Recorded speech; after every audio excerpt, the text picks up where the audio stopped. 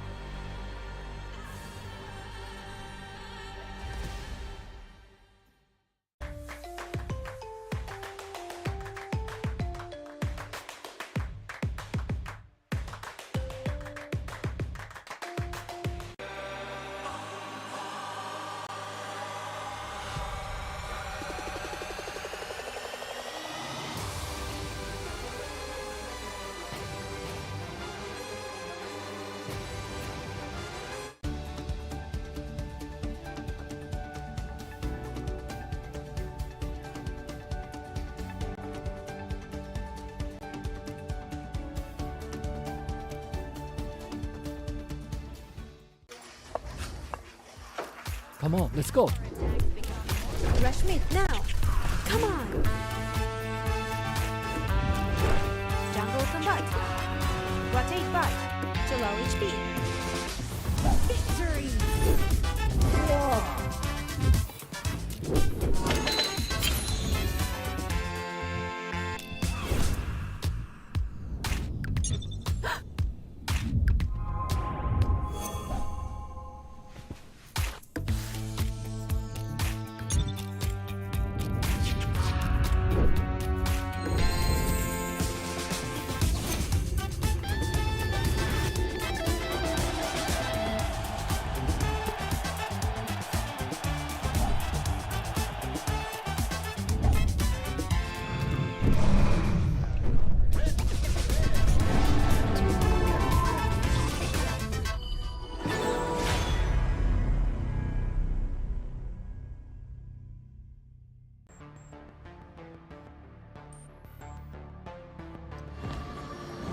Activating warp jump. Destination?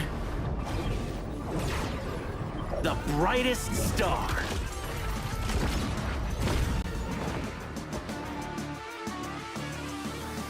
We the kings with them on the show.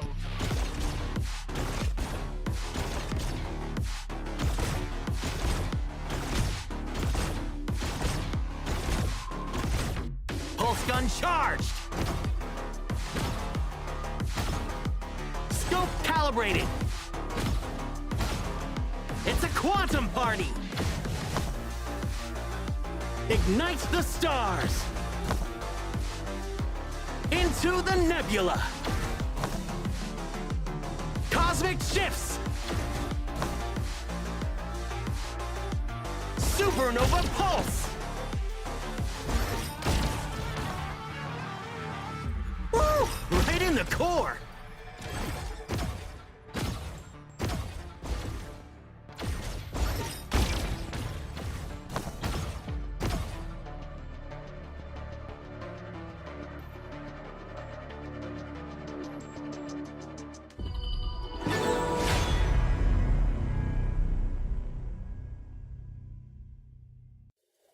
Hi everyone! The Honor of Kings Flowborn Outfit Design Contest is officially underway. We've always wanted to make HOK more fun for players. We hope the highly customizable outfit feature of Flowborn becomes a way for players to express themselves. In this contest, we welcome all players to submit their ideas through original outfit designs. Create your own exclusive hero. Outstanding entries will win cash prizes and may even be implemented in-game. The submission period is from July 4th to July 25th, so don't miss out. Before submitting, please make sure to download the official template to keep your submission format correct. After completing your design, follow the steps to submit your work.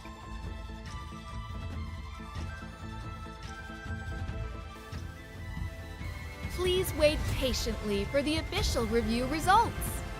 What are you waiting for? This time, be your own hero.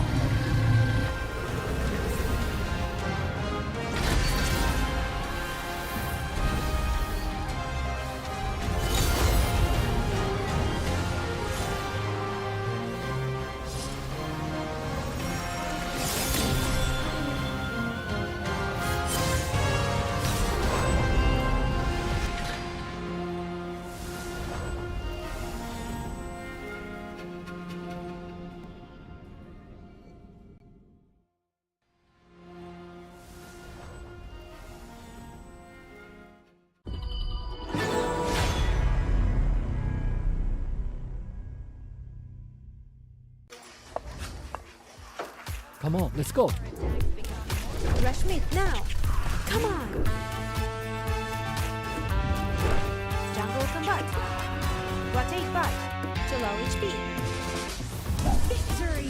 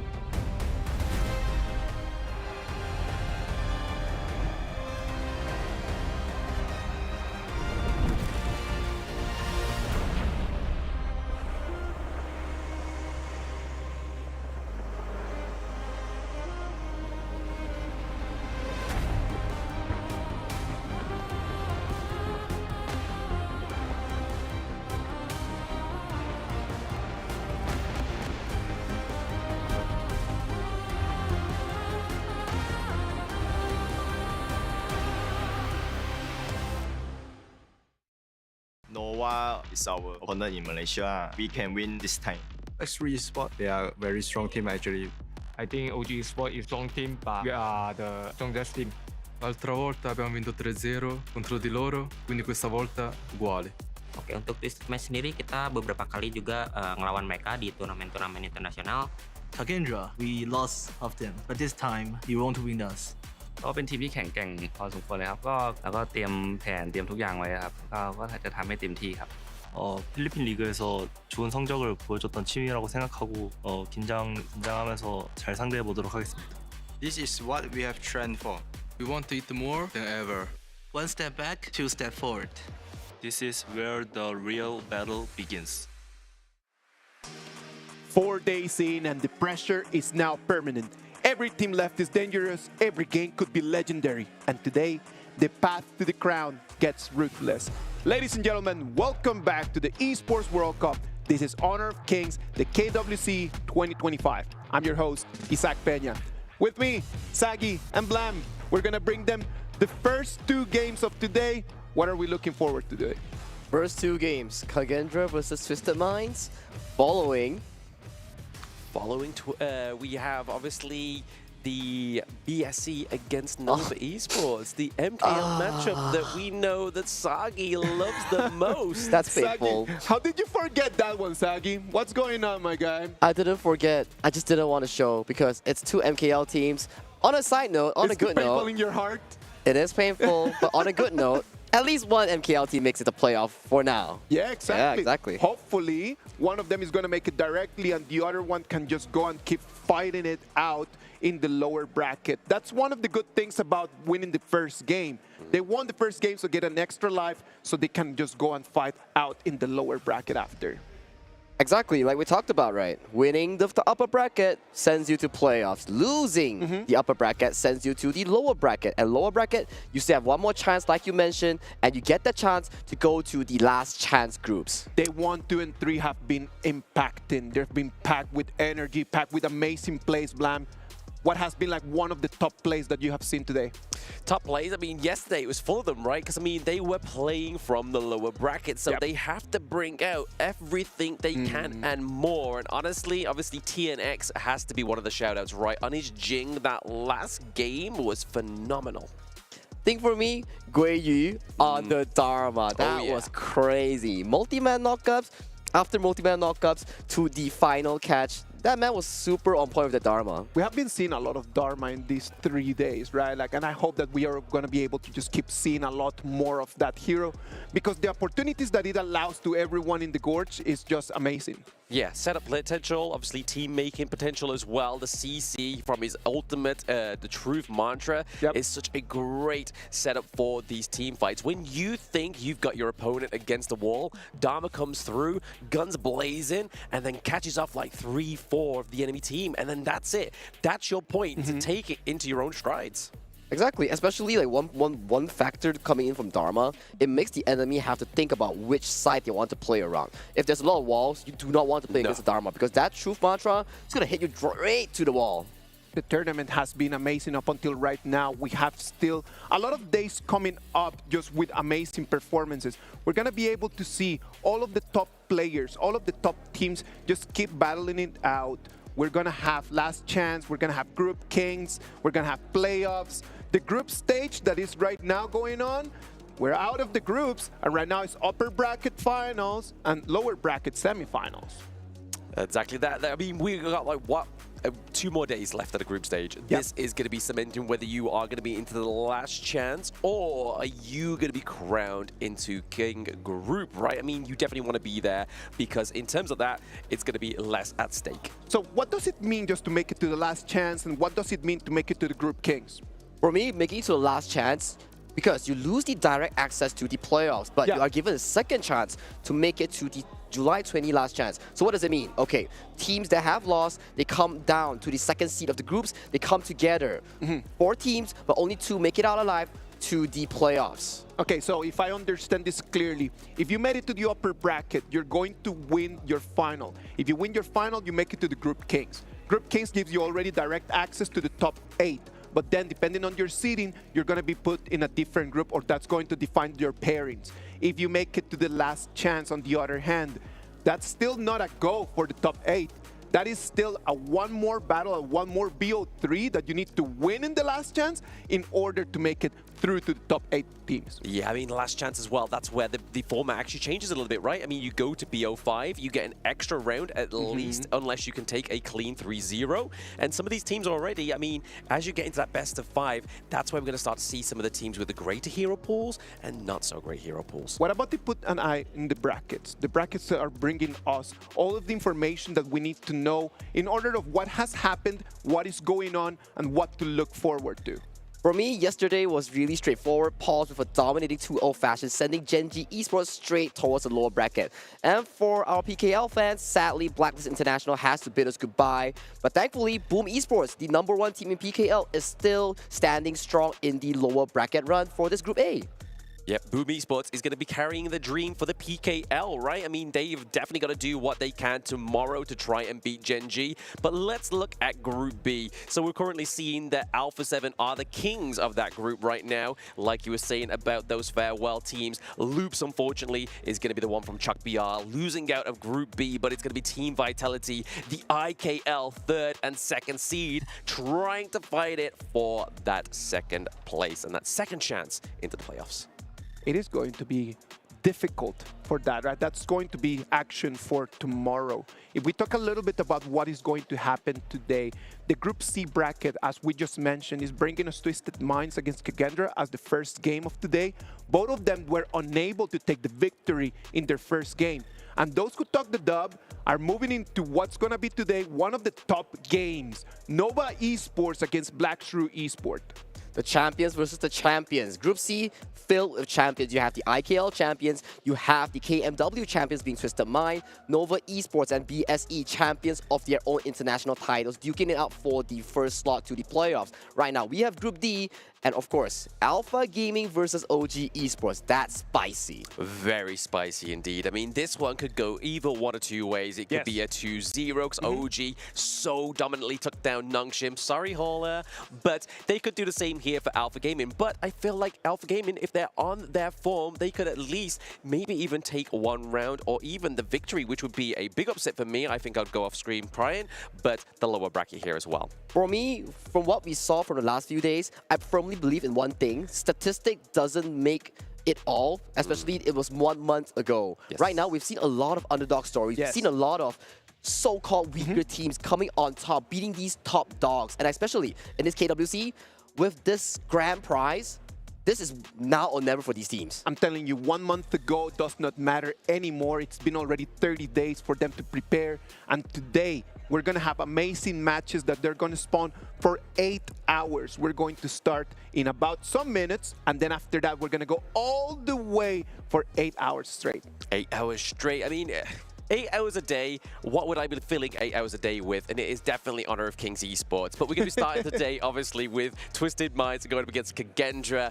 Nova Esports against BSE, again, APG against OG, and then ACT against Nongshim. This is a matchup we haven't really covered just yet, but what are your feelings on this one, Sagi?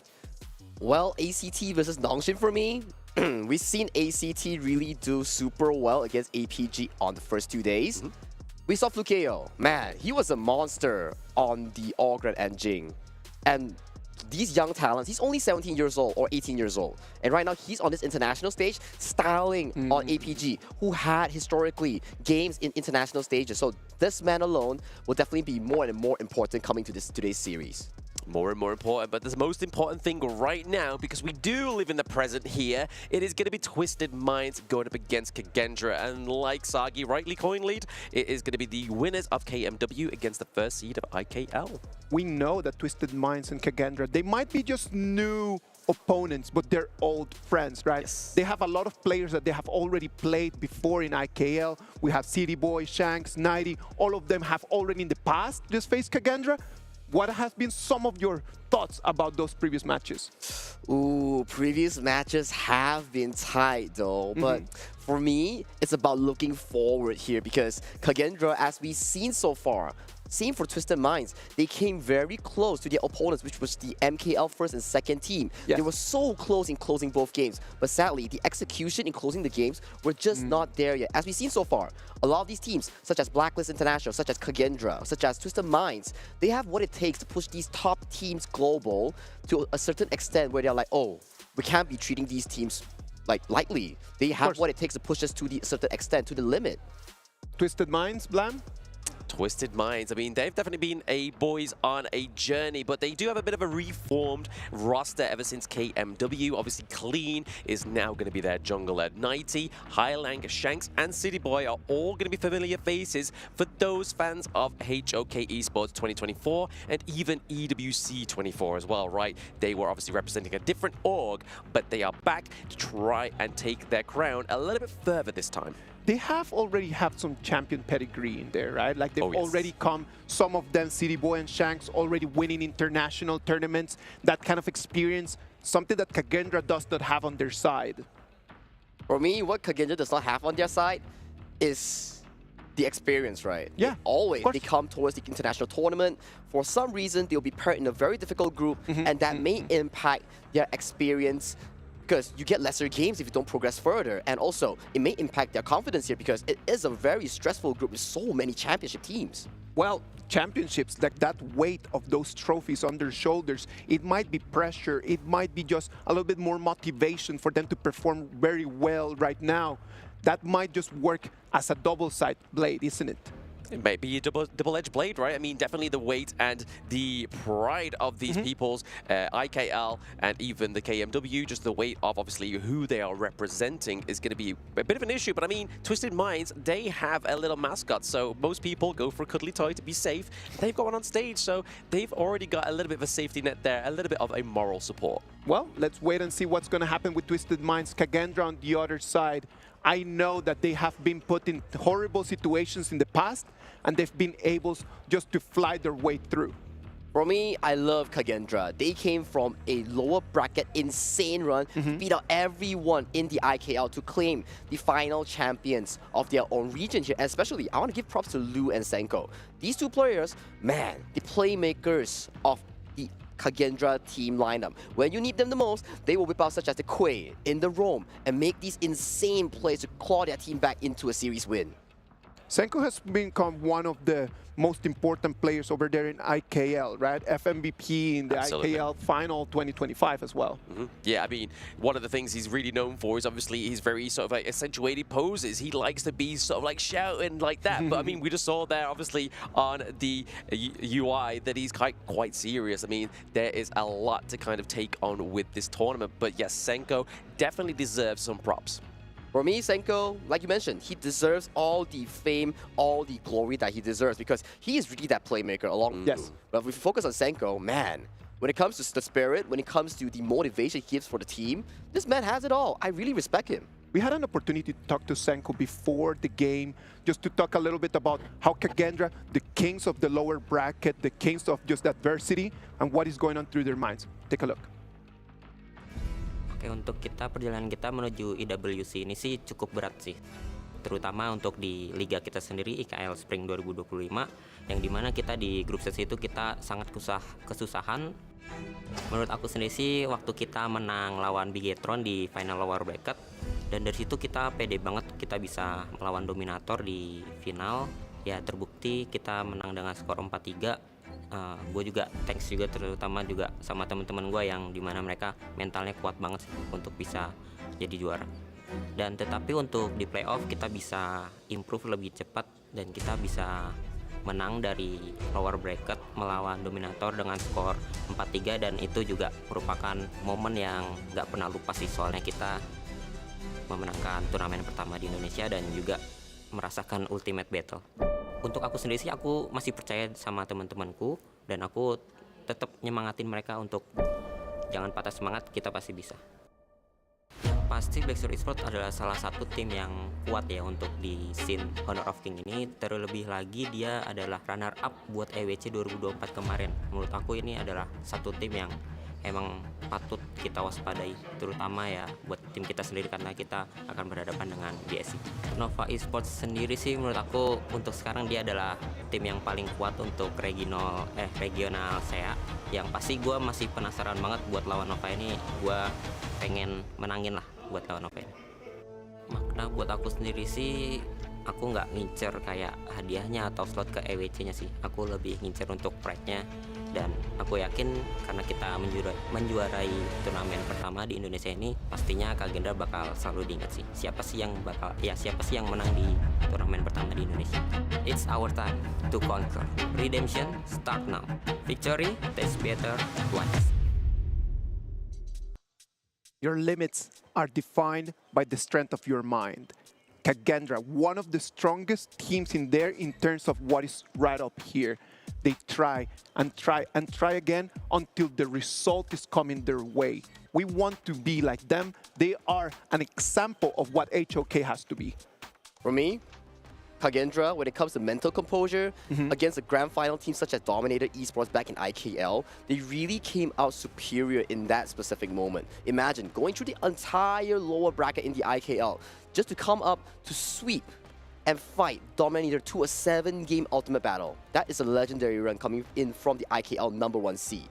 Absolutely huge, right? I mean, I still remember where I was on that day that it happened. I mean, it seems like some kind of like historical event across the world, but within Honor of Kings it was. I remember waking up and seeing Kagendra already 2-0 against Bigatron from a previous score where they literally just lost completely. And then to watch this team go all the way from the lower brackets to the IKL champions was definitely a Sunday I don't forget.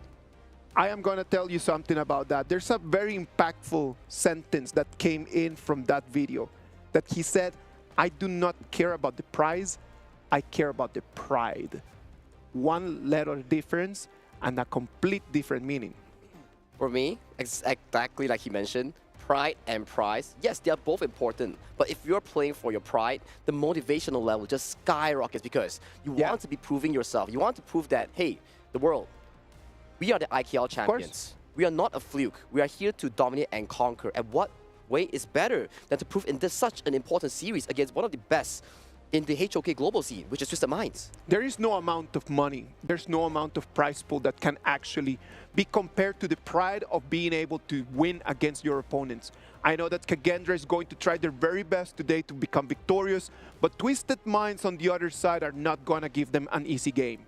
Not an easy game indeed, right? I mean, they went obviously against BSC into their first game within KWC, and honestly, that first game had us back to the wall. It was like, is Kagendra actually going to beat the second seed of MKL? And it looked like it for a brief moment. But unfortunately, those first games of the KWC have always seemed a little bit shaky for some of these teams, even for Twisted Minds going up against Nova. So they've both gone up against the best within the MKL, and they're now in the lower bracket. So they now need to bring something a little bit more flavor within this game number 1, BP. Talking about BP, we definitely have to put focus on to these certain picks here, right? We're looking at a follow-up setup coming in from the side of Kagendra. They like to put Lanfeng onto these carries. They like to put pressure on this man himself to really elevate the team to a different level. Right now, putting the Lady Sun and main combo for the side of Kagendra here will spell a lot of responsibility for the side of Kagendra's farm lane.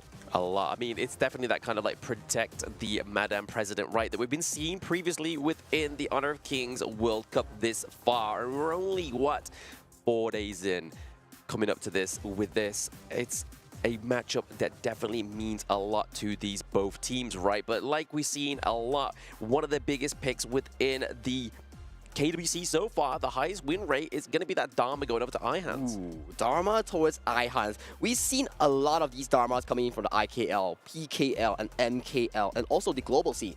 This pick has been a miracle maker. That's why it has 80% win rate out of 10 picks we've seen so far. This pick, you give him a wall, he's going to be setting you multi-man knockups towards the wall. So basically, what Twisted Minds really need to do here is the fact they want to try and stay away from walls. But I think a good thing to be a great encounter is going to be the Zhang Fei, right? The Zhang Fei with the Unbridled Outburst we saw yesterday was definitely one of the main proprieties of some of these teams' victories as well. But we were speaking about this in the green room as well, right? Sagi was like, hey, Hailang been playing a lot more of the control mages. Back in 2020-24, he was a Shangguan and Mai Shiranui main. He's bringing this out in game number 1 against Kagendra. What we thinking?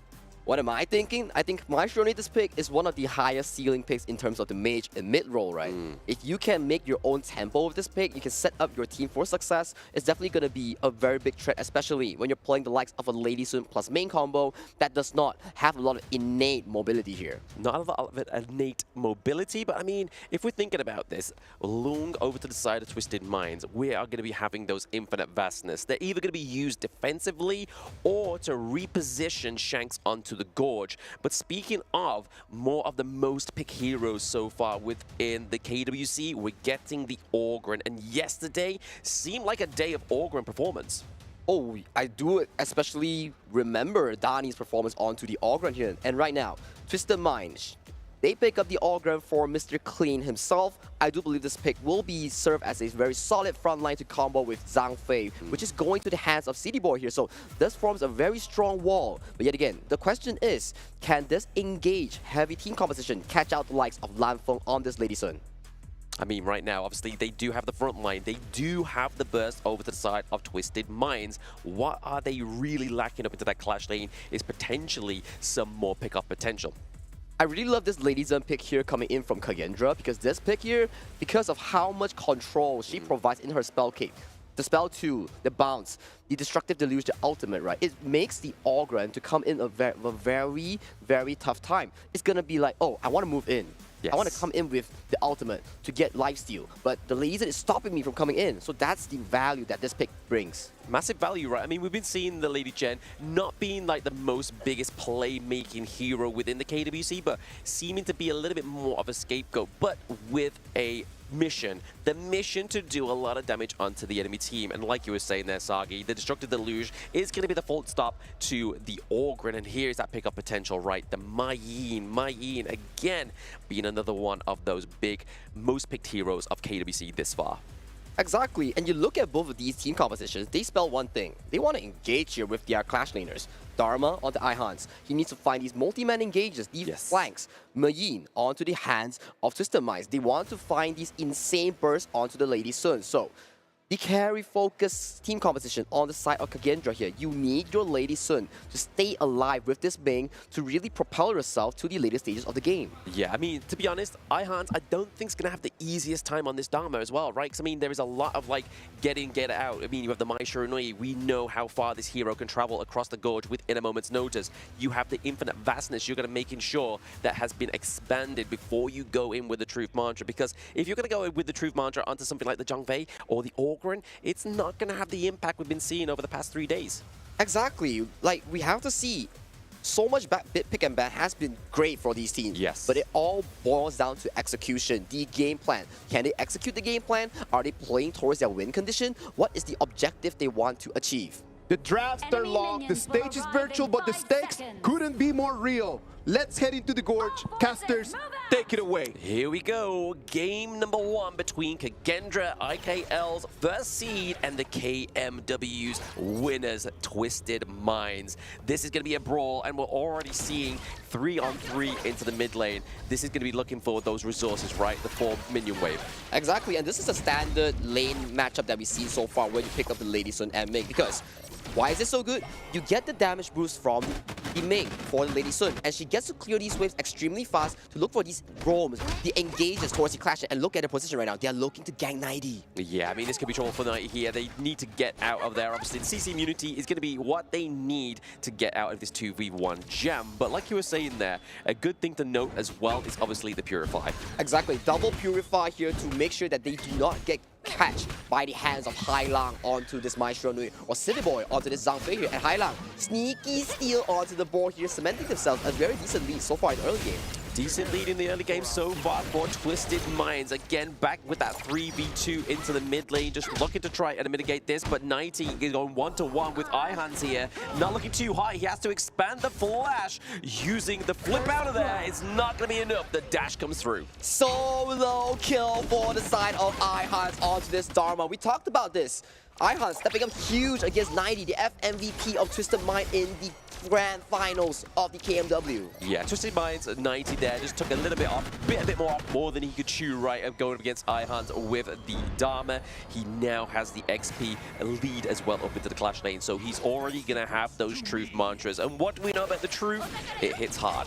It definitely hits hard, and right now, a very good setup here coming in from the side of both teams here. They both want to control this mid lane priority here. And hang on the moment those Shanks flashes in. Oh no, that's it. I mean, this is Madam President going down, so that is a trade, however, though. High Lang for Lampang could be a good trade here. Obviously, the late game carry, Lampang, needs to be staying alive in these team fights. Okay, for me, I love the play here coming in from the side of Twisted Mind, but look at this. They are losing some form of waves here on the bottom side here. Yes. And it gives so much space for Senko to catch up on this EXP here. And let's look at the replay real quick.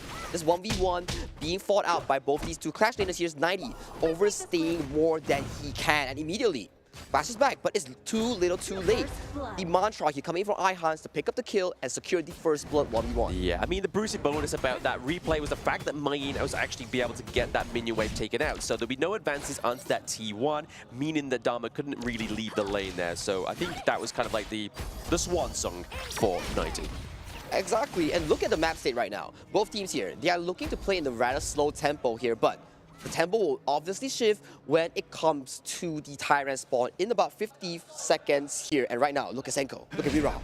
Yeah, just sitting in the bush. I mean, this is a game of patience, right? Neither of these teams really want to sacrifice it all in the early game because, I mean, we've got late game potential on both sides, from the Lung, from the Lady Soon. But right now, the Bright Light Burst does catch onto the Lady Chen. Senko maybe in trouble there, gets the flaming bombs right the win, keeps her in place. Shanks gets the kill onto this team fight as well. Nice pick up for Twisted Minds. Giving props to Shanks here.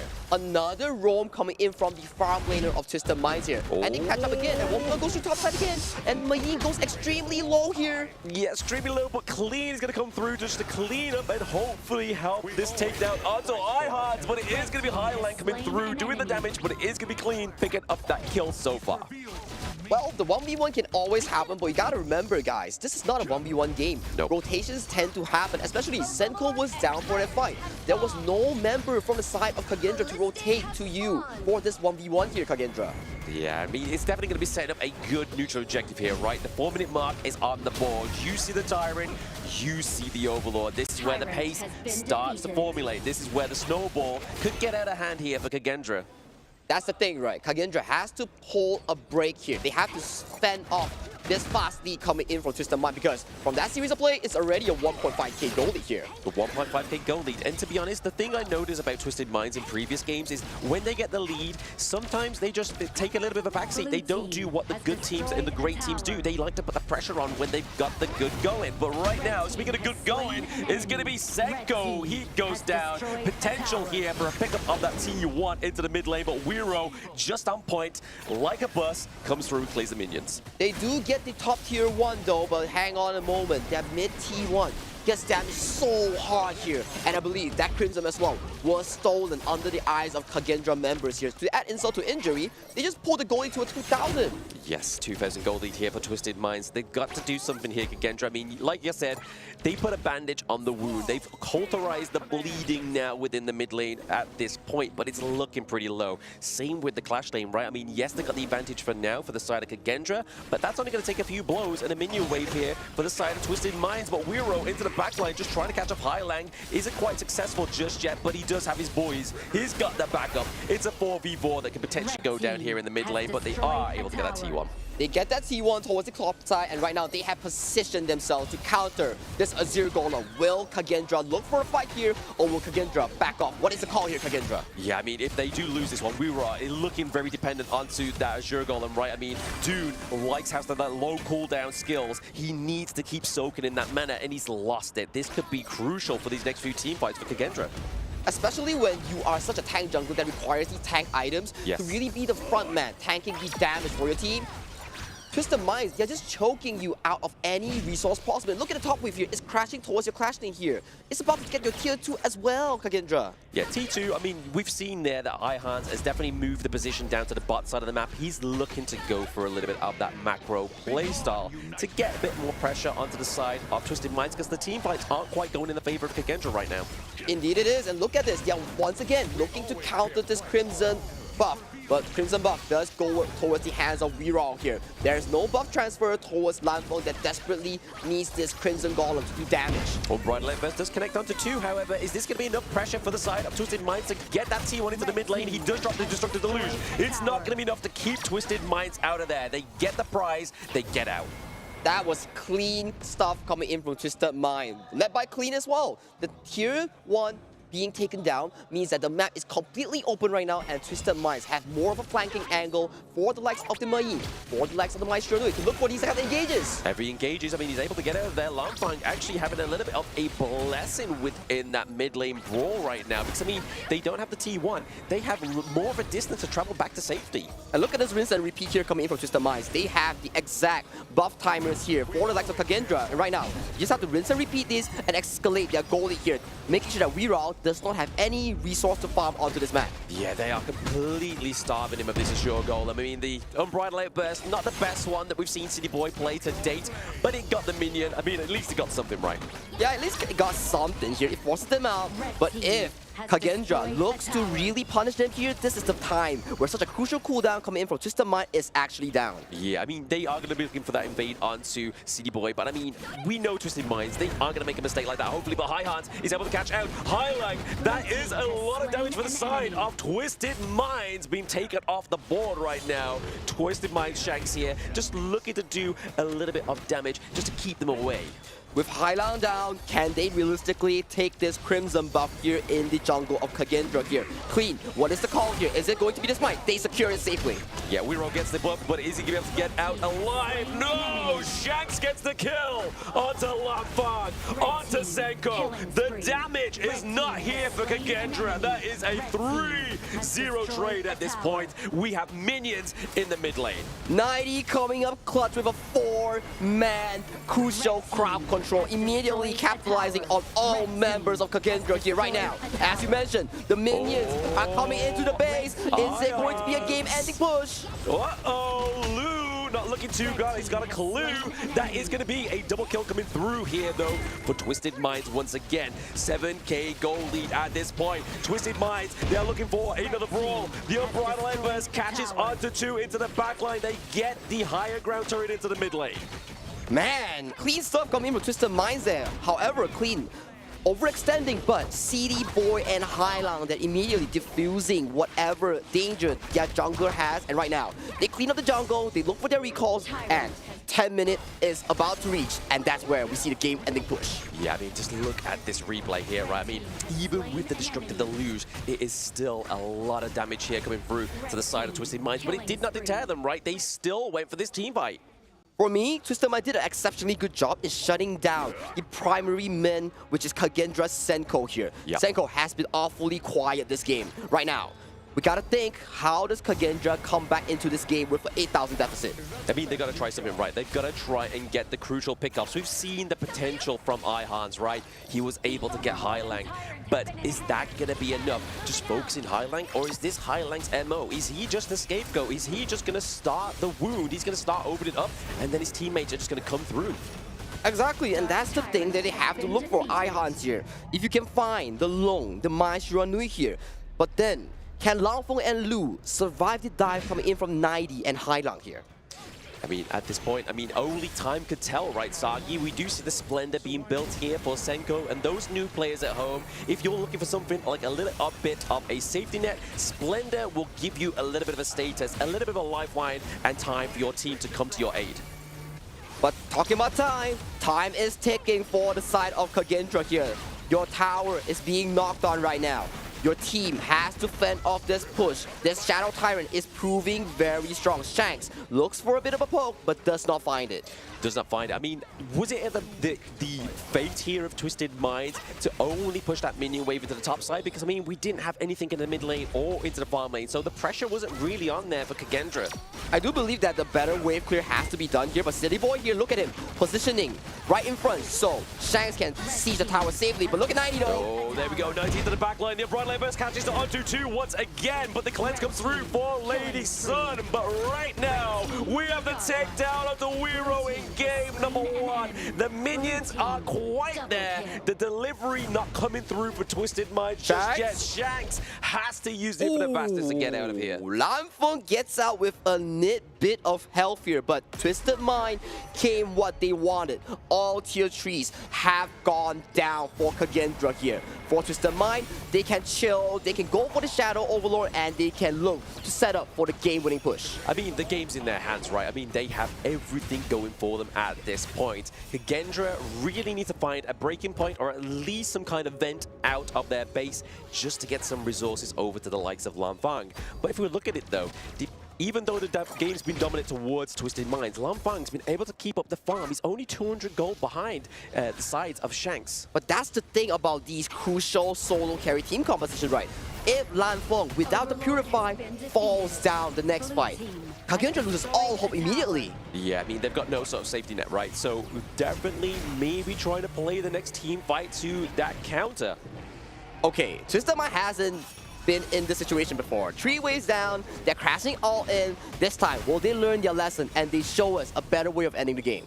We can only hope so, right? I mean, they don't want to go towards the base and completely disregard the enemy team like they tried to do against Nova. So definitely this will show if Twisted Minds has already learned their lesson within the KWC, but they have the enhanced minions in all 3 lanes. Weiro looking like a bastion here. And the Shadow Overlord is marching slowly towards the bottom side right now. With the Shadow Overlord, we'll see a big fight that is about to happen in just a few seconds. Yeah, carting through the potential Trojan horse here would be the Shadow Vanguard. Weiro is already looking like he's taking a little bit too much damage for my liking. 90 to the backline, trying to stop him getting into the base, but we do have the Vanguards coming through. That is an unbridled light burst onto 4. But right now, it's clean picking up the kill for Ions onto Senko. But they're losing City Boy. They're losing 90. Tower! Can they keep the Crystal alive? No! Game number 1 goes to Twisted Minds. Well, it wasn't the cleanest of the fights, No. but thankfully this time, the Overlord and Vanguard secured the deal and secured the win for Twisted Mind in this crucial best of 3. Yeah, like you were saying there, it wasn't the cleanest of write-offs, right? But I mean, they have a jungler, his name is Clean, and if you are going to do something, clean by name, clean by nature. Clean by name, clean by nature, clean by mechanics here. Very good game 1 coming in from Twisted Minds here to really cement the lead from early towards the later stages of the game. I love it, how they actually look to secure these early game objectives here to really cement their lead. Yeah, looking to cement their lead. I mean, this is definitely what they really want to do in this first best of 3, right? I mean, this is the lower bracket, but we did see some great scraps for Kagendra and Twisted Minds, but the scraps was definitely going over there to Twisted Minds. We saw a 2k gold lead to begin with, slowly started to go into that 4k.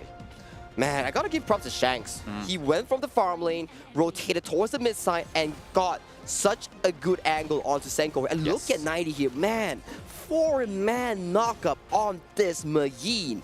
What a crucial way to break open game 1 in such an important series here, Blam. Very important series. Like you were saying, that it's the lower bracket. You definitely want to be starting with this win in your stride. And Twisted Minds, like we were saying, were definitely kind of dismantling a lot more cleaner in the early to mid game. But as they were trying to approach the Crystal, we're already starting to see the weakness of this team. They definitely find a difficulty to basically secure the Crystal, right?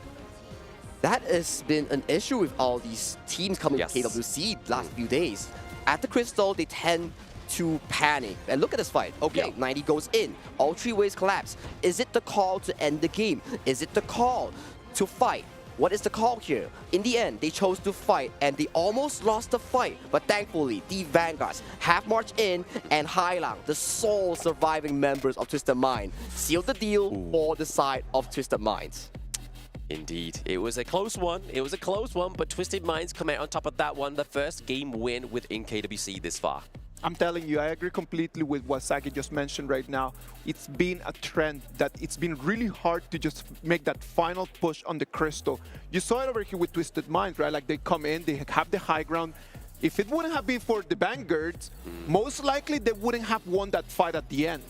Exactly, and especially Hailang was like, guys, end the game, guys. Yeah, Stop fighting. Learn your lesson here. And Hailang, of course, he ended the game and they secured a comfortable win in game 1 here. But game 2 and game 3, if there's a game 3, for me, game 2, Kagendra, there's no strats to hide right now. Bring everything out. The kitchen sink, the pan, everything. It's time to bring it out now. It's time to analyze the numbers, man, because at the end of the day, it is a numbers game. We need to be able to go there and look at what is working, what is not working. Right now, from the things that did not work, in my opinion, the Lady Sun strat did not work. It didn't have the room to breathe, right? Like the pressure into the bot side of the map didn't help, but also the added pressure of the stolen Azure Golem as well.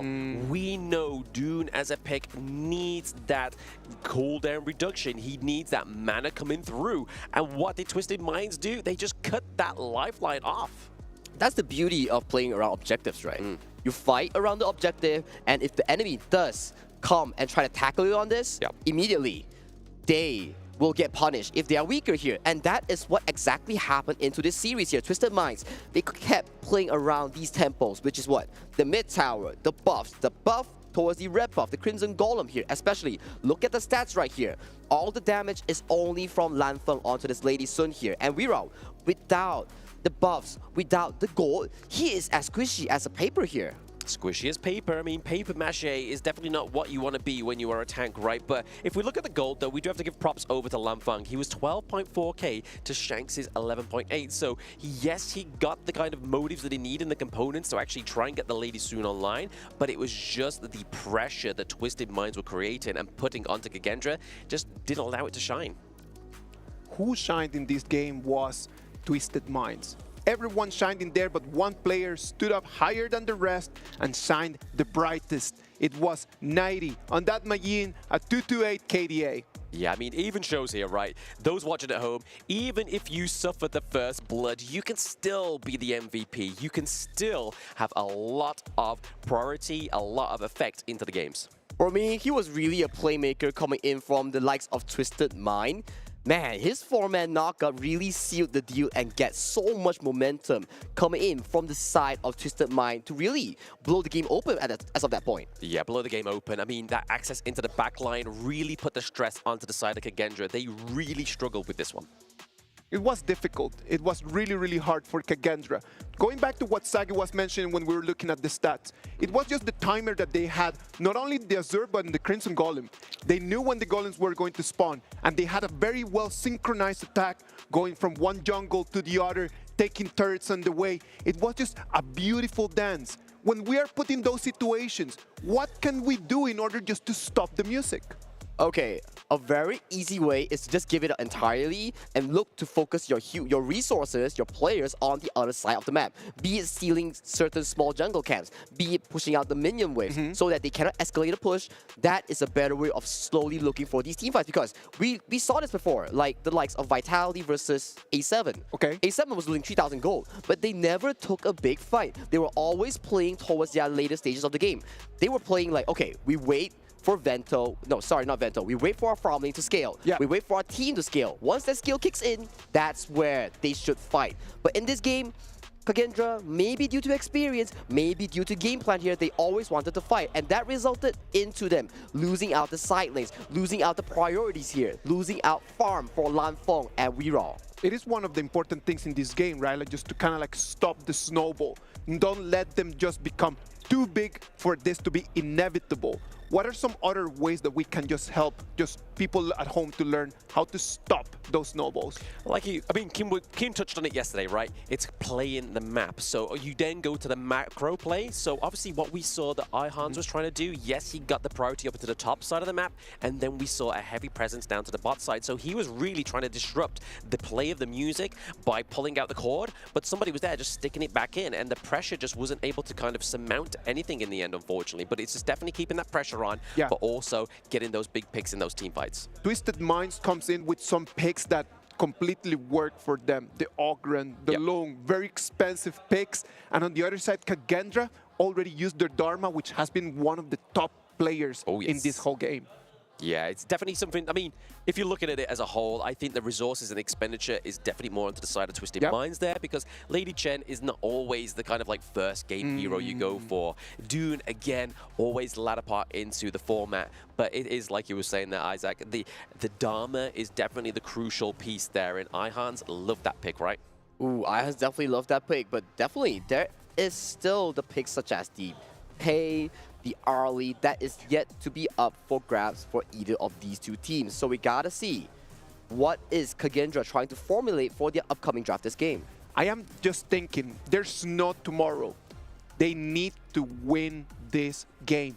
There's no way of just thinking like, all right, maybe we don't win this game, we can win the next one. There's no next one. There's no next one, exactly. You lose this one, you're packing your bags to the airport real quick. So if you're a Kagendra fan, if you're Kagendra yourself, it's do or die. It's now or never. It's time. The time is up. The time is now for Kagendra, right? They definitely need to put a stop onto Twisted Minds, but Twisted Minds, it's not like they've come from an easy matchup within the KWC, right? They went up against Nova Esports, a team they have not played against yet, and Season 3 Invitational Champions, MKL Spring 2025 Champions. And now they got up against Kagendra, the IKL Spring 2025 Champions. They don't seem to be faltering here. I mean, yes, towards the end was definitely where they faltered the most, but we're getting into the BP of game number 2. Ooh, for me here, Twisted Minds picking up the early, and Kagendra banning out the D-Rinjie.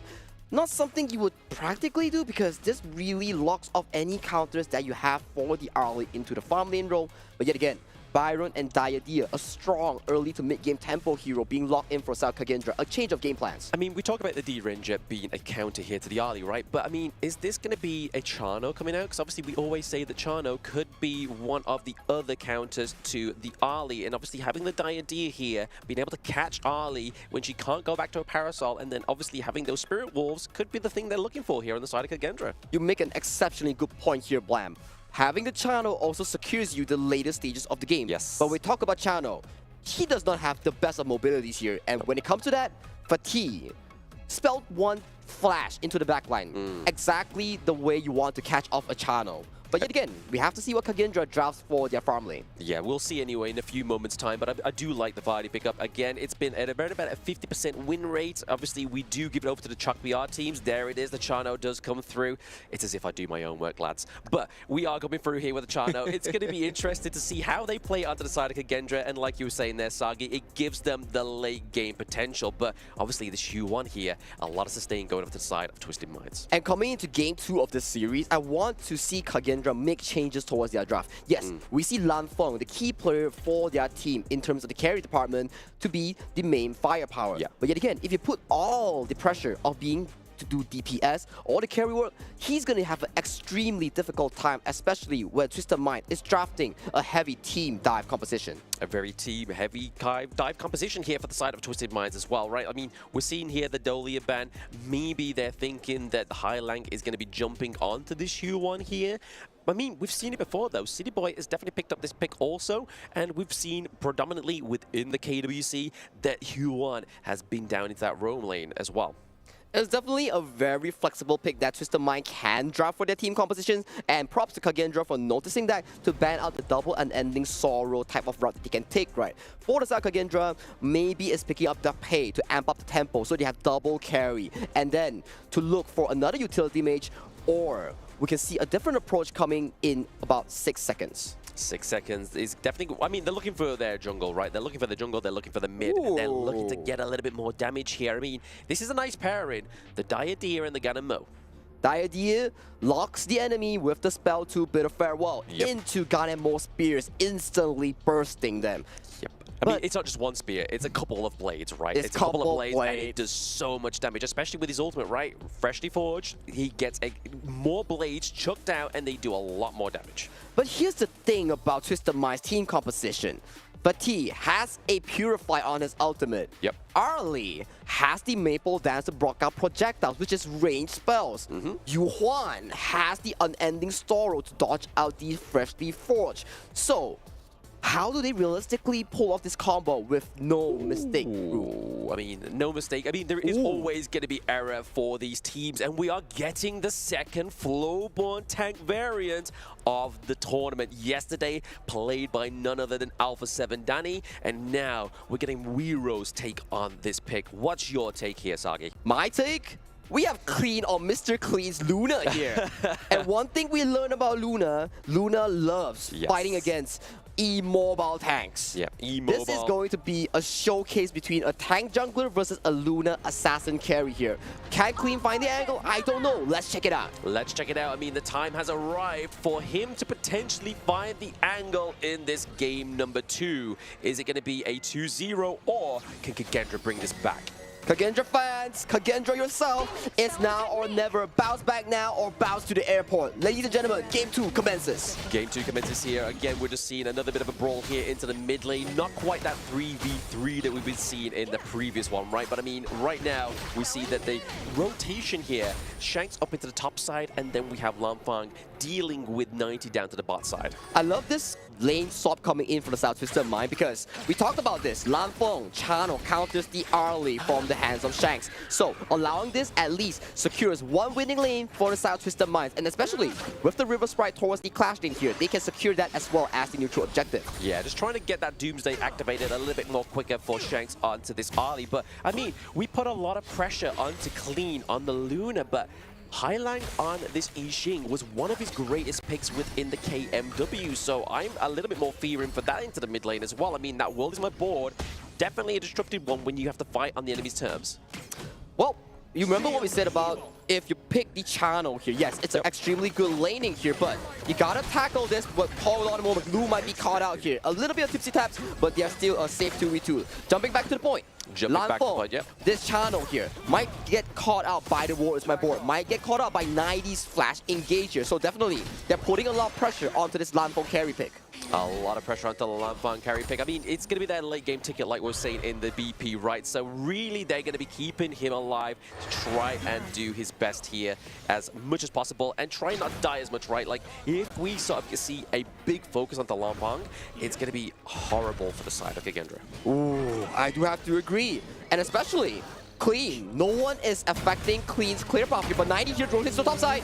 And 90 gets the knockup, catches Lu, gets the catch, gets the first blood here. Who would have thought that they would rotate 3 men towards the top side, and Lu, Lanfeng gets punished heavily.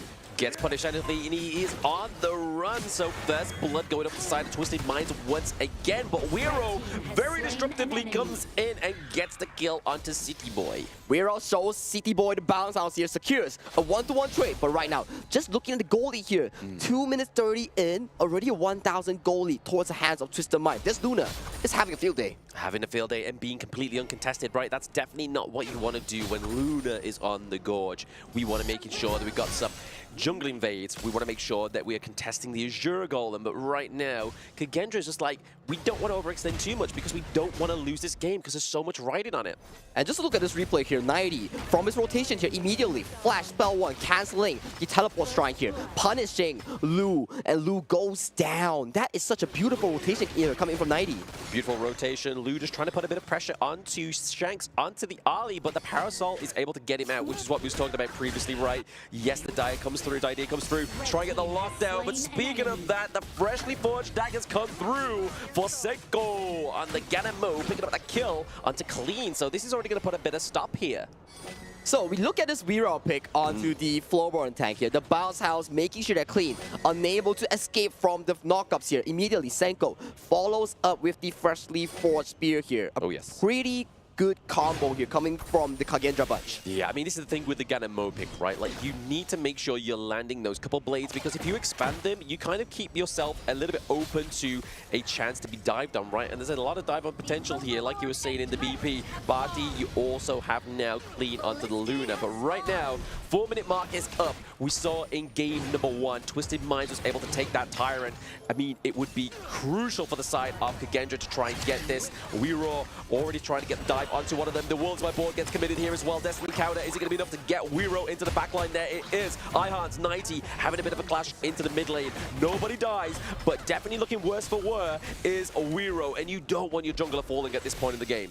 Oh, he's so low. He might not be able to contest with this Tyrant here, but Clean focuses on his jungle assassin duties. Back to the buffers, and we will revisit this Tyrant shortly. Right now, we're looking at a tempo that is super comfortable for Clean on this Luna and Shanks on this early. But for Kagendra, they have to stall enough time for Senko and Lanfeng to scale towards the late game. Yeah, I mean, it's a good bit of intel, right? Like, we knew that Twisted Minds Clean had to go and get the Azure Golem because that means more to him than this Tyrant. The Tyrant's just going to flesh out the rest of his team, especially with Hailang onto the Yixing, especially Shanks onto the Ali. But right now, they're able to secure it once again, and that gold lead hasn't quite deterred too much from that 1K gold lead. It's still a 50-50 game, right? But we have to see the resource distribution here. Is Wiro still realistically 50-50 in this game? But looking at the gold chart here, 90 having a healthy almost 1,000 gold lead over his lane opponent, which is Ihans. Exactly. I mean, definitely having that gold lead is going to help the side of Twisted Minds for now. But right now, they are looking at trying to get Lanfeng just to get a little bit more of a macro playstyle. So we've seen it. They trade the T1s across the Gorge, just trying to put pressure onto both of these teams now. Man, this game though, but 90 finds Wiro. Wiro gets poked out a bit. Shanks wants to look for a bit of a poke here, but it is a-okay coming in from the Kagendra. But look at the rotations here. Twisted Mind, they want this top tower here. And for the side of Kagendra here, they are looking to swap towards their bottom side, to punish, to look for these trades onto the tower here. But that exposes your mid lane tower. It exposes your mid lane tower, and that's one thing we know, right? That is one of the crucial ones. We see that obviously the Crimson Golden buff is going to be up in around about 6 seconds. Yixing, we see the Highlang, Shanks already rotating up to try and contest that one again. Maybe try and give it over to Shanks here. It looks like that may be the MO, but Kagendra, catch and win that do rotate into their own jungle. Beautiful stuff here coming in from Kagendra. They know if they want to make sure that Riyadh is sufficiently tanky, they learn from their lesson from game 1. They make sure this jungle is protected with no flaw. No flaw at all. I mean, we can currently see already, we see the Lung Knight Guardian being built here onto Wiro Kagendra, but we do see that Nighty's helped himself to the enemy's Azure Golem, which is going to be trouble, right? I mean, Flowborn definitely gets better with that cooldown reduction. And especially when we talk about Long Knight Guardian here, it's so good when you're against burst-heavy team compositions here. If you take about a full burst here, you recover back your health to a certain extent. Yeah, certain extent, but here, Nighty not looking like he might be going worse for wear here. He's able to get out thanks to the skills here. We do get a lockdown onto Lu as well. So already out of the competition, there is going to be that dire deer into these next few team fights. Sustainability for the side of Kagendra is looking a little bit weaker. And Senko here runs out of mana here. The next wave is about to approach. He needs to take this quick recall if he wants to look to defend this mid tower. Yeah, I mean, the minion wave's crashing in at the right time, right? Like, this could be potential here, or at least keeping away Twisted Minds in that mid lane. Ooh, this tempo is starting to look pretty 50-50 for both these two teams. As we're slowly approaching towards the later stages of the game, the Shadow variant is about to be sponsored, but Ihans might be catching a City Boy here. Yeah, you don't want to lose City Boy, right? You mean that is a lot of sustain, a lot of healing, a lot of team fight potential, but Ihans is able to soak a lot of that damage, but not from Shanks. He gets the kill onto Ihans. That is going to be crucial for the next few team fights, right? We need Byron on there. We need that CC to get the catch onto those more squishier heroes. And these are the moments that you cannot be faltering or be losing your tempo here. No. Immediately losing that kill onto Ihans here, your top goes down, your mid goes down. Right now, 2v2 into the backline, a bit of a pincer movement here from Twisted Minds as they look to take 2 of the side of Kagendra, as well as that T1 into the mid lane. We see the 90 tanking the damage, not able to actually finish it off. It just needs a little touch. Go on, just a tap. Shanks just having an absolute insane of a game on this early here. He's unstoppable at this point. Just look at him. 7,000 leading the goal lead, and the top 3 is just full of Twisted Mind players as of this point. Yeah, if you hope for the late game for the side of Kagendra, it's so far gone as of this point. It is. I mean, they definitely need to try and find a stop right, or at least make it into the late game, because that's where we can kind of see the damage come through here for Lanfang. He was 4th in that chart, so it is borderline between those 2 picks. But now, Kagendra have to make the effort here. 4-man board coming in, and right now they all get caught in the board. Weirao goes in, Ihans almost takes down Highlang. Is Steph Stone huge, but right now everybody goes down on the side of Kagendra. 2-man down for 1 for Twisted Minds. Yeah, 2-1 trade overall here for Twisted Minds. Obviously, that puts them again ahead with that gold lead. 6K is looking pretty strong. Also, the Gorge presence here for the side of Twisted Minds is looking very strong. Kagendra already still have those high ground turrets, and that's what they're really going to be relying on here. But blam, 5,000 gold lead prior to the first Shadow Tyrant.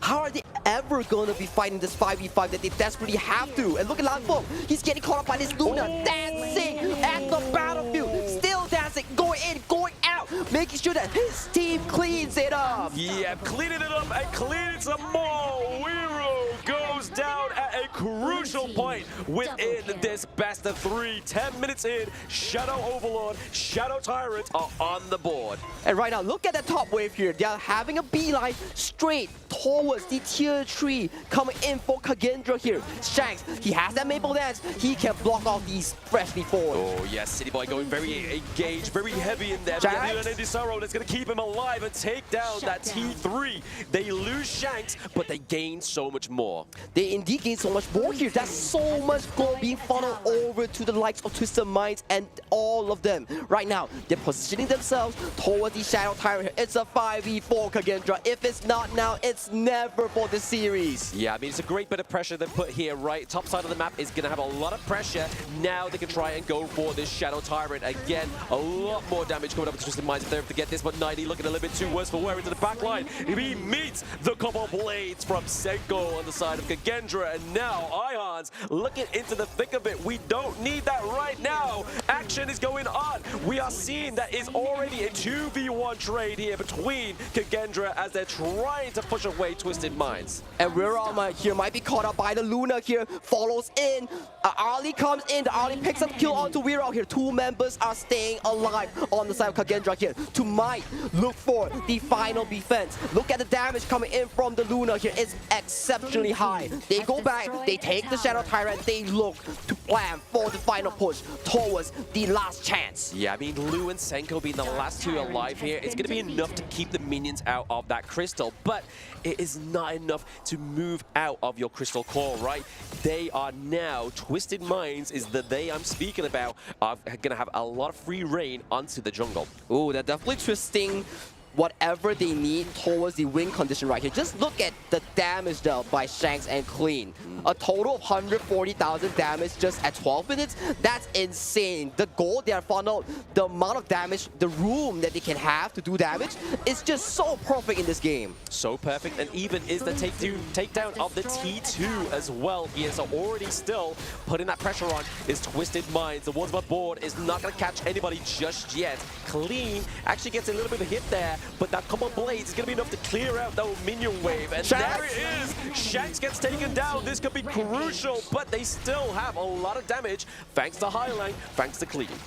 Shanks slightly overextending here. The marksman not being able to live for the final push. That will serve a small issue here for Twisted Mind to realistically close out this game. Realistically close out this game, exactly. I mean, this could potentially be here. The enhanced minions into the top side of the map. Lu looking pretty low. You don't want to be losing out that idea just yet. Right now, Twisted Mind, they acknowledge the fact that they lose out their marksman, they recuperate, they go for the Shadow Overlord take in 4 seconds once Shanks is spawned back right into the map. Yeah, just for those watching at home, obviously you don't want to really be going for the Shadow Overlord when you have that Primal Bond. When you take one of the neutral objectives, you get a debuff. It takes longer to get the second neutral objective, so timing by Twisted Minds is perfect here. Exactly, and especially right now, they go back and collect the buffs, they push all together to finish this game. And look at the replay here. Okay, Luna goes in, immediately styles onto 4 members, single-handedly taking out Lanfeng and making it out alive. That was how they won the 4v5 here coming in from Twisted Minds. Yeah, a great kind of team fight here as well. I mean, definitely what you want to be doing here, but also to obviously the praise of Kagendra, they are trying their best to keep this game to victory, at least some kind of hope, right? But right now, it's looking very bad. The hope is slowly but surely fading away as the Shadow Vanguard is marching towards the bot side. Clean goes extremely low, but the fight is about to open up. Yeah, speaking of opening up, we're closing it down with that Worldwide board, catching out 3 on the side of Kagendra, and down goes Lu. Your sustain is gone. So is your tag. Kagendra looking low. They need to wipe out these Vanguards, but they have no resources. It is going to be a 2-0 sweep for the KMW champions, Twisted Minds. With that win, Twisted Mind advances once again, a step closer to the last chance. They will face the loser between Nova and BSE in this upcoming match. Oh, I mean, is it going to be a first round matchup again, obviously Nova against Twisted Minds, or are they going to go and try and take down the second seed of the MKL? But they've taken down the champion of the IKL. And that we have to bid goodbye and say thank you to Kagendra as they have ended their journey here in the KWC 2025 here, Blam. I mean, I just want to put something out there. I mean, EWC 2024, it was Kagendra that waved goodbye to 4 of the boys onto the side of Twisted Minds. It is now Twisted Minds waving goodbye to Kagendra. A year is a very long time to progress within Honor of Kings, and it is showing with those boys behind you. They've earned this victory, and they've done it so cleanly. And revenge is sweet, and it was a one-year planned revenge, and finally, the Twisted Mind bunch, the players, they deserve it and they got it. And check out these fights. Yes, most of these fights were expected from Highland. The beautiful World is My Board, setting up so much success for the entire team fights. So much success indeed. I mean, definitely taking down and focusing Lamfang as well as Senko. Senko actually played this one very well, right? I mean, the Ganamo definitely was able to get that position in, so Senko playing, knowing that he had that long-range potential and needed to get a lot of damage onto the side of Twisted Minds. It's just the fact that everybody was all up in his grill, right? Like, if it wasn't for the Luna, if it wasn't for the Fatih, everybody was just all in his face, and he had no room to breathe or have any distance to take the advantage. Exactly. This stems back to our discussion back into the pick and bans, right? You draft the Lanfeng onto this specific channel. Yep. Yes, it realistically works against the early in lane, but how are you going to survive against the board, against 90? And this is the exact situation that you're facing against. Yeah, I mean, it was right for us to point out as well, right? Obviously, Clean got his Luna, but Hailang on this Yixing was incredible. I mean, there was so little boards that he missed in this game number 2. Really, the zoning in that whole game zone, the warfare with on the gorge into a small space just meant that Clean could just clean up. Congratulations to Twisted Minds that they're going to move forward to the final in the lower bracket. Sadly for Kagendra, this is going to be the end of the road. They're going to have to say goodbye to KWC 2025 champions hopes. I'm really sorry for Kagendra, but let's talk about a little bit about the BP. Me, I am personally a little bit confused about the reasoning behind allowing both the Luna and the Arlie for Twisted Minds in a game that they needed to win. For me, I'm confused as well, because if we look at certain early counters, you do not want to be banning DNJ as yourself. And also, you allow the early to be passed over, fine. But to leave close to 0 counters for the early here, you pick up the channel, yes. It makes sense as a lane matchup, but you do not foster a safe environment enough for the channel to scale towards the late game here. It was just the Arlie, the Luna, and Hyla on this. Such a good Yixing pick, making sure that this Lanfeng onto the channel was not doing enough to carry the team.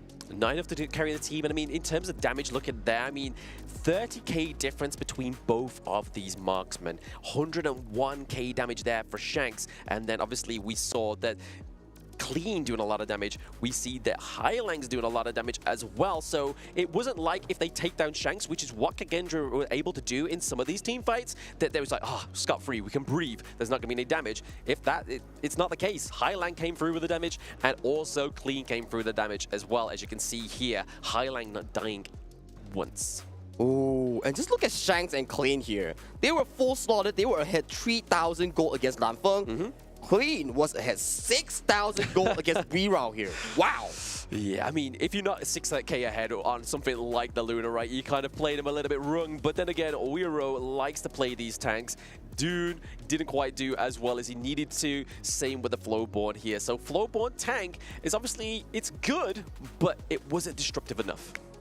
I am a little bit concerned about the performance from Kagendra as the champions of IKAL. Oh, yes. I would love to be able to see a little bit more from them. But before we actually go to Kagendra, what about if we go to the players? Let's go and talk to Mara about this. But before we jump to Mara, let's check out the MVP of the series first. It's definitely going to be Hailang here. Yes, we saw flashy moments coming in from Clean. We saw flashy moments coming in from Shanks on the early, but Hailang was the foundation of the entire team composition. He was the one to set up all these fights with Clean multi-catches on the World is My Board. Yes, World is My Board was so impressive. I even said it into the closing matchup, right? Like, this was the great thing to just keep everybody in place. And speaking of being in place, we need to be somewhere. You know what? I am just super excited about that Hailang performance because I knew that his E-Scene was really good, 80% win rate in the previous tournaments. What about if we just start and send it right now to Mara, who that is talking to Hailang? Here we are with the MVP, Hailang. Congratulations. You were so incredible out there. But when you saw that you got the MVP, you were actually surprised. How come? Yeah, because I'm thinking about that our jungle will be the MVP. And then because every time we are doing some mistake, our jungle will help us. You guys were so incredible in terms of your synchronization. You move like you have one mind. How do you get to that point where it's as if everybody has the same brain in the game? Because every time we do, like we go out to have a sport, we go basketball or football, we do all together. And then every time we play games, we're not just like just one by one. We are talking about to others, say, asking you what you want to do, and I will follow you. And then we are all doing like one thing. It's not he want to do something and we follow, or he want to do something. We just do all together in one thing. So we'll be very great. You do everything together, and you know what? That reflects in the game. But I'm going to ask you something a little bit more serious. What do you think about the competition so far? Is it a lot easier or harder than you expected? I think last year was maybe easier, but this year is harder because our group is very hard. Our group have 3 number 1, and then we are very, very 压力怎么说? Yeah, very pressure. Because last year we have so many chances, but this year if we lose again, we will say goodbye. But you know what? You're also making it harder for everyone else. And keep doing what you do because you're becoming a threat. You were so incredible. Once again, congratulations. And now we're going to head back to the desk. Lead the gorge. Thank you very much, Hailam. Pressure is the word that he was looking for. Pressure was never found right over there because they played in a way that just made it look like they could just completely just flow through the game. Well, that's it. You flow through the game. For Hailang, he was flowing through every decision, and that flow of information was always in one mind of Twisted Minds. I mean, we talk about it, right? I mean, Hailang touched on 2 things that I really liked in that one. Is the fact that obviously he's noticing that he is in a group of champions. Yes. He's taken down one of them already. And then the second thing I love is the fact that these boys not only are friends in Honor of Kings, they play sports together, they do everything together, and it just enriches their experience on the Gorge, and he really told from that game number 2. You can see the synergy in between them, right? Like when you're playing games with friends, that just makes it just easier for you to communicate with them. It's easier for you to enjoy the time, and it makes it easier for everyone just to enjoy these amazing performances. Well, game 1 is already done. Game 2 is coming our way. What about we take a little break and we come back in a minute?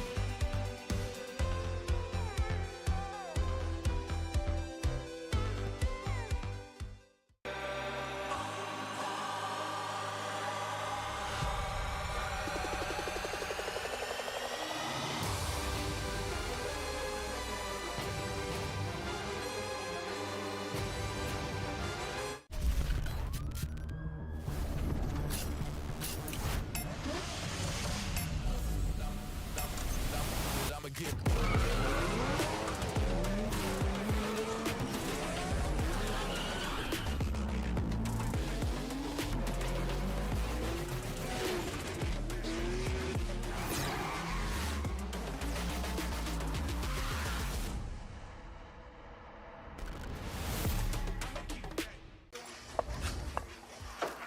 on, let's go.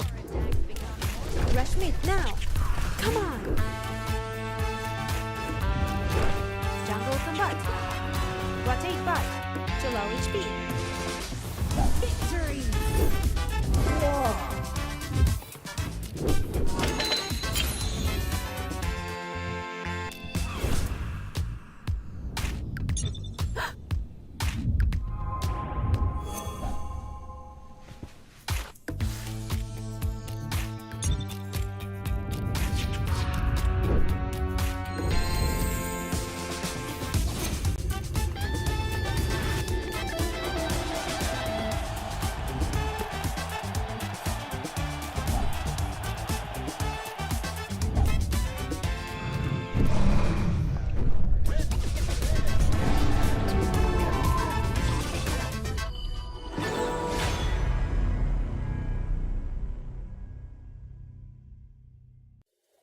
Hi everyone!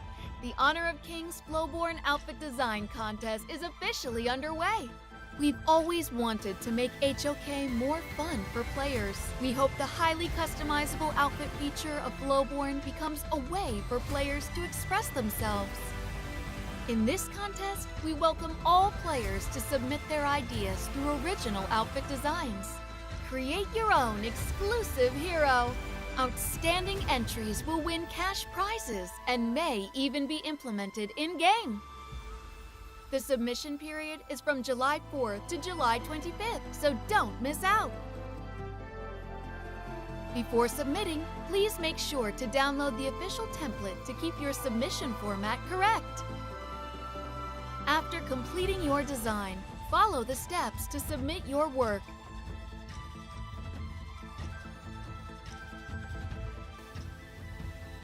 Please wait patiently for the official review results. What are you waiting for? This time, be your own hero.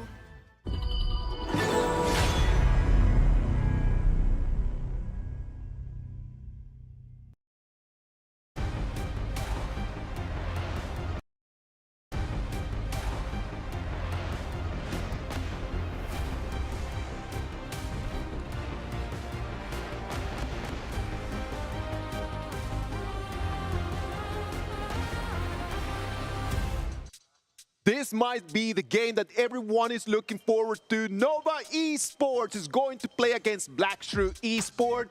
This might be an amazing game. I am totally certain that it's gonna be a complete showdown. The MKL showdown once again. The grand finals of the MKL best team and the second best team. It hurts my heart, but one has to go towards the playoffs and one has to descend towards the lower bracket. I mean, we're not too sure who that is going to be just yet, but I mean, historically, Nova Esports have taken BSE, but the main component of that takedown is the Ultimate Battle. What don't we have in a best of 3? No Ultimate Battle. No Ultimate Battle right over there. What about if we start looking at the players, you know? Like for the players, we're going to have to put the spotlight on the players that are going to have to carry and who are going to be the different cores for the teams. Nova Esports, what are your takes? For me, it definitely revolves around Wendy and Shren. These are the coin playmakers, the backbone of Nova Esports. They always came in clutch when the moment mattered, when the exceptionally good, the firepower of Nova Esports. Shren, the playmaker, the clutch factor for Nova.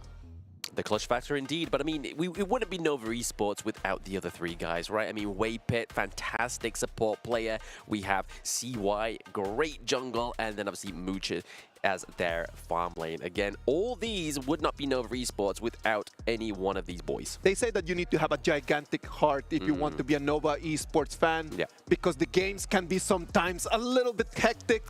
There's like big ups, big downs, but at the end of the day, they make it to the finals. Oh, tell me about it. I'm from the MKL region. I always look at them and they always deliver, but the delivery part, it's kind of shaky here. Kind of shaky indeed. Yes, exactly. I mean, right now, I think the thing to keep in mind for those at home as well is the fact that it is a best-of-3. Yes. We've seen them play in a best-of-3 before. Nova, 9 times out of 10, do take it, but with what's at stake here at KWC, you know for a fact BSC is going to come out swinging. Well, BSC on the other side, they have a many players in there that we need to spotlight as well.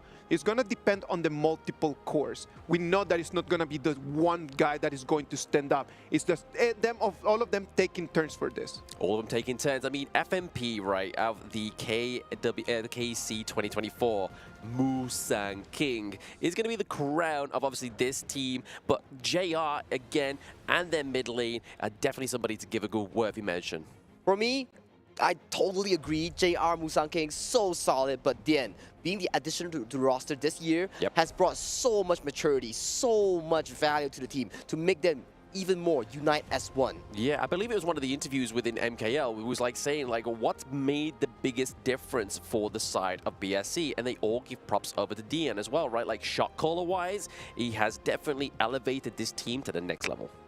The shot calling gotta be important, the communication, just when to make decisions, and those decisions, because the price of not being able to get that decision correctly right now is gonna be going down and fighting against Twisted Minds again.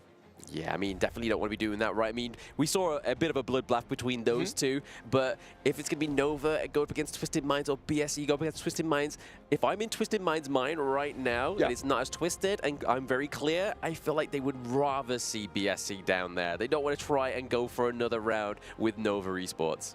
What do you think? Maybe it's either one. I can't tell. It's a very 50-50 matchup. We've seen from MKL regular spring season. Yeah.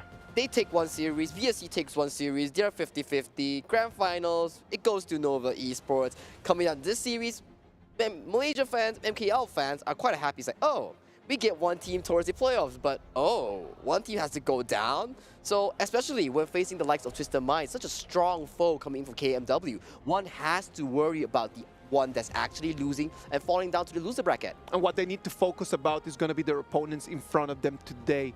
Is it going to be Nova Esports? Is it going to be BSE?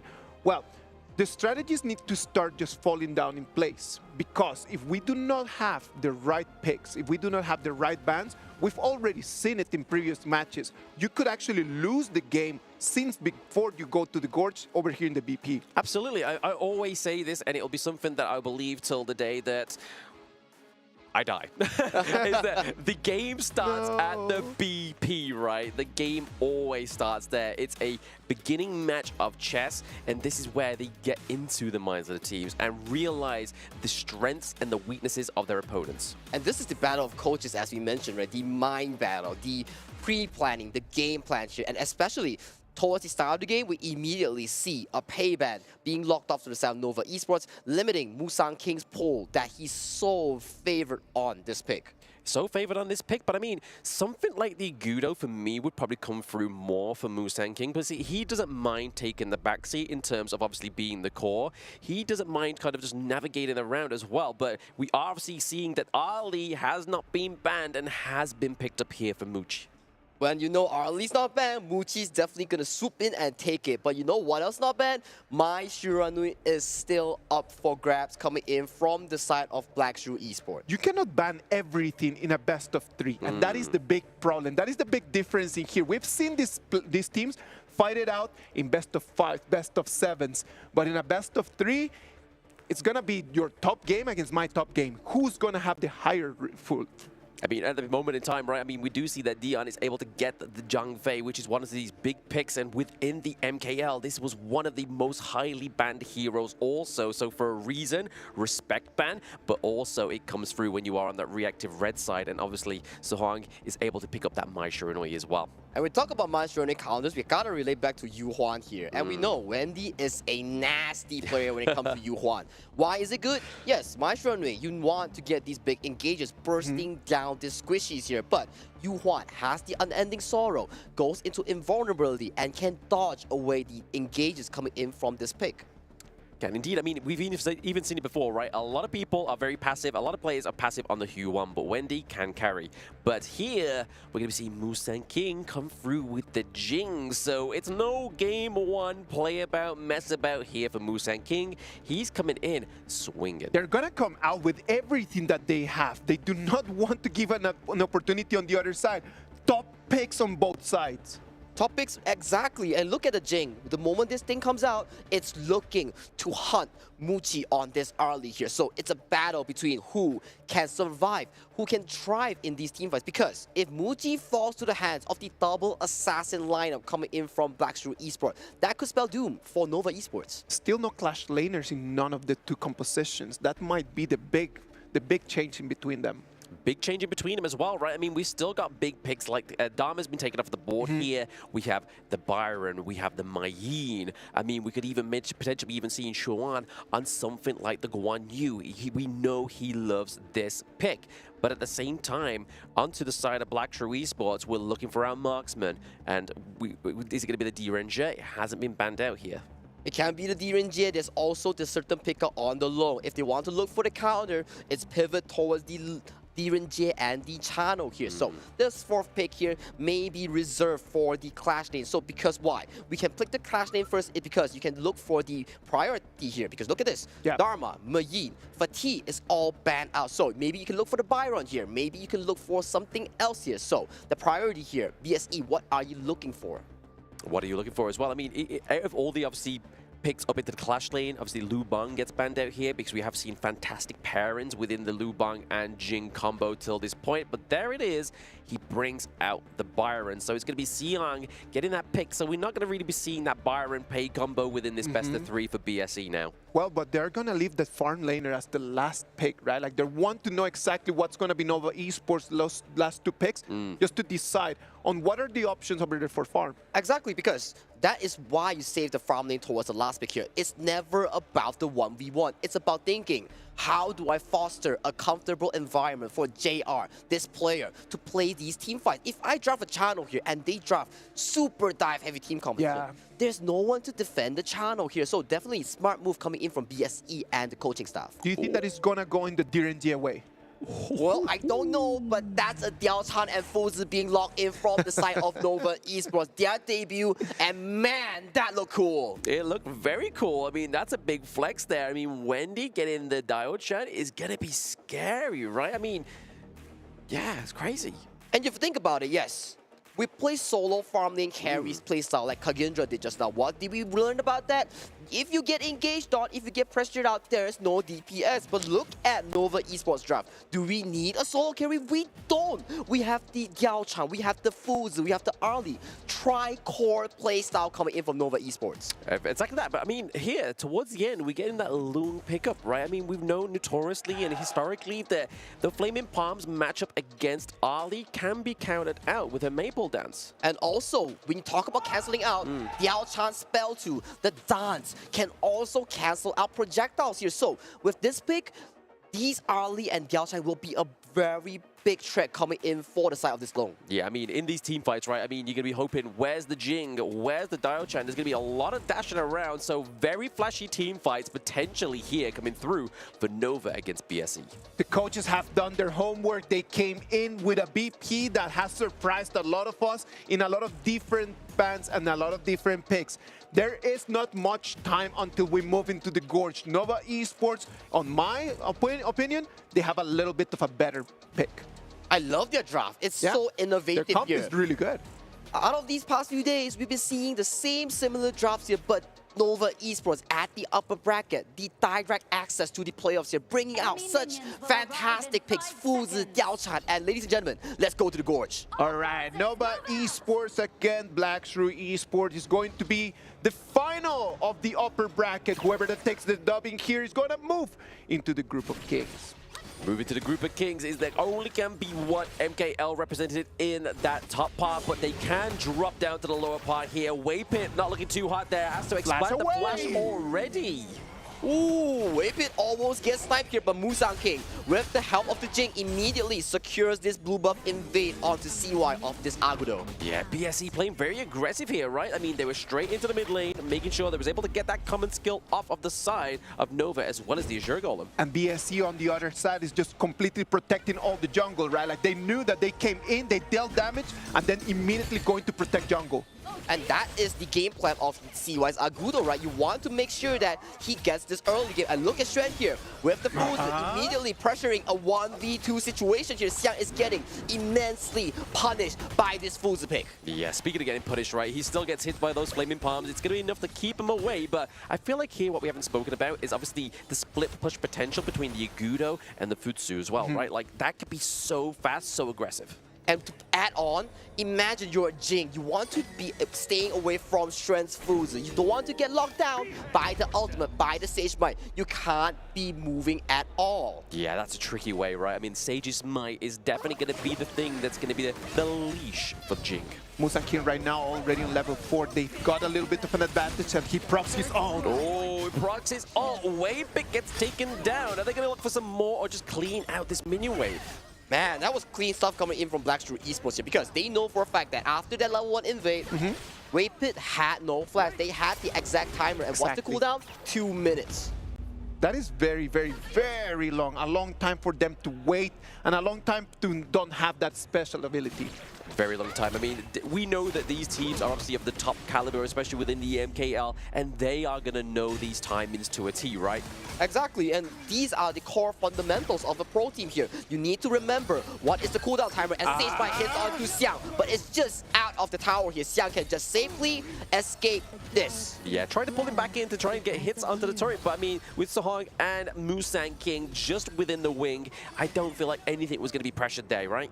I mean, if it was right under the tower, it might result into a kill, but it's just way too short of an ultimate here. So, Xiang there, he got out alive, and it was A-OK for the side of Blackstreet Esports.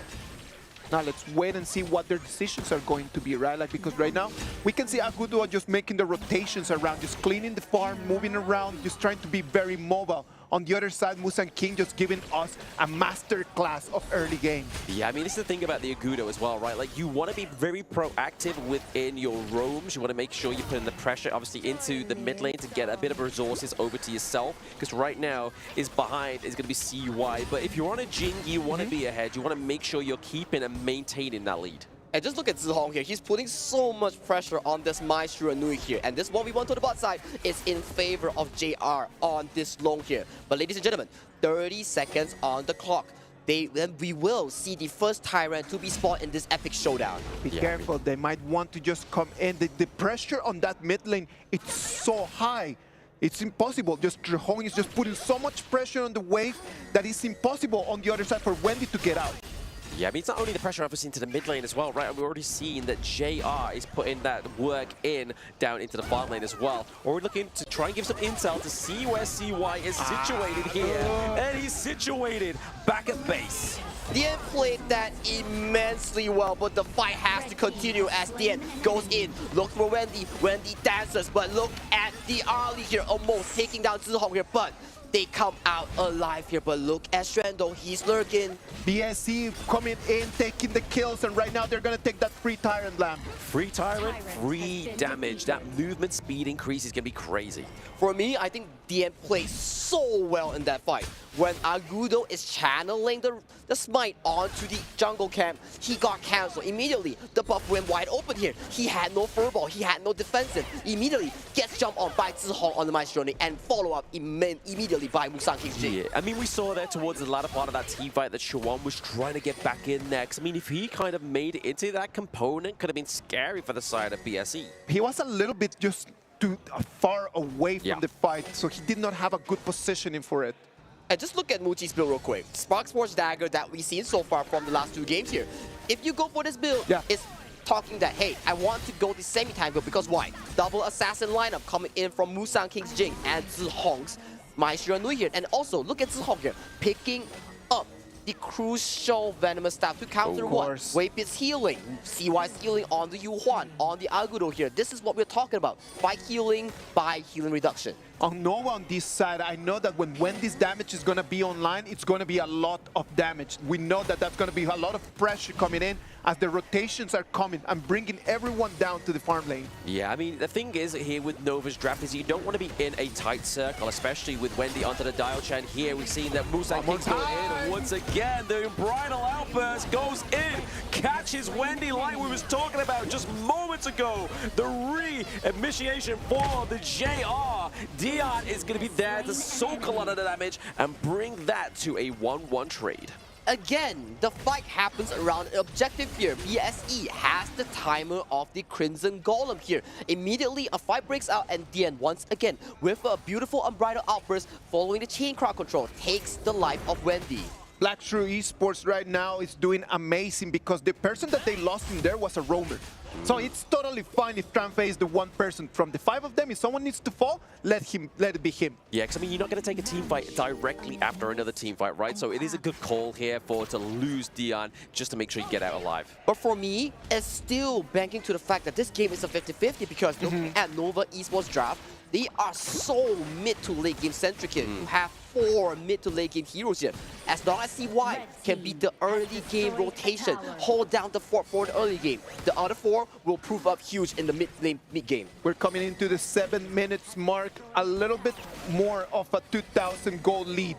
It's not gonna be enough for BSE, as we just mentioned that they might want to start fighting in here. Look at the pressure that right now Nova is trying to put on that turret. Already using the flash there is Xuan, so we know that he wasn't able to get the flash and the Sage's might combo, so that could be something that is going to worry the side of Nova going into these next few engages. Exactly, without the primary engage here coming in from Nova, Esports, they have to play reactive, and once again, a fight breaks out at the Golem. Big fight comes through. Yep, the rage is built up. The Unbridled Outburst is available, and there it is. It catches one. It gets Xuan as well. So already taking down 2 on the side of Nova. Musang King comes in, takes double kill, and right now the whole map is looking red, and it's the red of BSE. The BSE red is dwelling onto Hero Scorcher, and they are looking to knock on this mid lane tower as Musang King once again goes for Wendy. Oh no, Wendy, that's a casualty you don't want to fall. That is BSE tearing apart their T1, tearing down their mid lane. I said that it was not a big gold advantage, and right now in the spawn of just 30 seconds, it came from 2K all the way to 4K, and if we keep just snowballing like this, it's gonna be too much for them to take. And that is the beauty of playing around the objective. This is the BSE playstyle. They only take fights when they want to take fights. Where is it? The Azure Golem, the Crimson Golem, the mid tower all went into their pockets, and they punished Nova. Punish heavily. Punish heavily indeed. I mean, that's it. It's keeping Nova kind of restrained here. They're not going to be able to kind of get out and get the lead that they want to, right? And even more, a surmountable neutral objective being secured here is going to be that Tyrant once again. They have timers on everything. All the information is for BSE. Nova just trying their very best just to try to keep her alive. But look at Dian, he comes in, he blinds and the fight starts. 2 gets taken down there with the Unbridled Outburst, but there we go. CY is able to take down the Maestro Noi as well. Muchi actually coming out swinging. This is going in favor of Nova Esports. Don't count them out yet. And what did I talk about, guys? Give them the mid game and they will come in heavily. You have Musang King flying around the mirror domain? No problem. Fuzi from Shen locks you down. Once you are in trouble, you need to find someone that is going to stand up. And Mutsu right now with that double kill comes in, takes the kills, and right now pushes the waves, and they might take that tier 2 turret. Yeah, I mean, that's a fantastic outcome here, but that replay is definitely needed, right? There was so much going on, but as you can see here, there was a fight into the top side here, just keeping locked down the side of BSE whilst everything was being focused here as well. So a fight on 2 fronts. BSE had the advantage right over there. They took the priority. Both flanks, they had control, vision. The stun comes in, and how did they lose that one over there against Nova? Well, one thing's for sure, they overdove into 2 turrets here. We see Musang King mirror swapping turret to turret and taking so much tower damage even before the Sage Might. But ladies and gentlemen, 10 minutes strong, and Nova, they are looking at the Shadow Tyrant, and both teams here, they look to enter. Go! Go, go, go. I mean, a bit there. Sage Might locks down the Jing. Is going to be enough to take down that jungle. Sion Ghost gets taken down. Muchi with the double kill coming through. It is just lovely how Mutsu right now just coming and just taking the script, tossing it into the bin, and asking us to rewrite it completely as they go all the way to the high ground. He is so clean onto this early. This is why you always prioritize early on Muchi. Muchi, yes, exactly. Shining here after that double kill. Gets the takedown here onto the high ground turret. Nova was just waiting for that prime moment. Like you were saying, Sagi, mid to late game is their gain. You can never count them out, I'm telling you. All these top teams, it's not about the 1 to 2,000 gold. It's about the timing of the fight. It's about how to come back. The team fight that they formulate. Look at Nova Esports. Look at BSE. Masterclass of team fighting. I just love how just Mutsi in this moment stood up and he just said like, okay, I'm gonna be the captain of this whole ship. Just give me that and I will take you to the victory. Yeah, give me the control, give me the helm, and I will get you to your destination. And that destination ultimately was the Shadow Tyrant, was the higher ground turret. But still, it's only a 1.5k gold lead coming in from Nova Esports here. Can they break it open? We don't know. We know for a fact that they are really good at team fighting here, but still, they recognize the fact that, hey, they have Shadow Tyrant here. We cannot approach this Vanguard, even under Primal Bond. We knew that it was gonna be a coming and going, that it was going to be throwing punches, and this has not disappointed at all. Not disappointed at all. I mean, speaking of this, we mentioned it in the previous game, right? Primal Bond is up, but still, it didn't stop Nova. Nope. They have so much damage coming through for them right now, and they now have the Shadow Lord Overlord in their possession. This is the mid to late game I'm talking about. Once they are coming online, this is the level of effort. This is the level of pressure that they're applying right now. The pressure is applied on the tier 3. They're looking for it. They're looking for a way in, right? Wendy is already kind of overzealous here, but he gets back to his circle of safety.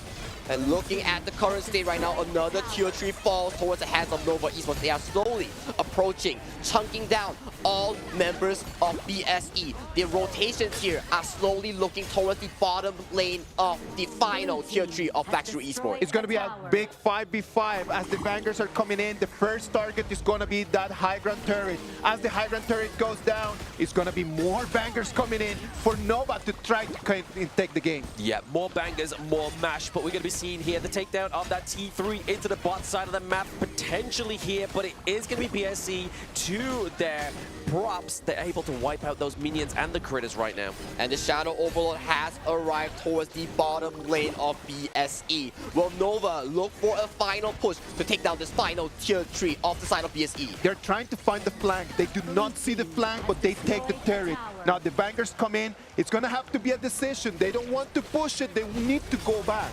They need to go back. I mean, yes, they're only ahead by around about 4k gold here, but they're looking to get some more to finish off that itemization.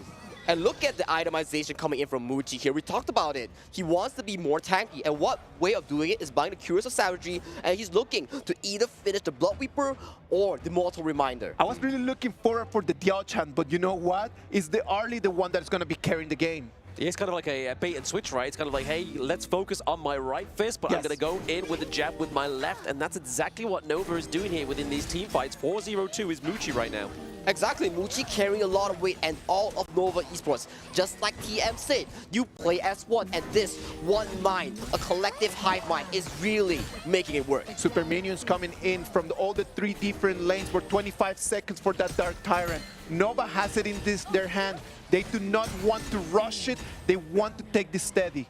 Yep, they always say that shouldn't rush in, right? I mean, you can't hurry love and you can't hurry a victory into the King's group stage. And for me, I think after we realize this, the final team fight in front of the Crystal is severely important. And what way to secure a team fight is by securing this Shadow Tyrant and formulating a final fight. And they're going to rush it, but look at that. The Howling Emblem comes in, forces Xuan to flash away, and they want to fight them. They want to fight, and it's going to be Dion taking a lot of those blows onto the chin right now. We do see that CY is coming in. The Bridal Embers from Dion is going to be disruptive enough to see this team fight go to the side of DSE.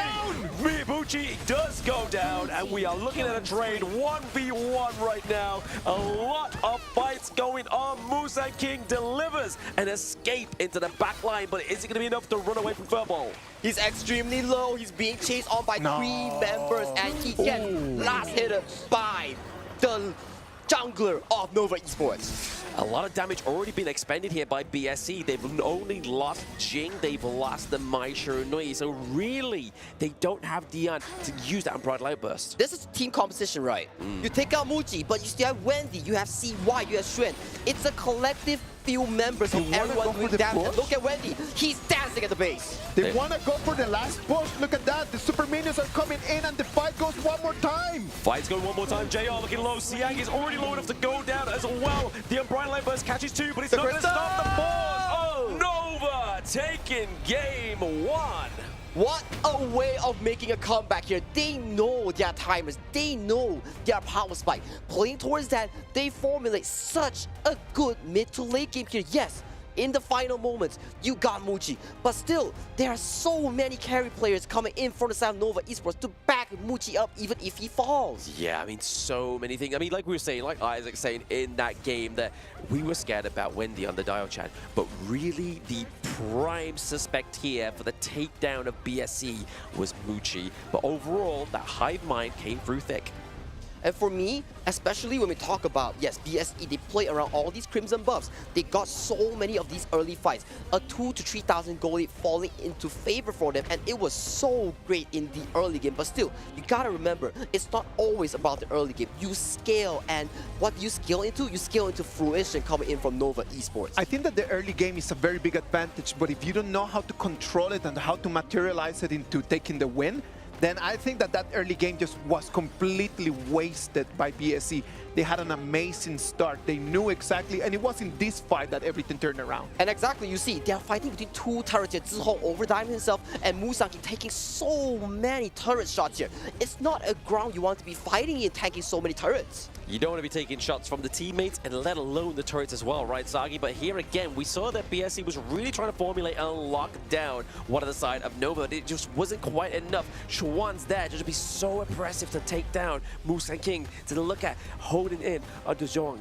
And look at this, even if you take down Muji here, all the other members of Nova are still standing strong, especially the late game trend of Xuan and Wendy. They're just dancing, resetting their spells in the team fights here, making sure that even in the late game, they can still carry without Muji. I loved how at the end of the game, they just made that decision just to go and push for the high ground.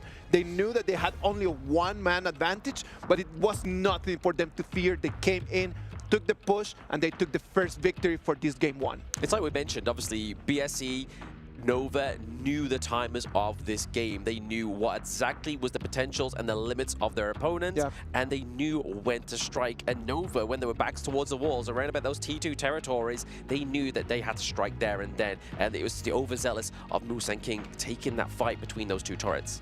This is the championship mentality. Even though your back's against the wall, you still have to come in with composure, know your game plan, know your power spikes. Takes fight that you can actually take. Avoid when in all costs. Look at Muji.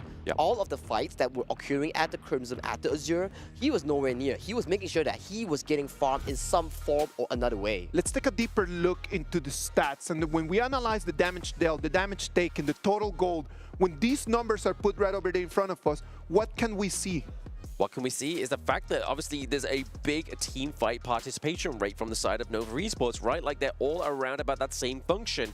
You can see down to the bot side of the obviously BSE, JR, Dion, always looking trying to rotate with each other. Whereas obviously the Mai Shirunui, so Zhong as well as Siang is just looking for those pickups, and it was just always a little bit too slow. You can see from those percentages that it was always big fights, right? Like it was always these 5v fights always happening in there.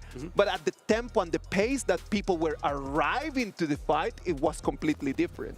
And just look at Wendy's build here. He opted for a semi-tank build. Holy Grail into the Ice Blocker into full tank here. Whatever you do to him, he's gonna be dancing. He's gonna be flourishing this map with the Yao Chan ultimate. Yeah, I mean, it's not just one movement speed decrease item. He's got the Ominous Premonition as well as the Glacial Buckle as well, right? So as soon as you are locked into Wendy, you're kind of just running slow, like as if you're going in like a Baywatch movie, right? Slow-mo. Just going, literally. It's probably what they needed here for the Nova Esports, especially trying to lock down the likes of that Jing and the Mai Shirunui.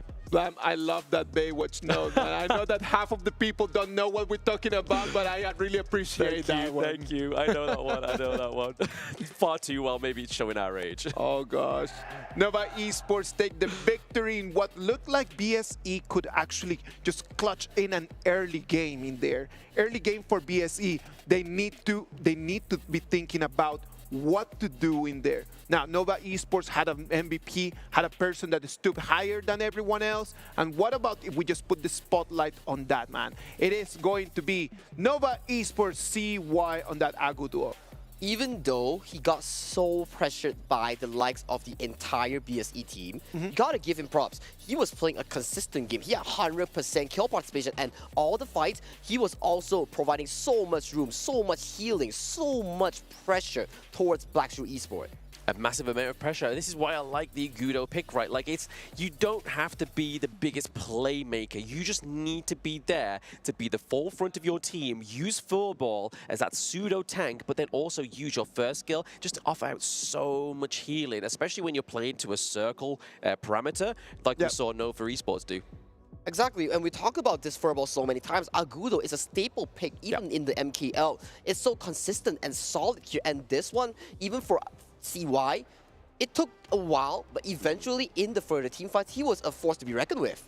A force to be reckoned with, indeed. I mean, that's not the only thing for Agudo as well, right? Like we were saying in the introduction, that push, the push potential for the Agudo, especially paired with the Futsu as well, super crazy.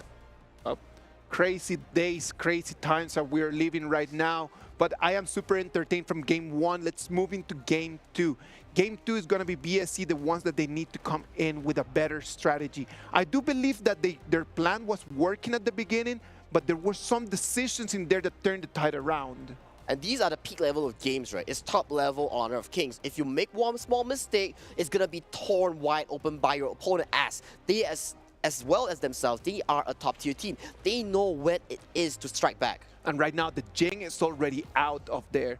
Like, the Jing was already picked. Sadly for BSE, it's not going to be available no more since we're in global ban pick.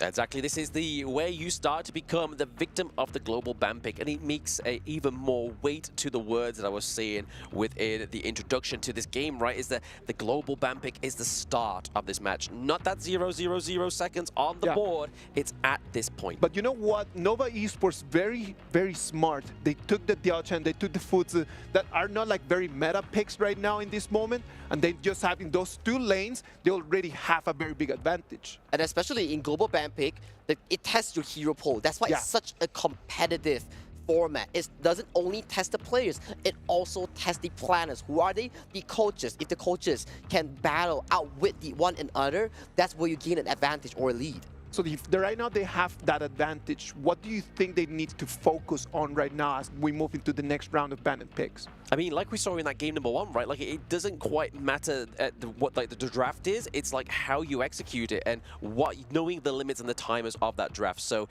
as long as you know what you are locking in and when they activate, that's the most important thing between these two teams, because they're playing at such a high level. And right now, if you're Nova Esports, right, you just have to ban out the early and pay, and you can lock away most of the threat coming in from Blackstreet Esports. But if you think about Blackstreet Esports Game 1 draft, there's so many heroes expended. You have the Zhang Fei, the Long, the Maestro, all of these picks being thrown under the bus due to global ban pick. Extremely costly. Extremely costly for BSE. Those options are not going to be on the table no more. And I know that the coaches are thinking about that. Both coaches are going to have the focus right now on that BP, thinking, how can I just kind of like narrow the options for the opponents to take the victory away from me?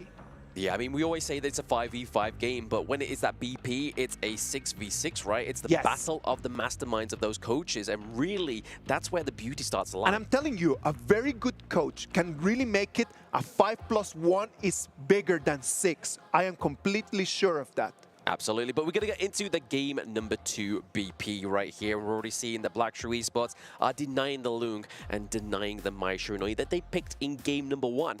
And this opens up for the Luna to be picked up from the side of Musang King here, because the main counters has been removed from the side of Nova Esports. And right now, Luna, another jungle assassin, has been locked in from the side of Musang King. A beautiful start.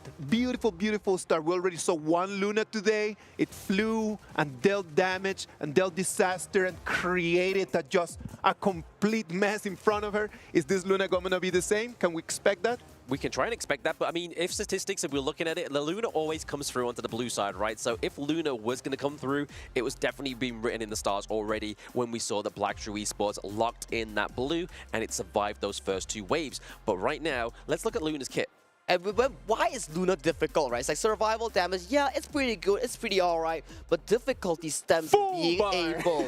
Exactly. Difficulty stems in being able to reset your ultimate. Yes, You want to reset your dash, you gotta make sure you hit these marks coming in from where? Your passive, your spell 1, your spell 2. That's what makes a good Luna player. An extreme Azure Golem dependent. Very Azure Golem dependent. Oh, yes. So it means that if your Azure Golem is just being taken away, that Luna is the same as just not having another player in there. Exactly. It's like having another minion, but there we go. Nova Esports already doing a little bit of their homework as well, right? Because we're talking about the marks of Luna, and that's how she gets on top of you.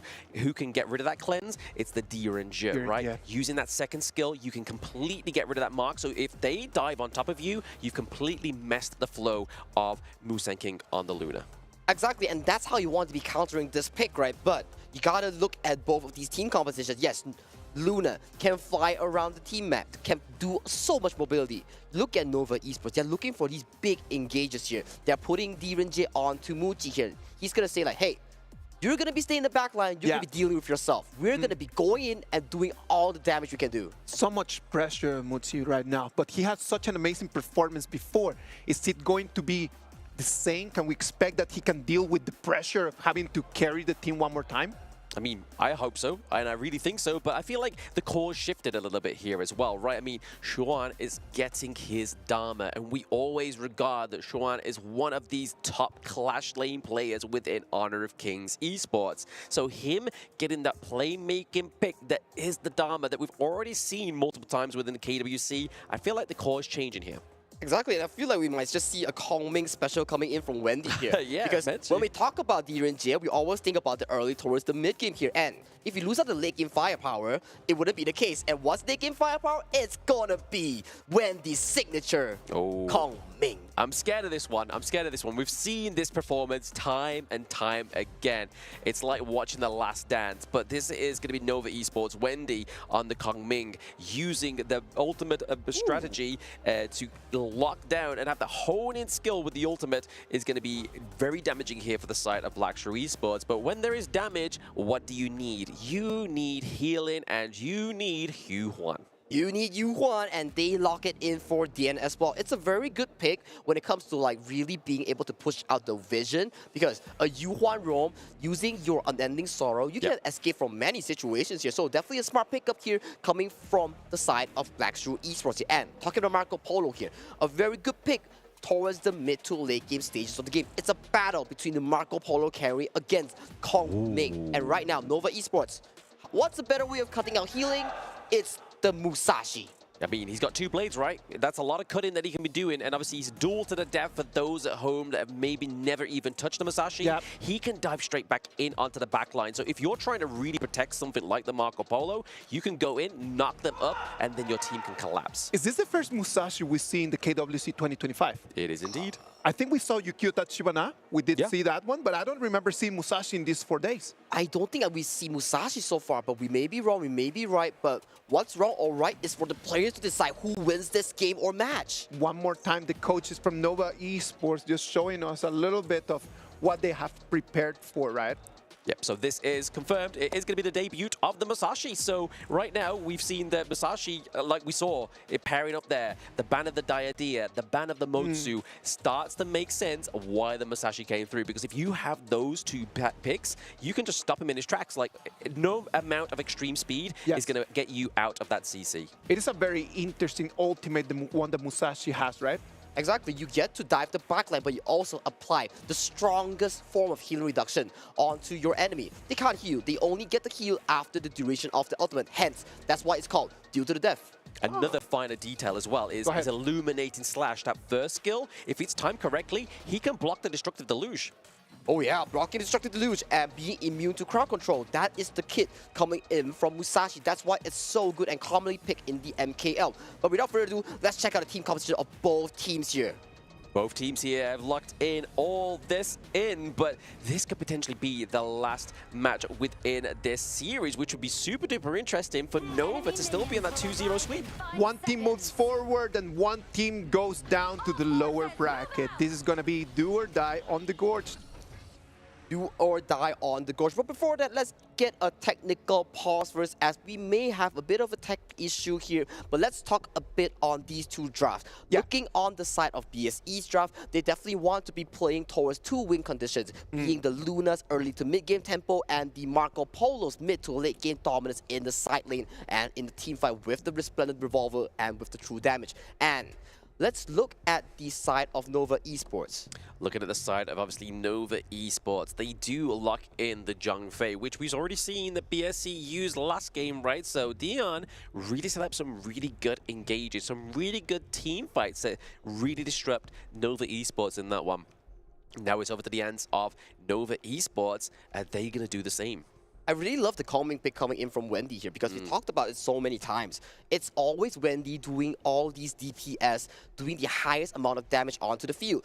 And if you put Wendy on these firepower heavy picks, you will always see it come to fruition here. And that is the main firepower you have to stop if you're BSE. If you can mute Wendy from this game, you can have a better way of advancing to a 1-1 nil. Yeah, it is just so hard to mute Wendy. Yes. Like we could actually just say like, okay, what you need to do is just to stop him. Stop him and that's it, right? But how do you do that? It's like, that's the difficult part of it. That's for you to find out. That's just for us to find out, especially after this technical pause. But I feel like there's going to be a lot of body blocking, especially with the ultimate from Kongming, because you don't want that landing onto the likes of the Marco Polo, right? Like, that will delete like pretty much like 3/4 of his health. Exactly, and it also really commends the entire draft of Nova Esports. Muchi on the Direnjie will be facilitating the early to mid game thanks to the hero's strong early to mid power spike. On the side of Kongming, being to the addition of Nova Esports, it just makes so much sense because you lack the late game firepower. You need a late game mage, a strong carry mage, and who else fits the job? Kongming. I mean, not just who, but which player. I mean, Wendy from the MKL, obviously, on this pick, had great performance and great promise. So really, is he going to be the carry? Obviously, Dieringer, towards the latter part of the game, can be quite a good carry, right? But he has to start to get the Spark Forge Dagger in the early game to get that wave clear come through. And then, as we've seen in multiple games, building those defenses means that towards it, you are going to lack the damage. I think that we are almost ready to go back. I can see already like the players getting ready, trying to get back in the Gorge. We're really sorry that we had some technical difficulties, but you know what? It's esports. When the tech doesn't want to tech, it is really hard just to go. Yeah, when the tech don't tech, the game don't start. But we'd rather get it all fair and square for these players onto the Gorge. We don't want anybody at a disadvantage, especially at this point in the tournament. Can you imagine disadvantaged right now when it's do or die? Yeah. I don't want that. I am totally fine with just sitting here and just talking to people for a little bit longer. Exactly that, exactly that. Get a little bit more of Sagi's advice on these drafts. So what are the key points between these both teams, do you think? Ooh, key points. Nova Esports needs to facilitate the Luna's early game here. And for Nova Esports, it's definitely banking on Muchi and Wendy. But don't forget about Xuan, don't forget about Weipit, because that's a lot of engage. Ladies and gentlemen, we are back. We are back online. It's going to be BSE on the blue side and Nova on the red side. I am Isaac Peña. I am Blam. And I am Sagi. Let's go, boys. Let's go. This could be the last game within this series, but do we really want it to be? No, we do not. And neither does Xuan want this TV1 to be a takedown here. Both going into the turret. Could be the takedown here for Nova. So first blood going over to BSE once again. Ooh, beautiful stuff here coming in from Blam. Really making sure that their game plan paid off. And look at that right now. They're advancing towards the middle of the lane to cut off Xuan. This looks like the first game again. BSC coming in and just dealing damage extremely early. dealing damage extremely early and just trying to get a little bit of intel to find out where Masashi is within that jungle. And now he's able to take his Azure Golem, takes his Crimson completely uncontested. These type of early games are very interesting, especially it comes down to coaching staff or the players to really decide that where do they want to be tackling. And right now, if you're looking at Xuan, he's going to be a solid engager, but if you shut him down early, he's going to be having a tough time to really look for these angles. Yeah. You know what? Talking about angles, talking about beautiful things, those skins right over there, right? Like that Musashi skin, that is one of my favorite skins, and I know that all those anime fans, they're loving that one. Yes, the Ichigo Kurosaki one. I got it myself. It is a beautiful skin, so much great. I mean, look at that, the graphics on that one. That's the Illuminated Slash. That looks so powerful that it could be your ultimate. I mean, what kind of... Oh, another 1v1 kill coming in from Xiang, but hey, what kind of, like, amazing game that you can see Elsa fighting Ichigo. Yeah, maybe. It's the first time I've ever seen it in my life, right? But there we go. We've always good at first things. At least try things once within your life. But right now, speaking of trying, I mean, we need to see a little bit more trying here for Xuan up for the side of Nova Esports, right? I mean, they really don't want to lose that side lane this early. It would be just very bad for their hopes right now just to finish the game in a 2-0. If Xuan just keeps falling in there again and again, it's not only the fact that Xuan is going to fall behind, it's just the fact that Fatih is just going to be online so early. Exactly, and you do not want a Fatih to be really jumping on your backline in every attempt. Just look at the goalie coming in from this clash lane. That's a 1,000 goalie single-handedly delivered by Fatih towards the side of Xuan. And it's only 3 minutes of the game, right? That's too fast for my liking, to be honest. I mean, if that was my Clash laner in my ranked games, I'd be like, boy, you need to do something. If I was a jungler, I'd be giving over some more aid up to that top side of the map, wouldn't you, Sagi? I mean, it's Xuan.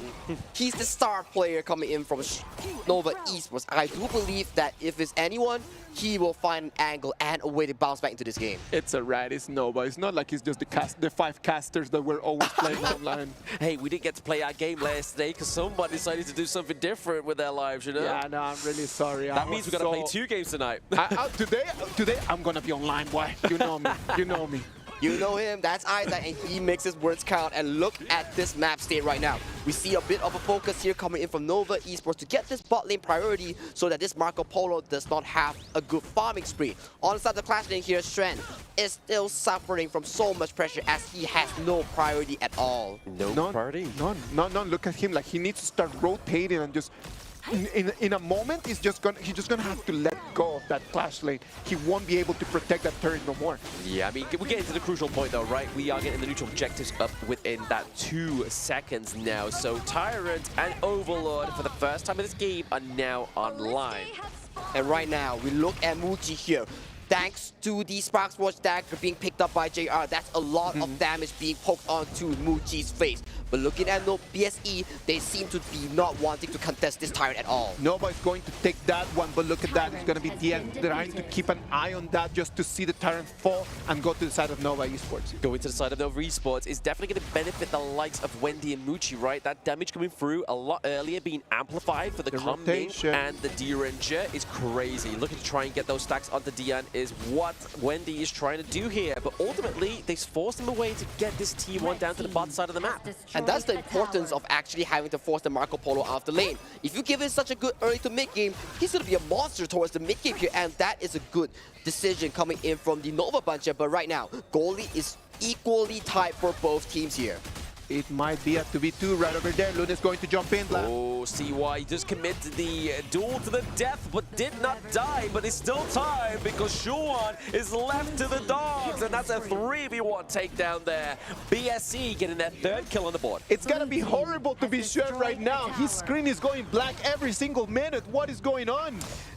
What is going on? BSE is capitalizing for the fact that Xiang has been winning his lane. This is due to the good planning coming in from BSE and the coaching staff to really put pressure on the star player of Nova Esports.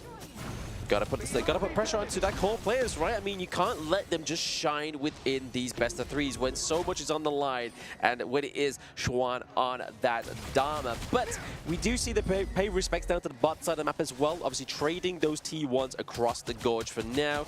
right at this moment in time, it's only a few hundred gold difference. It's only a few hundred gold because there are still a lot of gold being funneled towards Wendy. And we talked about this. Wendy's late game is what to be feared about Nova Esports and Xuan.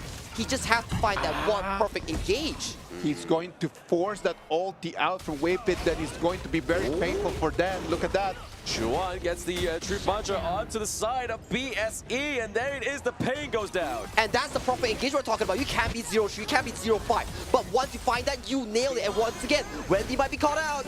Yes, direct consequences of that action. They get the Azure Golem, and they're looking to get a little bit more. Musan King, he's like, hey, I don't need my blue. I'm going to take down Wendy. I'm going to take down 2. But same time, that is a 3-1 trade. CY right now is standing up in business and taking that double kill for him. It's going to be amazing right now for Nova. He goes in for more. Musa King wipes down Chuan. It's like paying them back, takes down CY as well. Musa King with a triple kill. He did not miss a single new moon until the end of the fight, securing amazing team fight, a triple kill win for BSE. You thought that your double was cool? My triple is cooler. We can say 3's always bigger than 2, right? So he was definitely looking to prioritize that push there within those team fights, but a really good team fight there from BSE, putting them back in the stride within this best of 3. We're gonna have a look at that replay once again. And just look at this. New Moon onto Waypit, gap close, killing Wendy, making sure that he always has a stack onto the members of Nova Esports. Up to the very end, he always adds his ultimate. Up to this point, okay, look, JR, Musa King, cornering in the 2v4, getting that double kill. Waypit wants to shield CY, but immediately gets punished by the spell 1 of Luna. Beautiful. Yeah, looks like a little bit of miscommunication there. I mean, we saw that obviously 2 of the members of Nova was kind of separated away to the top side of the map, and then it's like, guys, no, we need you here. CY is like, come on, guys, we need to go and try and get this Musan King takedown. But speaking of takedowns, T1 down to the bot side is taken down here for BSE. As we move back into the game, it's 8 minutes right now. It's going to be a little bit of an advantage for BSE, right? And not only an advantage in goal, I would say in the morale, because Nova thought that they had a good fight in there, and BSE completely shut the door in their faces. But it's still only a 2,000 goal lead here right now, Isaac. We still have such a long game to go because 8 minutes 30 seconds, second Tyrant has spawned. The fight seems to be formulating around this Crimson Golem that's about to be spawned in the upcoming 3 seconds. Yeah, you don't want to be losing that T2 just yet if you are Nova Esports, because that's going to put a lot of pressure on, but they want to make sure they do secure that Crimson Golem. It goes over to Muchi as well, so going into the right place, and they're able to secure it. Moving down to the mid lane, look at that. The bangers are going to come in. They're going to put a little bit of pressure, but that's going to give advantage just for BSE to take on that Tyrant. They know that they can rush the Tyrant, and they might go for the Azure Golem as well. We have seen this situation before when last game BSE was immensely ahead in the early game here, but look, Wendy, 2 items in, slowly working towards his 3rd item here. He will be a firepower that, Straight goes in but misses the engage. Ooh, he gets the untargetable, which is going to be, nicely timed there by Waypit. He waits, his patience is a virtue, and it comes through with some clarity. Xuan might have missed that one, but there was Waypit to say that there is a team behind Xuan. If Xuan is not in the moment, Waypit can come in to save him. But that's a big cooldown here. 20 seconds on the clock. You do not have the flash coming in from the Dharma. Where is your backline? It says none. Waypit also does not have the ultimate at all. This situation looks so good for Blackstreet Esports. Very, very costly as we're going to make it to the 10-minute mark. And the Dark Tyrant and Dark Overlord are going to become online. Yeah, it's pretty scary here. We're getting a bit of a 1v1 down to the bot side, just trying to keep that minion wave procured there and there for the side of BSE. But right now, a bit of a push into the top side of the map as well. Fatih and Dharma. Fatih knows that Dharma has nothing on him today, Sagi. Exactly, and as long as Xuan does not get to go to this team fight, the Fatih will always be much stronger. And look at this, Nova starts off the Tyrant here. Waypit still does not have the ultimate here. BSE still looks to push in. Musa King jumps in. Musa King just jump in, but it is going to be CY that gets the claim here, the Umbra. The duel to the death, sorry. onto Musan King is going to be the disruptor that they needed. That is it. The battle strategy coming through as well from Wendy, connects and does a lot of damage, opening up that T1. And Xuan, he found the perfect truth mantra onto 2 core members, taking out Musan King and Tien. Wow, CY wins the Smite War against Musan King. And that was without the flash, right? That was completely only on movement and pure skill. And once again, ladies and gentlemen, this situation, we've seen it. Early game goes to BSE Nova. Thanks to their ability to capitalize on these team fights, comes out once again on top. And the timing is just perfect, right? Like CY comes in, takes the Dark Tyrant, and then they go into the fight. Break that down for us. And look at this. Okay, CY steals the Tyrant first, and look at Xuan's position immediately. Positions to get 2-man knockout, sealing the deal. But if you look at BSE's position, they weren't ready at all. No, not ready at all. But what is ready is the flash. What is ready is the ultimate here for Xuan. But it is going to be JR face checking with a splendid revolver. Nova is trying to bait to the side of BSE here with a potential Shadow Overlord. Look at Wendy's damage, and JR is already half. They can't contest this. This is the late game insurance here, and they have to back off from any sort of attempt that they want to contest this. Yeah, Wave Pit there, using the Unbridled Outburst could be a little bit detrimental here for the side of Nova Esports going into this next team fight. I mean, he maybe used it as a bit of a phase check, seeing if he could check that Musan King was in that brush to the mid.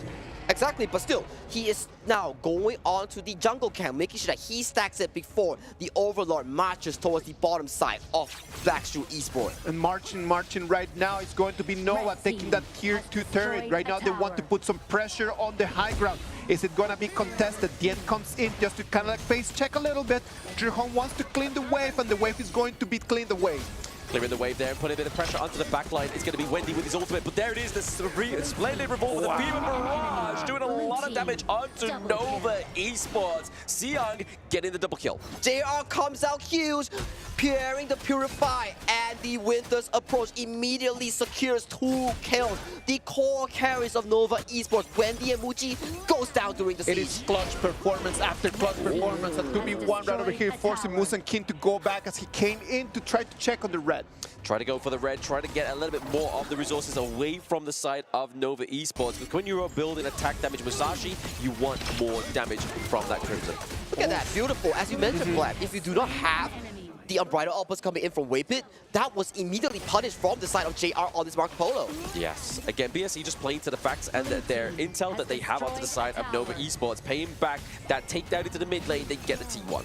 This game is just going from red to blue, from blue to red. It could be for anyone. Whoever that makes the mistake is going to pay it with the defeat. And that's the beauty of strong teams here. It's never a one-sided game. There are always multiple angles for these teams to come back, to formulate the team fight. And this is really good Honor of Kings that we're looking at. This is top tier Honor of Kings that we are looking at as well. But I mean, we have to give a bit of respect here, obviously, to the British Charge here onto the Marco Polo. For those at home, once you go in, this is going to set up such splendor for your Fever Barrage as well. You get to stun those within the circle and make them, render them useless. It is a must-have item for Marco Polo over here in the mid and late game. We can see everyone just moving around. Musan King trying to find the angle from behind, and look at that, Lamb. Into the back line, it's going to be CY and Musan King just going toe-to-toe once again, but Dion is going for the unending sorrow, so he's untargetable, but it is going to get hit by the Unbridled Outburst once again, leaping on top. Currently a 3-1 trade, 2. Wendy goes down, Musan King making sure work, but JR is going to get taken down. Xuan here looking for that glory. He may get the takedown here. Is he going to do enough damage? He cannot. And now Xuan managed to stop Musan King from recalling. Look at the mid lane wave. It's going towards the base of Blackshoe Esports. This might be the end of the game. Musan King is going to be the last hope, but no. The minions are coming in. Moons and Waypit want to put their Look at Musan King. He's trying his best. He's trying to get his speedy boots on, but the minions aren't there. It's Muchi and Waypit. Is it going to be enough? Oh, he's able to clear out the minions. Bring them through, lads. The Trojan horse. That's it. But at the same time, Siyoung comes back with the ultimate defense. Musan King makes it sure that he dashes back to base. What a crucial defense coming in here. I am loving this game. This is top-level entertainment, ladies and gentlemen. BSE against Nova. Absolute cinema at this point, right? I mean, look at that crystal, so low on health, but at the same time, Nova needs to come back here. This 5v5 was played magnificently from Nova Esports, but still, it was still a bit short. But Xiang jumping onto Wendy, they do not go for the further engage. They look to secure this Shadow Tyrant that's about to be resetted. The Shadow Tyrant right now is going to be the next target. It's going to be Nova, the ones that come and check. They do not want to let this go untested. Right now, BSC wants to re-aggro. They must push back. Dying right over here with the Crystal being as it is right now would be the final chapter of this. The final chapter indeed. Maybe the final, not even the final nail just yet, but Schwen is into the front line. There it is, the Fever Barrage just getting cancelled out now. JR not having the impact that we've seen before. Unbridled Outburst didn't catch anybody, but it was enough to keep away the side of BSE. CY needs to extreme speed out of there, or he goes back to base, just like that. And still, Musang King continues with the new one. He's still going. Wendy does not hit the ultimate. Gets reset on. Musang King comes up clutch. Right now, it's going to be double kill. It's going to be a 3-2 trade for BSE. Right now, they've had the game. They've got the Dark Tyrant, 16 minutes and 30. We might end up seeing the Tempest Dragon. Maybe. Just for the first time today, the Tempest Dragon is trying to surface onto the Gorge. But we are seeing the very fine line once again towards that late game. A few hundred gold difference between both of these teams. It's such a back and forth game. Just look at the damage department. Everybody is making sure that they mark a stamp onto the Gorge, making sure that if they want to win this game, they win it as 5. We talked about just trying to stop Wendy, right? And Wendy's going to deal so much damage right now that BSE needs to think that if they want to take this game, some of magical defense items need to be made. They need to be made. I mean, even here, you can see that Musang King's looking for a lifeline. He builds the Splendor, but here it is. That vital replay. CY getting caught out a little bit too early for my liking in that team fight. And then towards the end, Muchi gets hit by Musang King. Wendy tries his best to get enough of that back line, but he just doesn't have the front line for help from Schwan or Waypit. And especially when you build the Splendor, you counter the refresh coming in from Wendy's winning strategy, the ultimate. So if it doesn't refresh it, he loses out so much execution and damage. At the same time, even though we've got the Primal Bond, they're looking to go for the Overlord. A little bit of a remnant love story that Nova did in game number 1. It is going to be free. BSE is going to take that Dark Overlord at the 18 minutes mark. And this is going to be bad news for Nova. They might not be able to go with the 2-0 winning here. It'd be a bit of a shame, right, if they aren't able to get this one in, but would we rather see a full best of 3 or a 2-0 sweep? That is up to BSE at this point in the game, but here it is. The Unbridled Outburst catches Sion here, but it's not going to be enough. The Fever Barrage onto the backline doesn't take down anybody just yet. The fight goes on, but still Xiang looks for the engage. Musang King has the Sage Sanctuary, but does not expend it. Only JR expends the Sage Sanctuary coming in from Blackstone Esports. A siege attempt is being mitigated. They tried to go over there for the push. It was unsuccessful. Right now, they need to go back. And sadly for them, those Vanguards are not going to have the effect that they wanted. For the both of these teams, that was the best case scenario at this point, right? Nobody died, but they did get a few bits of ultimates out of the way. Yes. The Fever Barrage, the Unbridled Outburst. They got to pay attention to these next few team fights. And especially Sage Sanctuary, this item that allows you to revive after dying once, it only is able to be used twice in the game. Yes. Once that two times gets expended, you can no longer buy it or use it. No longer buy or use it, but also any passive items now, as we're getting to that 20-minute mark, you can upgrade them. The likes of the Blood Rage, likes of Splendor. Exactly, to the Moon Goddess, to the Phantom. That's the 20-minute game-winning item here. And right now, 19 minutes on the clock. 30 seconds until Tempest Dragon. We look at all these items here. Aside from the Roamers, most of the heroes on the board are full slotted. I'm telling you right now, we're going to come into this the next 25 seconds and it's just going to be a little bit of a dance. Nobody wants to engage right now because that would mean just giving the Tempest Dragon for free. Yeah, we don't want to be giving any kind of Tempest Dragon for free here. We do have a bit of a priority down to the bot side of the map, which is going to benefit the side of Nova here right now. They have the pressure. And minion waves are extremely important right now. You have to set an equal wave, making sure that it does not bounce to your tower as of this point. Nova has a little bit of an advantage since they have super minions over there in the mid lane. Right now it's going to be 20 minutes. The Tempest Dragon is going to be online, and this might be the final battle. This final battle is being started right now. Both teams want to take this mid priority before starting the Tempest Dragon. Both junglers are looking eye to eye. Smite is exceptionally important here. We're going to wait and see right now. They're going to try to jump. He stuns, Xuan tries to go away. He doesn't have his ulti. Blam, take this from here. Yeah, there we go. Obviously, the damage is going to land onto Shihong instead. And there it is, CY does get the claim, but is he going to stay alive? Look enough to have that smite. The Unprimed Lambers catches Dion. Musang King needs to dash out at this one, because if they lose their smite, they lose that Tempest. Zihong pays the price of JR being over-aggressive. Flash forward, blocks the winning strategy from Wendy. If not, that will spell disaster. It's still a 4v5. Lucas Yang, he's looking for the clash lane wave here. It might be a potential backdoor that we're looking at. It might be a potential backdoor right now. Nova wants to rush this Tempest Dragon, but they want to go for the kill as well. Wendy being maniatic, he goes in, he tries to take the kill, yet he's gonna run away with a little bit of his life. Life literally on the tether there, but you can kind of see the macro play here for Siang is trying to be the saving grace, but Xuan is here as well to kind of mitigate that. But Tempest Dragon secured by Nova CY. And look at the map movement here. Muji and Weipin wants to collapse on Xiang. If Xiang falls here, it's gonna spell disaster for BSE. Nova Xuan, he's got the Tempest Dragon buff. It's gonna be a 1v3. What can Xiang do? He goes against the wall. He's going to fall first time. He's gonna resurrect, but only to meet his fate because he's gonna die as well. Yes, a takedown here for BSE in this late game is gonna be that party, and that is crucial. That 40 seconds on the clock, no more Sage Sanctuary for the next few minutes here. And right now, the Tempest Dragons are slowly but surely crashing towards the mid and top side. Look at JR, he wants a 1v1. Look at that right now. The turret is going to fall. The dragons are going to come in. And this is going to be the fight on the high ground that might send Nova to the King's Groove. Yeah, I mean, a little bit of a base right there. We saw the attempt for JR, but he's gaining the movement speed out of battle. Boots being clicked on, but it is going to be the base being disrupted. Nova Esports are your kings of Group C. The kings of Group C, the champions of MKL.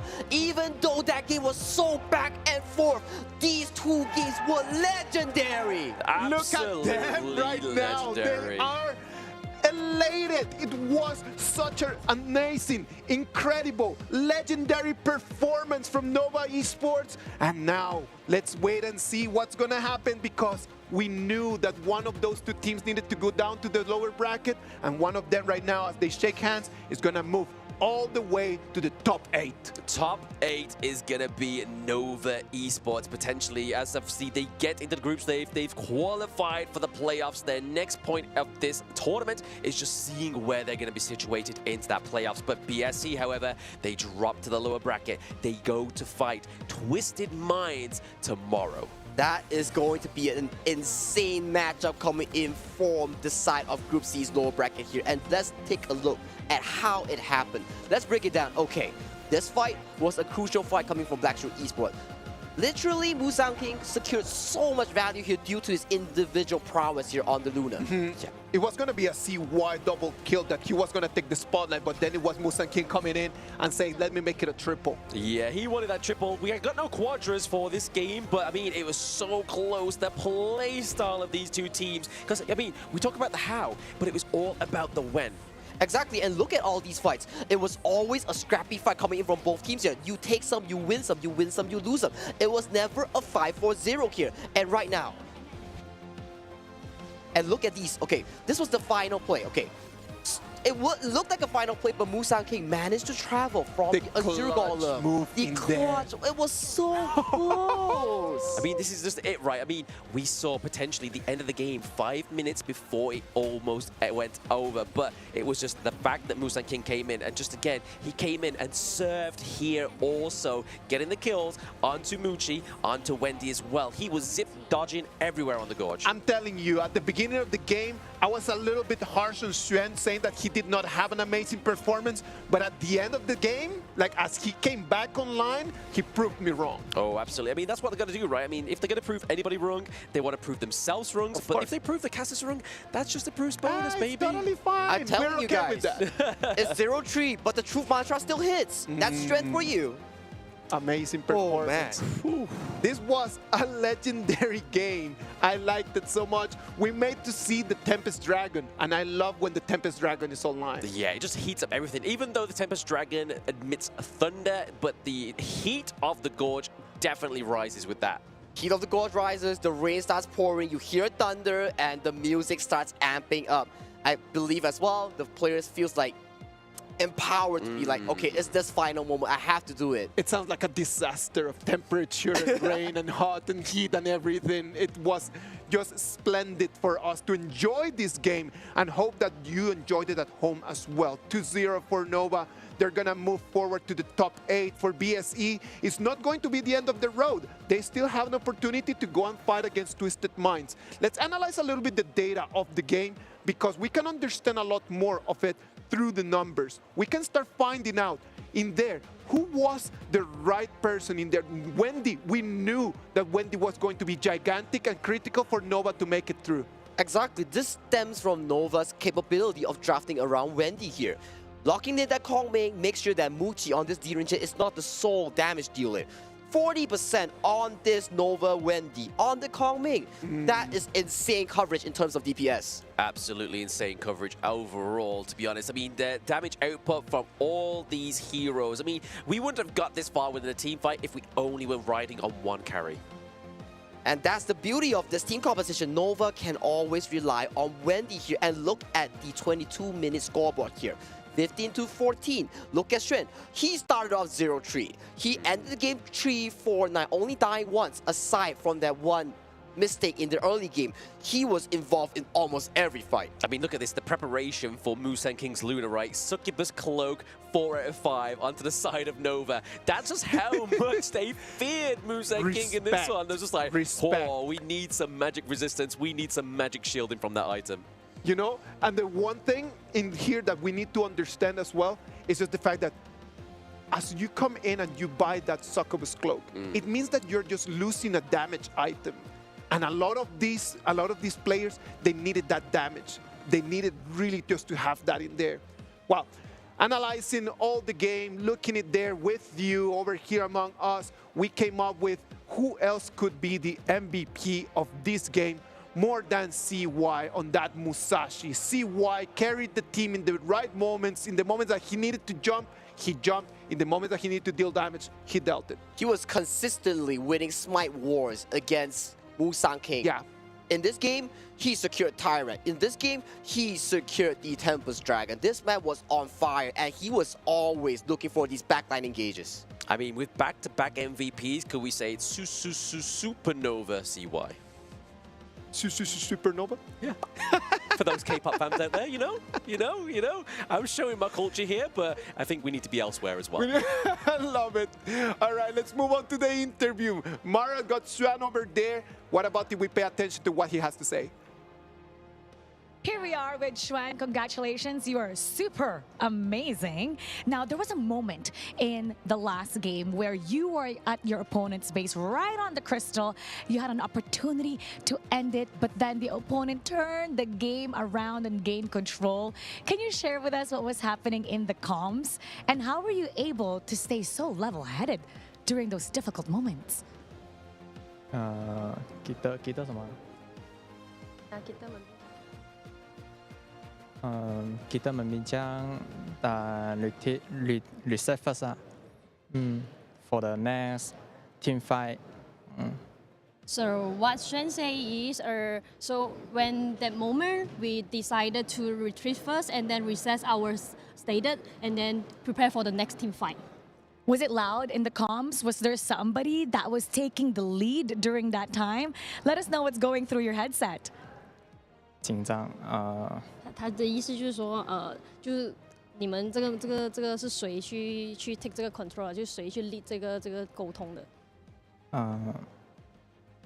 ？5个人都有吧，就是 5 people also got take the communication. Very well communicated. Yes. Now, you defeated Black Shrew Esports. They're going down the lower bracket. This is your fellow Malaysian team. What do you have to say to them? A message for them as they continue in the lower bracket, so perhaps you may once again see each other in the playoffs. Good luck. Good luck. Yeah. Malaysia team 就是希望 Malaysia team 可以一起进 Malaysia Volley.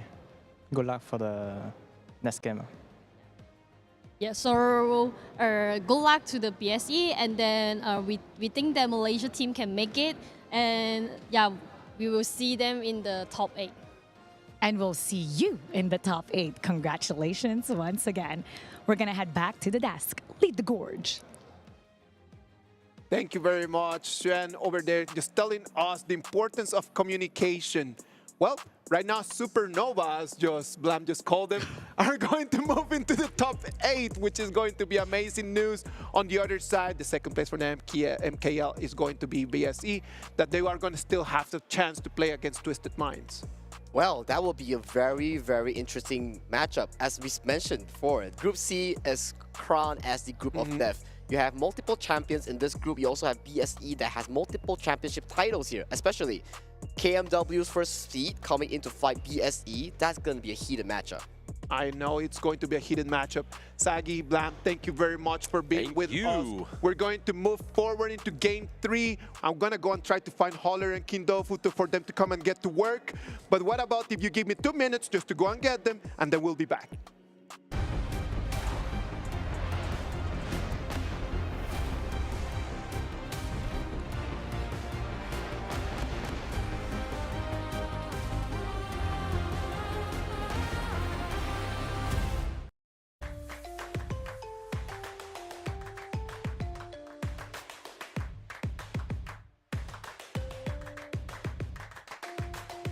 Level up your gaming experience with over 8 billion playlists, only on Spotify, the official audio streaming partner for the 2025 Esports World Cup.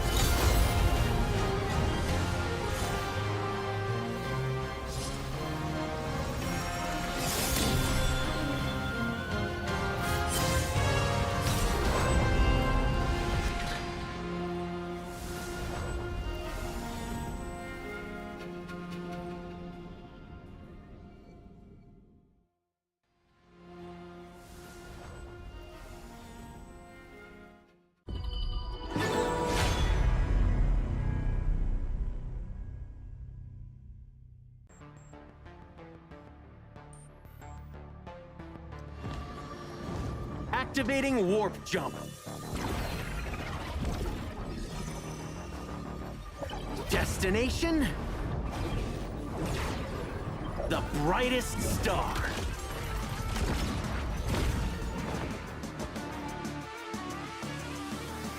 We the kings, it's an honor show.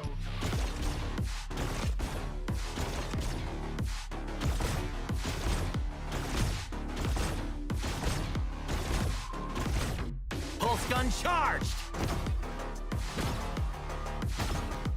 Scope calibrated. It's a quantum party. Ignite the stars. Into the nebula. Cosmic shifts. Supernova pulse. Woo! Right in the core.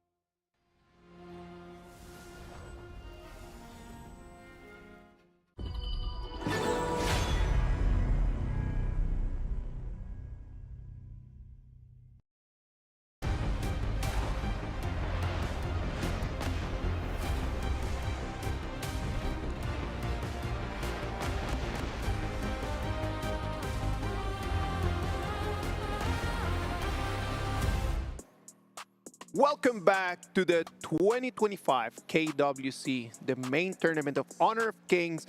We're going to have our Game 3, Alpha Gaming against OG Esports. Ladies and gentlemen, what about if we put our hands together and we welcome Holler, Quintofo. How are we doing? Feeling great. I'm feeling great. I'm excited. Obviously, we had some bangers of a series. The last one just now, and then now we're going into the next one, which is, of course, going to be APG versus OG. Yeah, high intensity in that previous series, and I think this one might be the same as well. I think at this point, we need to take a look at, okay, look, end of the day, we're born with two fears, right? Which is loud noises and the fear of falling. Every other fear is learned, and I feel like APG shouldn't fear OG today. I hope so. I hope that there's going to be no fear in here. We learned a lot from the previous two games, right? Like, what do you think that the OG Esports or the Alpha Gaming players could have learned from just watching the games today?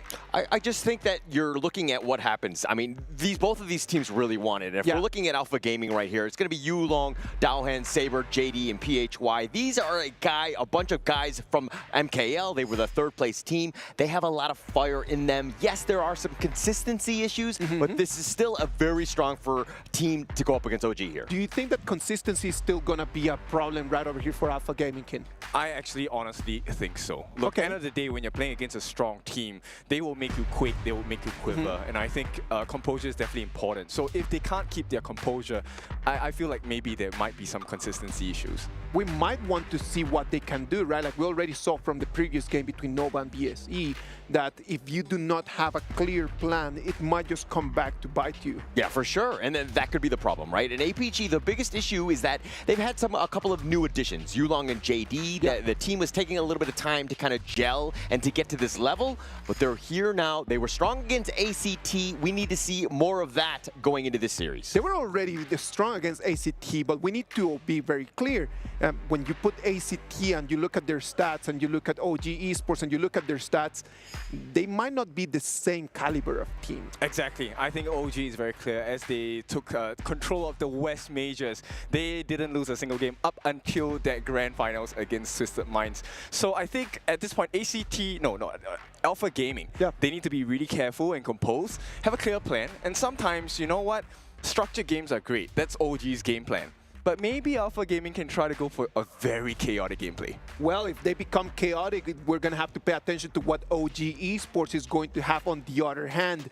Because if chaos is going to be knocking at their doors, with what are they going to answer? Yeah, I mean, look, OG made up of Muchen, Wen, Keke, An, and Dao Dao. Everybody knows him as the monstrous jungler. But OG Esports and KM West, they had a bit of a shakeup in terms of that grand finals. Twisted Minds, I mean, who had not beaten them a single time, all of a sudden beat them in the grand finals. It was a big wake-up call, and it helped them now. I kind of feel like OG Esports did the same thing to my boys, Nongshim Red Force. Understandable. I mean, okay, so at this point, right, the entirety of OG, they actually had a boot camp in China. They were trained by Chongqing Wolves. This is one of the premier teams in KPL. So I think they definitely have leveled up. We've seen their performance against Nongshim the other day, and I feel like this is a tall mountain for Alpha Gaming to climb. I love the way that you put it like that, right? Like OG Esports, they went and they had a boot camp. They learned from the best, and always learning from the best might just up your game, isn't it? Oh, for sure, for sure. Being contested and everything is just like at stake, right? If you're playing against really good teams,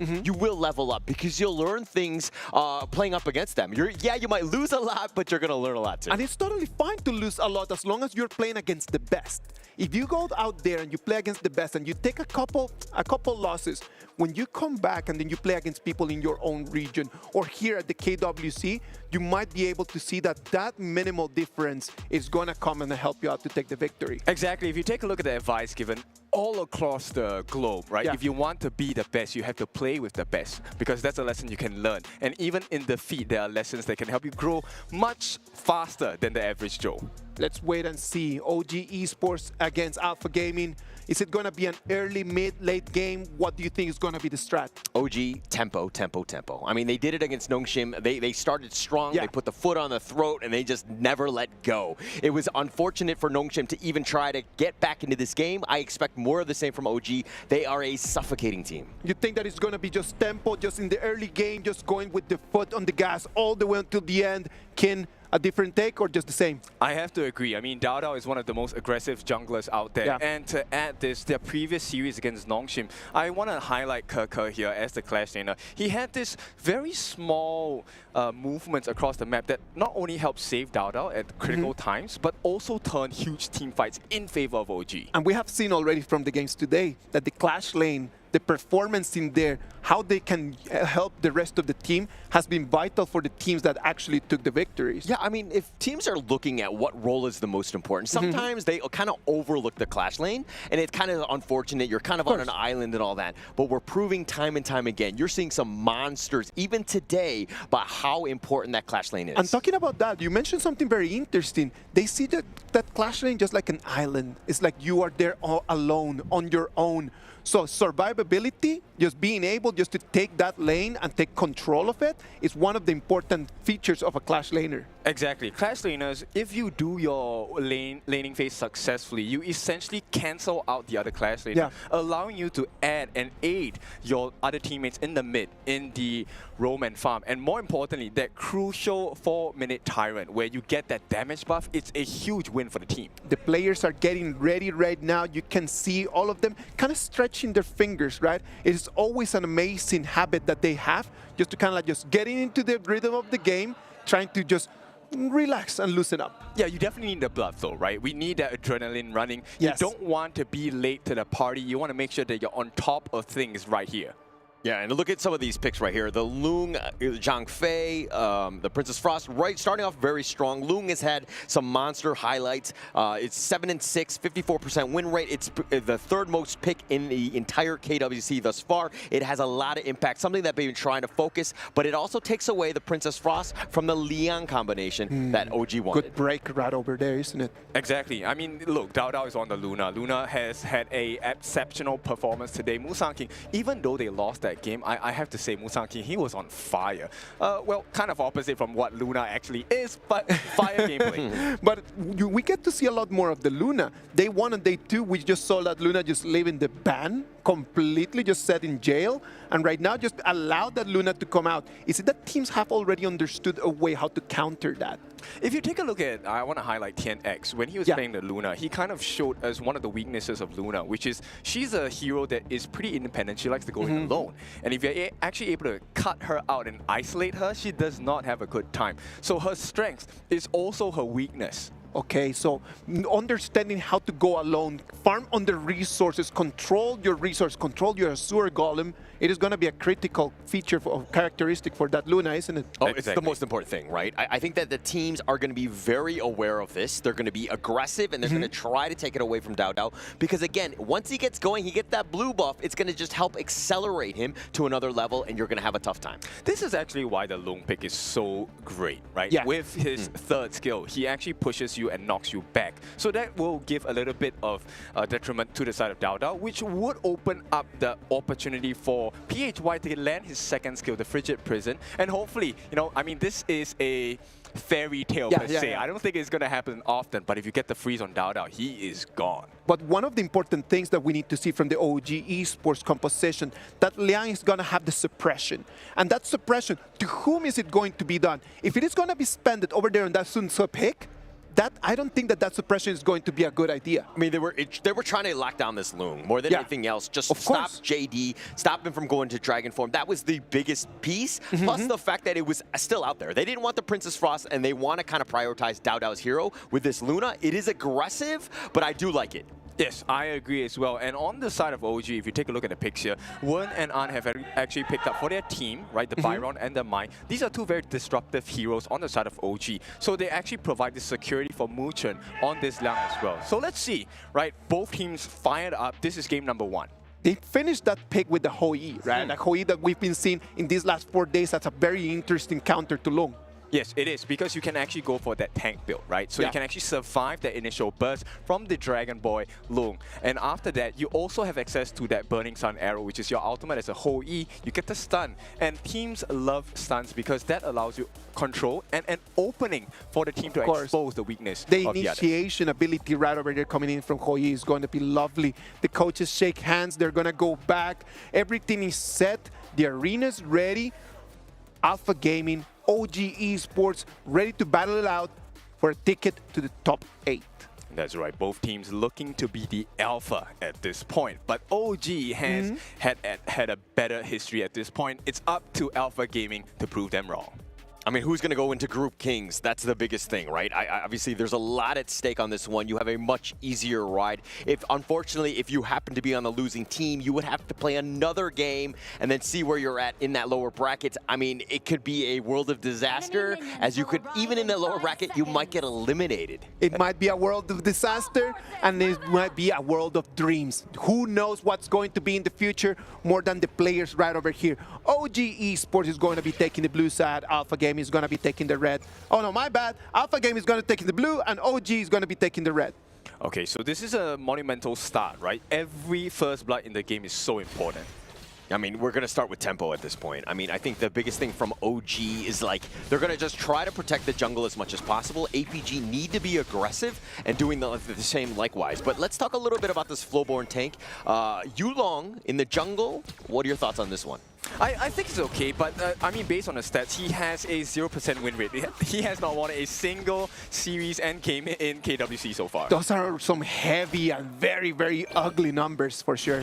Yeah, I mean, teams just haven't really been able to find it out too, you know, they haven't been able to solve it, but throwing it in the jungle, an interesting play here, but more to keep the team alive. I mean, you have a lot of survivability. The Zhang Fei is one of those, and then you have the counter initiation with the Sun Tzu from Daohen. So you have the potential ways of just blocking it up because they're going to be aggressive and on top of you, and if you stun them, you're going to be able to take down OG. It is going to be important just to understand when Alpha Gaming wants to start fighting, right? The way that they're going to spend those initiations is going to be important, right? Like they want to take Muchen's Liang's ultimate out and they want to put it in one of the tanks. I mean, that's the idea, but if you're looking at the OG lineup, you know that Wen is going to be high flying, starting things off, is going to have that vision and can dash out whenever he wants. Plus then you have Dao Dao who could go in a moment's notice. Yep, it is close. Not going to count just yet. Dao Dao putting a little bit of pressure. And with the bolt support coming in from Daohen, this is an interesting start, right? Actually, I'm quite curious because OG actually have left pretty much alone in this first 2 minutes of the game. Yeah, I don't mind that. I think that it's okay. Let the man solo. It's more about the other lanes. Yes, An will be your win condition and can carry you in that late game, but he just needs to survive, not lose anything. I mean, yes, the lane will push, and they'll, you know, APG will even try to focus and give as much space to JD as possible. But An, again, he's not the worst thing right now. Yep, stun is going to be landed with the suppression as well. One goes in, first blood maybe. Saber, he might give his life, and first blood goes over to OG. Yeah, and you knew that right when Muchen hits level 4, that potential was going to be there, but the Burning Sun Arrow combination, way too much. Look at that, OG wants to come in. They're going to force the ulti coming out from JD. Yep, not ideal, right? JD, he has expended his one escape mechanism and it's T1 pressure on the bottom. Yeah, OG already playing very fast. You can feel the tempo. I mean, 1.2k lead OG. This is the way that they like to play. They, again, are very aggressive. They get that early kill and then they slowly take away the map.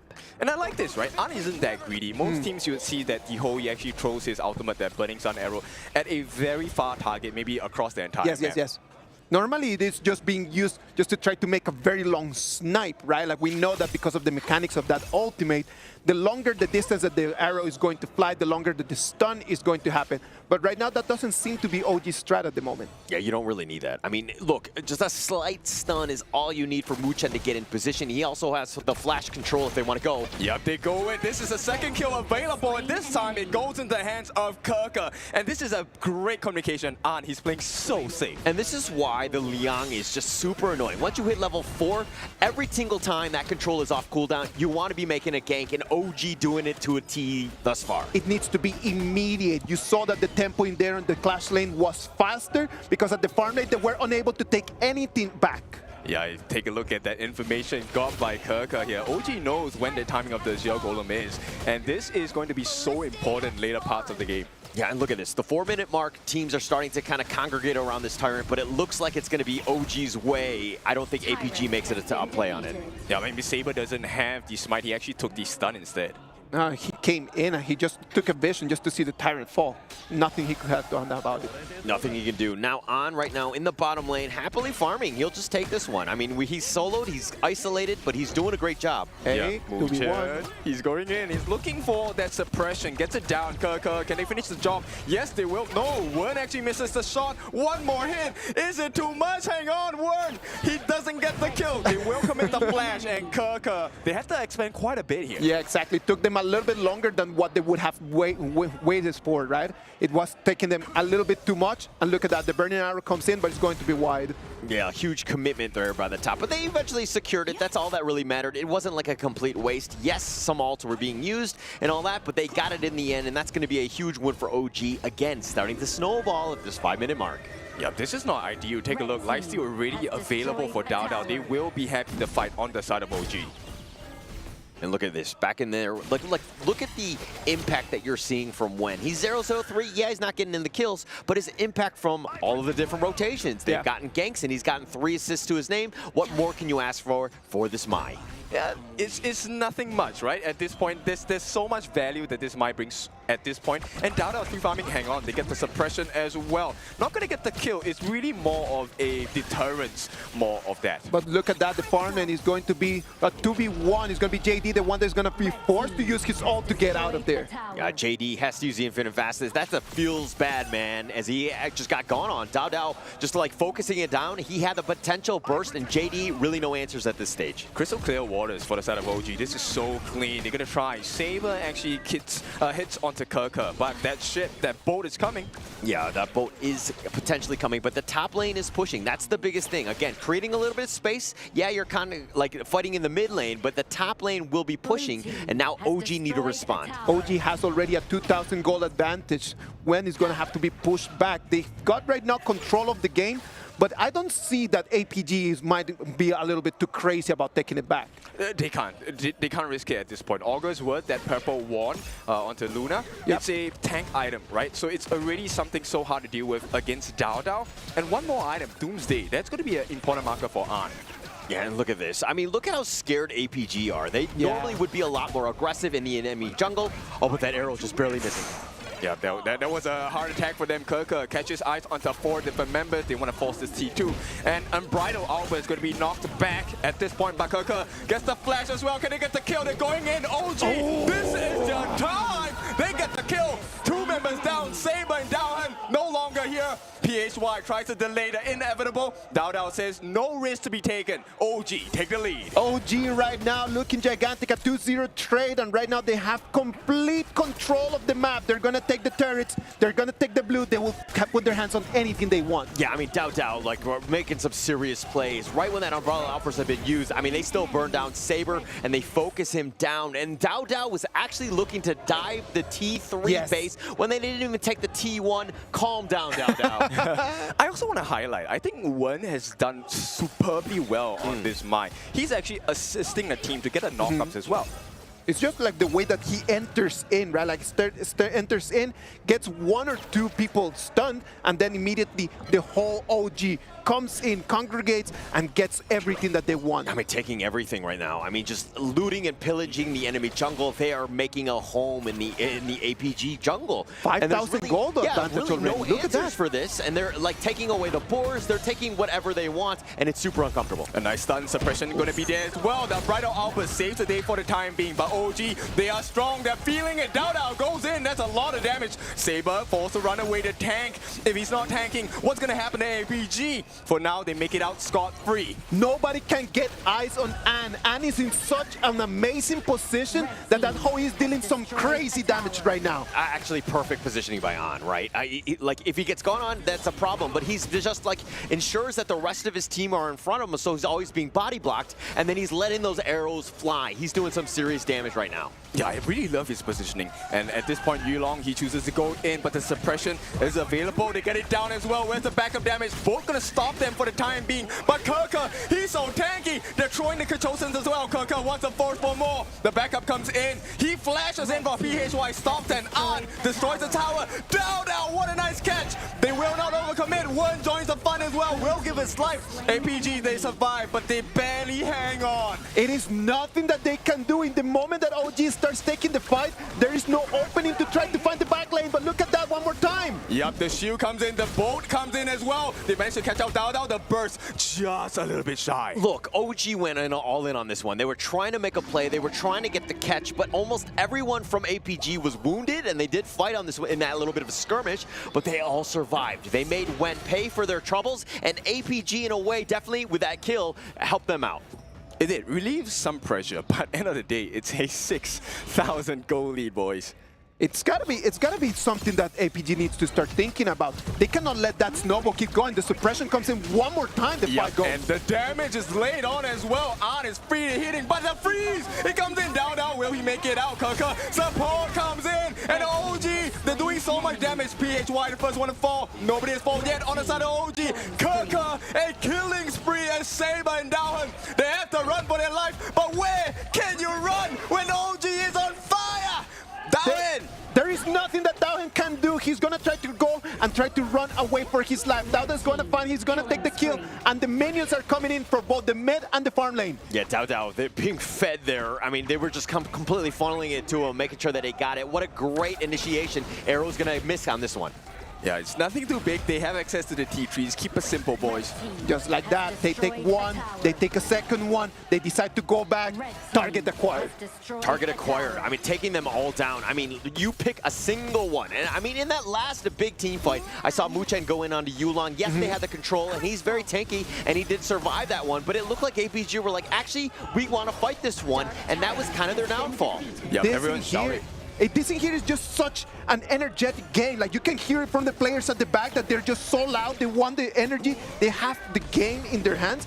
This is just pumping in my heart. I mean, I'm not sure whether you can hear it. APG, the players are shouting for them to find an opening, but there isn't any. OG is just so clean. So clean, so together. I mean, they understand. Look at how far up they are. This is, like, he doesn't need a farm. He just needs to understand where, again, clearing the waves, and then push them back if he sees anybody, and he provide that space for the rest of the team, Dao and An especially, to get that farm. The stun comes in onto the tank. They will not be able to get the kill here, but it's all about the objectives. T3 under pressure. It is trying to take that T3. They want to take the turrets. They want super minions coming in from all the lanes. They're not going to be able to do that right now, and they're going to just rotate to the next target. Yeah. So, our new players, do you know why Word was actually clearing that mid? It's because they want to synchronize all three waves, because you can't deal with all three lanes at the same time. Yeah, very smart. Very smart play. I mean, just understanding how they do it. But they didn't take the top T3, so that is still a bit of a hurdle they need to cross. But still, the Burning Sun Arrow misses yet again by An.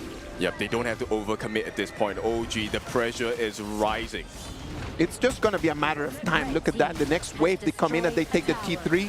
And now super minions are going to come in from all different waves. Look at that. Yep, opening goes on to Kirka, but the suppression comes in. A nice save coming in. Yulong is down so low. All they need to do is poke them out, and they choose to go in on the backline. Word with another amazing play. A rampage for Dao. The crystal is open, but there are no minions at the moment. Saber's supposed to be so tanky, but he cannot be taking no more damage. Look at that. One more stun. Oh my goodness, it is going to be the end of the game to get JD as well. Dao, the last surviving member, and the crystal is wide open. OG, what a performance. What a performance. Very clean performance at the end of the day. There was no losing on that one. They had full momentum, even from minute one, and they just carried it throughout. Just a perfect game by OG Esports. Yeah, look, one is someone I want to learn this mind from. He is so insane, and I also have to highlight, like, Kirka. I think the way he played Byron is so interesting, because most Byrons are going in, I want to get the kill, but Kirka's going for setup, setup, setup. Yes, exactly. He knows how to play for the team, right? Like, he doesn't want to just go and get the kills, just looking out of his KDA. He just wants to go in there and then just be like, okay, what does the team need? Let me provide that.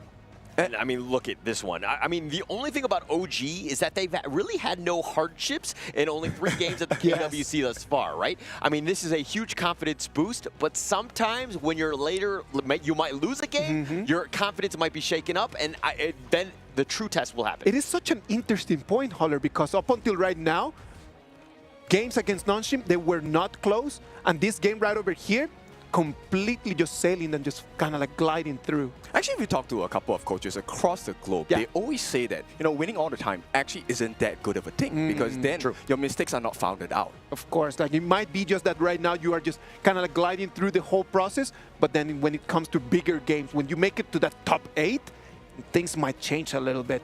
Yeah, and that's going to be the true test, right? And so sometimes, and you kind of saw this with Nongshim, right? In Season 3, they were taking every series to the distance. And so because of that, they learned so many different lessons, and they were getting stronger and stronger as the tournament was playing out.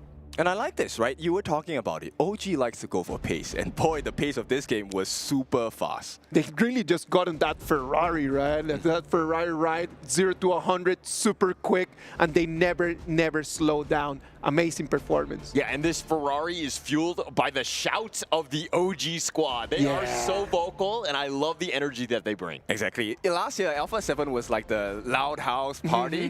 This year, OG joins that carriage as well. I think it's so fun. Do you think that that's going to become a trend, just like becoming very loud? The louder that you become, the more points that you get.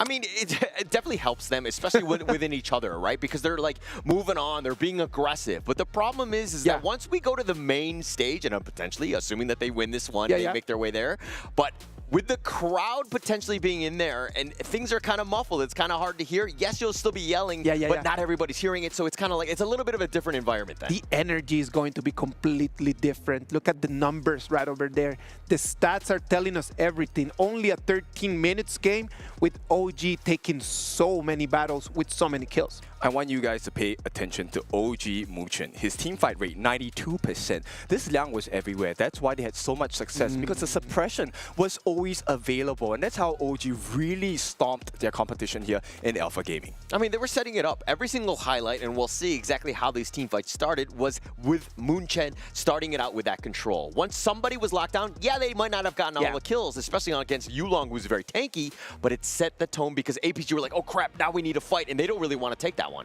Exactly. And you know, when things are bad, it gets even worse, especially when you're playing against Dao Dao, specifically this Luna. I want to talk about PHY. This pick, I think it was smart. They wanted to get the lockdown.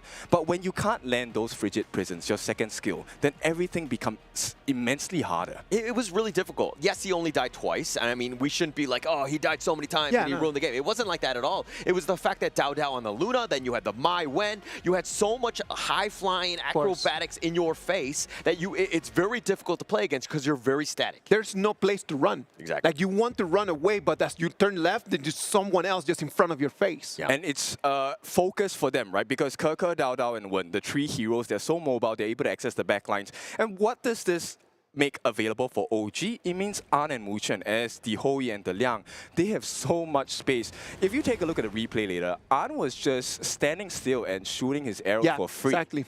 You cannot allow that. And that's the problem, that from the other side, from APG, they never found the solution to how kind of try to flank around, try to find the back lane. It was no way that they could actually jump over that mountain. Yeah, no real chance. I mean, it was going to be a tough one. But again, we were kind of questioning just how much space and time does he need. He had plenty. He was doing the most damage on the team. He was finding, and just the initial push that he had with the rest of the team, just next level. We have been talking a lot about An and how his performance was amazing, but the MVP for this game is going to go for OG Esports Keke. Keke, this guy, 4-0-7. He provided so much more than just the setup for the team. He actually tanked quite a bit for the team's sake as well. And he was always this first offense is best defense mentality. He pushed them all the way, allowing Dao Dao to pick his targets, get right into the heart of APG, and use his ultimate, sucked everyone in. I mean, he was like the perfect tank. He was attracting so much attention. Everybody would be like, oh crap, Keke's on top of me. Like, how are we going to deal with this guy? And then he had the Storm Strike, and he was going from hero to hero and just picking things up. But the biggest thing is the 0 deaths. I know you don't like KDA, kid, but it was really important for this one because he was so aggressive, and the fact that he didn't die, that speaks volumes, and this is why he was the MVP. This is one of the few days that, once again, I will agree with you. This KDA is absolutely beautiful. You know, the Byron, like, okay, I have tried Byron so many times, and I'm going to take personal lessons from Keke from now on.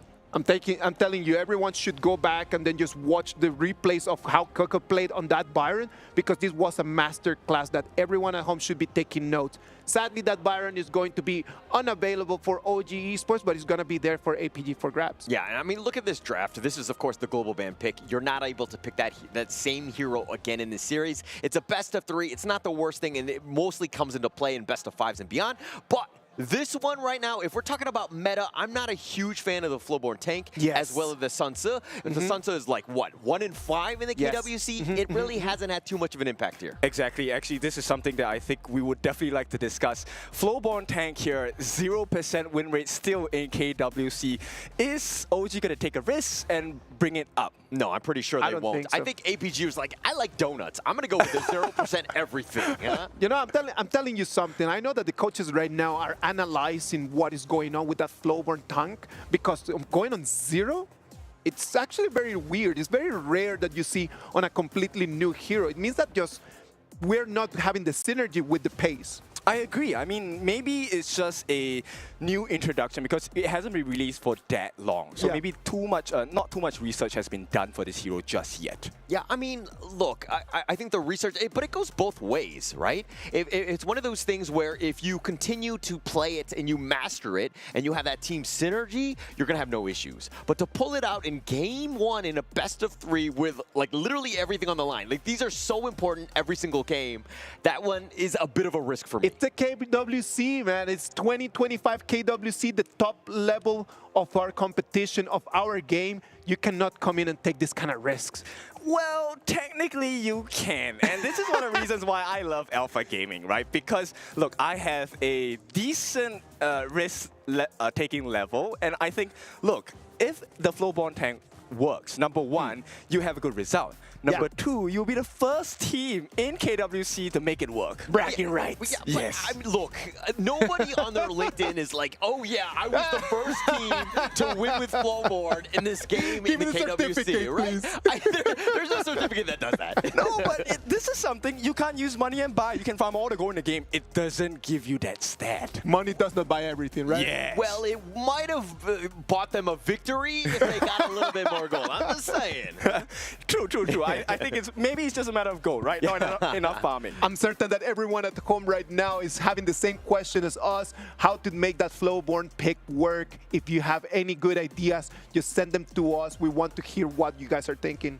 Yeah, put it in the comments, man. I mean, the biggest thing for me is that, like, if they had a more standard game where OG Esports aren't able to play with their speed and their pace in the beginning game, where, again, they were just being aggressive, right? I think that, again, if you had that time, Yulong would have flourished. I think we would have seen that, but it's more of a playstyle more than anything else. I agree. This is why I really like this first pick for Alpha Gaming, right? Instead of being fearful, like we mentioned before, you know what, we're so scared of being invaded, why not be the aggressor? Go and invade their jungle. So they're going to determine the pace of the game. I'm not going to let you dictate the pace. I am going to be the one with the script in the hand.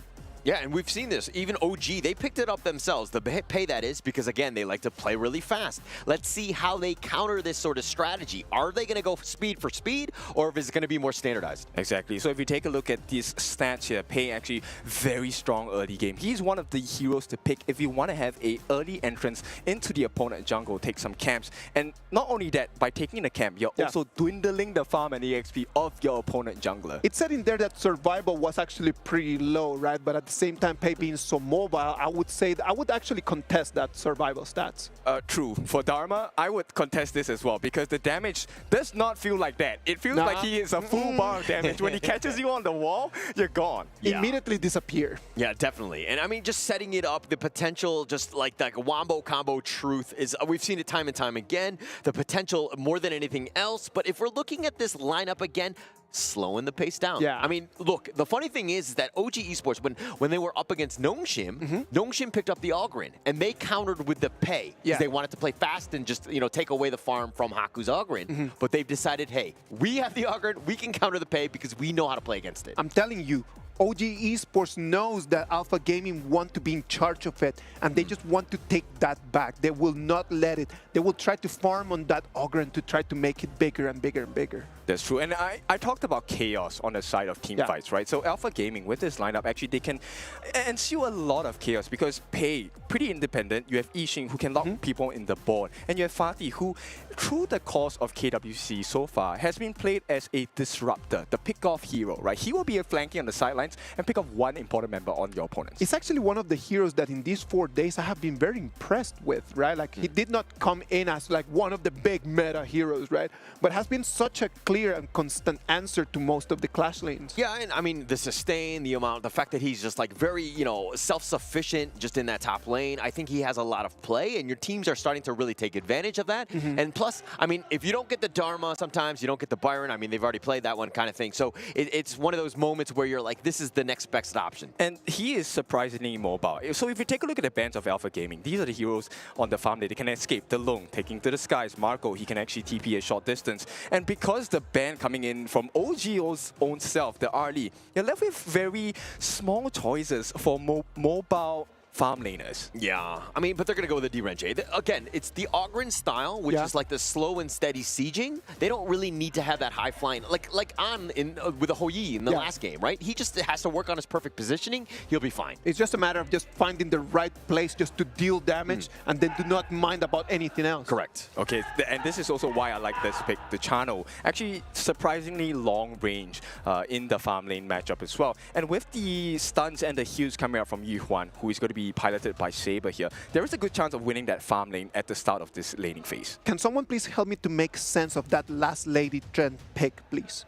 Okay, so the Lady Chen, actually one of her strengths is fighting in tight corners. Yeah. And I'm expecting that, look, the Pei is going to come and invade the jungle. So there is a very high chance that Alpha Gaming will ensue fights in the jungle space, which is a very tight corner. And Lady Chen loves tight corners. So they're just trying to use the map structure just to try to force them. If you are to jump into my jungle, where it's like, actually, as you just mentioned, really tight, I'm just going to freeze you in there. Exactly. So first skill, Ocean of Tears. Second skill, Flowing Side. Everyone stuck together. And once you hit level 4, Destructive Deluge, the ultimate of Lady Chen, it could be quite disastrous on the side of Alpha Gaming. But Alpha Gaming, they have a lot of potential control and big burst damage in the Pei, the Fatih. These are all options that Alpha Gaming, if they play the cards right, this could be a beautiful game. Holler, as you see over here, just both of the compositions, who do you think we're going to have to be paying attention to? I mean, obviously it's got to be Yulong, right, on this Pei. Is he able to get that farm? Is he able to steal away from Dao Dao as much as possible? Because then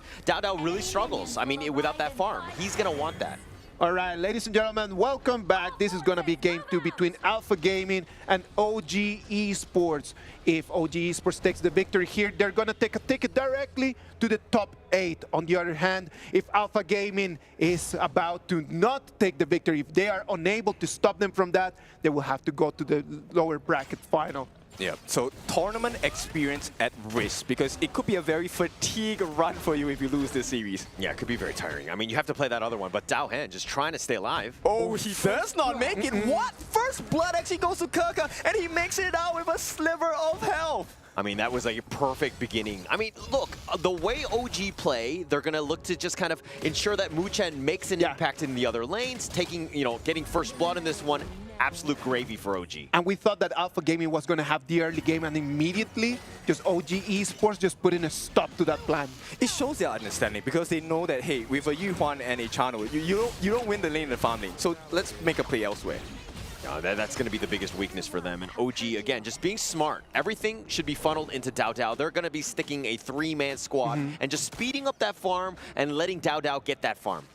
Yeah, I like this vision opening here by Mushen. As a die idea is so important. Actually making use of a passive to jump into brushes as well. You could be in positions where they don't expect you to be.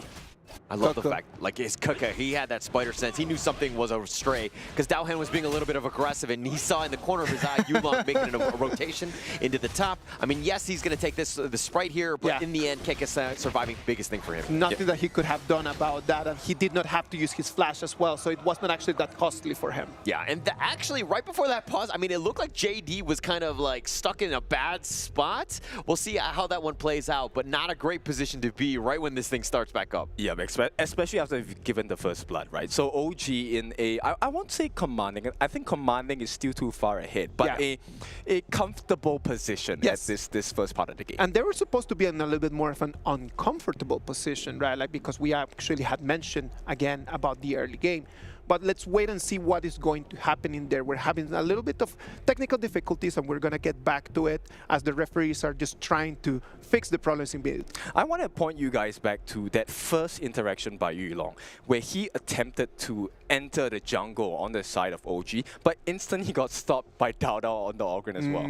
Yeah. I mean, there was a great rotation, right? Great stop there. But I think I want to talk about the comfort level here, because APG need to do a great job of just limiting OG's farm as much as possible, because not only do you make them, on the losing side, but then you quiet them down, right? I think OG right now are just so boisterous, and they love this chaos that things have been happening because they've been winning, but you need to shut them up in a way. At the same time, like, you think about Alpha Gaming having to protect all of their resources. Do you think that they need to prioritize the invasion at this moment of the game? I think it'll help. I think at this point, if you see Dao Dao in like the top side, you got to go to the south side. You got to take whatever is given at this point. You got to be aggressive, which means you got to play a little bit more risky, which can really bite you in the butt if things don't go well, though. So decision making is so important in this particular game, and in fact all the games as well, even your ranked games. And in order to make full use of this, you need information. So right now, both teams, the roamers and mid laners, have to do a very important job. They have to open the map up. I mean, there's a lot of, I would say,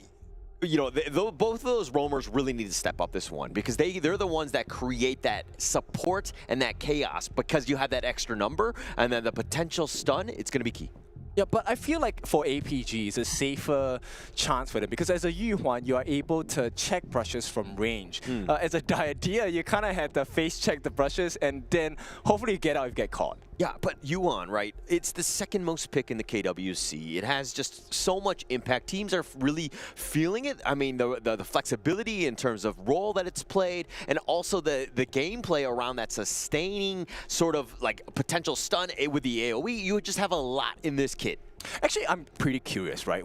How does Alpha Gaming go with this Yuan pick? Do you go for the tank version of it so they can soak up damage? Or do you go for the magic build to maybe add on to the aggression that is already complemented by Pei? I think you go tank. You got to just more about the sustain, staying alive, cycling those skills. Because if you look at the rest of the squad, you have Fatih, Pei, and as well as the channel, you have so much damage, right? You don't need any more damage. Really? I disagree with you. I love damage. And I think if the Yuan is able to go damage, then that's another form of aggression. And then you kind of create the same situation that OG created in Game 1, which is offense is the best defense. You have to stay safe. But, okay, while I understand that, great. The biggest thing about this one is that the enemy team, OG that is, has an Ogryn. Right? Once he gets online and he starts hitting people and he's just kind of survivable, he's able to outlast your damage, he's going to slice you down because you don't have anything but offense. I see where you're going with, but once again, I'm going to have to disagree with you. Look, Ogryn hates burst potential. He hates being stunned up. And like if you go full damage, you can burst the Ogryn down. And once Ogryn is dead, what do you have left on the side of OG? All right, I think for the sake of this argument, you were just arguing to argue? I don't really know. I don't know about this one. You know what? I'm a peace-loving person. I'm non-confrontational. Disagree. I know you. There's nothing peace about you, my friend. What? I'm so peaceful. You know, I take the buffs from my farm laners just to let them know how peaceful I am. Yes. Because I don't want to fight. I reported you that game, by the way. But yeah, no, going back into this one, I do feel like, look, the world is their oyster in APG, right? Because again, setting the tone, having that early game pay, being aggressive, a lot of the pressure is on you, and if you're doing well, you can do whatever you want, right? True, but they're on a timer. Yeah, they are on a timer, and that's my concern, right? If things don't win, if you're not able to win in like the first 15 minutes or something like that, you're kind of in a bad spot. You're not going to be able to take them over the edge because OG with this Ogryn build, and they have the lineup to really support him, you're going to have a tough time. Okay, so I just want to back up my stance here. Look, I think they should go for the Magic build because so far in KWC, the win rate for Yuhuan has been 42.86%. Okay, but let me add this on. Most of the games that have been won in KWC where a player picks up Yuhuan has been won with her building the Magic attack build. Okay, all right. Well, you know, fake news, fake news. I question all of it, everything. No, I'm just kidding. Okay. No, because I feel like you have like that steamrolling game and you're doing well and you have that. I mean, you still have sustain. You still have that healing kit. It doesn't go away. True. But again, look, 15 minutes, right? That's all OG need to do. Just get to that 15-minute mark. Well, let's see where Dowdow's at. If he's got those items, I think it could be rough for APG. Again, more pressure on them to perform. Okay, so we know that OG is the team that is touted as the stronger team in this matchup. But there's one player that I'm so curious about, which Isaac, you mentioned before. Wen on this Lady Chen. They love this counter-attack initiation where she's able to get them in tight corners. But what happens if Wen dies? All of this detriment, this deterrence is gone. Yeah, I mean, it's going to slow things down, which is going to be tough, right? And that's why he needs to stay alive as much as possible. Also, I like the fact that you're like, Wen is on the Lady Jun, and you were kind of like rhyming a bit a little. Oh, I'm actually a pseudo rapper here. Pseudo rapper is. Yeah, I rap burritos. All right, ladies and gentlemen, thank you very much for being online. This is the KWC 2025, the top-level competition of Honor of Kings. We're live from Riyadh in Saudi Arabia. This is the Esports World Cup. Right now, we are having a little bit of technical difficulties. We are trying to fix that. But don't worry, we're going to stay here with you. If you need to go real quick to go and get some water, go and do that. There's no problem. But we're going to stay here just all the way until the referees can give everyone a fair chance to compete. Okay, so let's talk about this clash lane. You know, for Dowhen on this Fatih, do you think he's going to have a big impact in this game? I mean, he's got to have a big impact, right? I think a lot of the space and the fact that, like, the rest of the squad, very squishy, right? Who else is going to be that front liner? He needs to ensure that, yes, if he's going to go with the damage, he's going to have that sustain. He needs to ensure that he's up front and being in your face, making it difficult for the rest of the squad. I mean, getting on top of Wen is going to be one of his big priorities. That's true. Actually, we have seen two different play styles on the Fatih from all the different teams that have picked him in KWC. So there are two options you can explore. So one, like you mentioned before, in their face, throwing those slashes out. But also, the other style of playing this Fatih is actually going for the flank and picking off those side laners, maybe going for the roam or trying to dive onto the farm laners. But like, okay, then you have to really rely on the Yuan to kind of be that front liner, right? And then it goes back to the item build, because who else is going to be that front liner to just kind of soak up the initial initiation, right? So he needs there, he's got the unending sorrow, he will survive, but he just might get insta-gibbed like if he doesn't have any items at all. True, but if you take a look at how they play, look, APG, Alpha Gaming, they benefit from singulated and isolated team fights, right? And this is where I think Kirka as a Dharma is going to suffer, because Dharma wants you in a pack. He wants you grouped together. Yeah. And I mean, if you're looking at the squad from Alpha Gaming here, most of them, it's like one of those things where like you envision how the formation is. Like if you're watching a football match, like what, like a 2-3-2, that kind of stuff, right? In this way, I feel like Fatih's kind of up front. You have the Yuan right behind him, like, or you know, like towards the front line, and then you have all of the other guys on the far end at the maximum distance of their spells and their attacks. This makes me so curious about the coach's notes, right? We talk about formation. Are we going to change to a diamond formation? Are we going to change it to a circle formation? You know, because these shapes matter. Whether you know of this or not, actually in team fights, these compositions and these positions matter, because it then opens up a couple of doors for you to explore on the side of Alpha Gaming. Yeah. I mean, it's going to be key. I mean, if we're looking at the OG side, you have the Ogren. He's going to be like a 1-4 formation. I mean, depending on where Kuka wants to be. But it looks like we're underway. We are back in the game. Yep, this, okay, so we will reset it at this point. JD having a decent time. And this is that jump shot that JD has that I think could be a problem for any member on the side of OG. Yeah, if he's able to just kind of get on top of you, like you can outrange him, but PH1. Oh, look at that. PH1 just being taken super low. He's going to have to run away with the help of his passive. Still maintaining initiative, just that passive, just keeping alive. I was like, oh, that's going to be it. He had no chance, but PHY far superior on the 0. Yeah, but that's now an opening on the side of OG. Right now they know they can be aggressive and PHY cannot make those big plays. Yeah, no big play. I mean, again, it's going to be a little bit of a detriment. It's going to be tougher for him, but you still have Yulong. Again, can be very aggressive, has that damage. So you can't really just find PHY and just kind of kill him. Interesting. I'm not sure whether you guys noticed, but our friends at home, Daohan actually built the Boots of Fortitude, which helps you with physical defense. And I feel like you're kind of disrespecting One here. Yeah.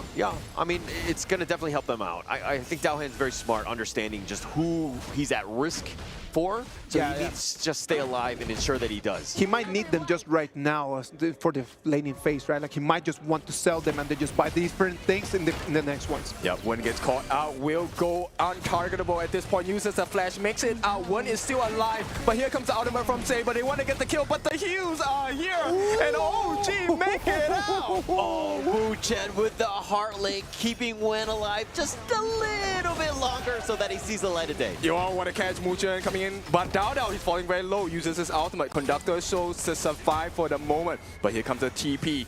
They're looking for the opening. Keke, can he find it? APG came in, they tried to push in, and they at the end take that kill. They wanted to get Wen earlier, he ran away, but they came and found him at the end. What was he doing there? I mean, just a little far front. I mean, look, Yulong on the pay will sometimes catch you off guard. I mean, the mobility and the range, you have a lot of distance that you can cover, and Wen got caught out, especially since he used his flash earlier. It's one of those good things about just being so fast, like the rotation from that pay in the map is just one of the fastest that we have.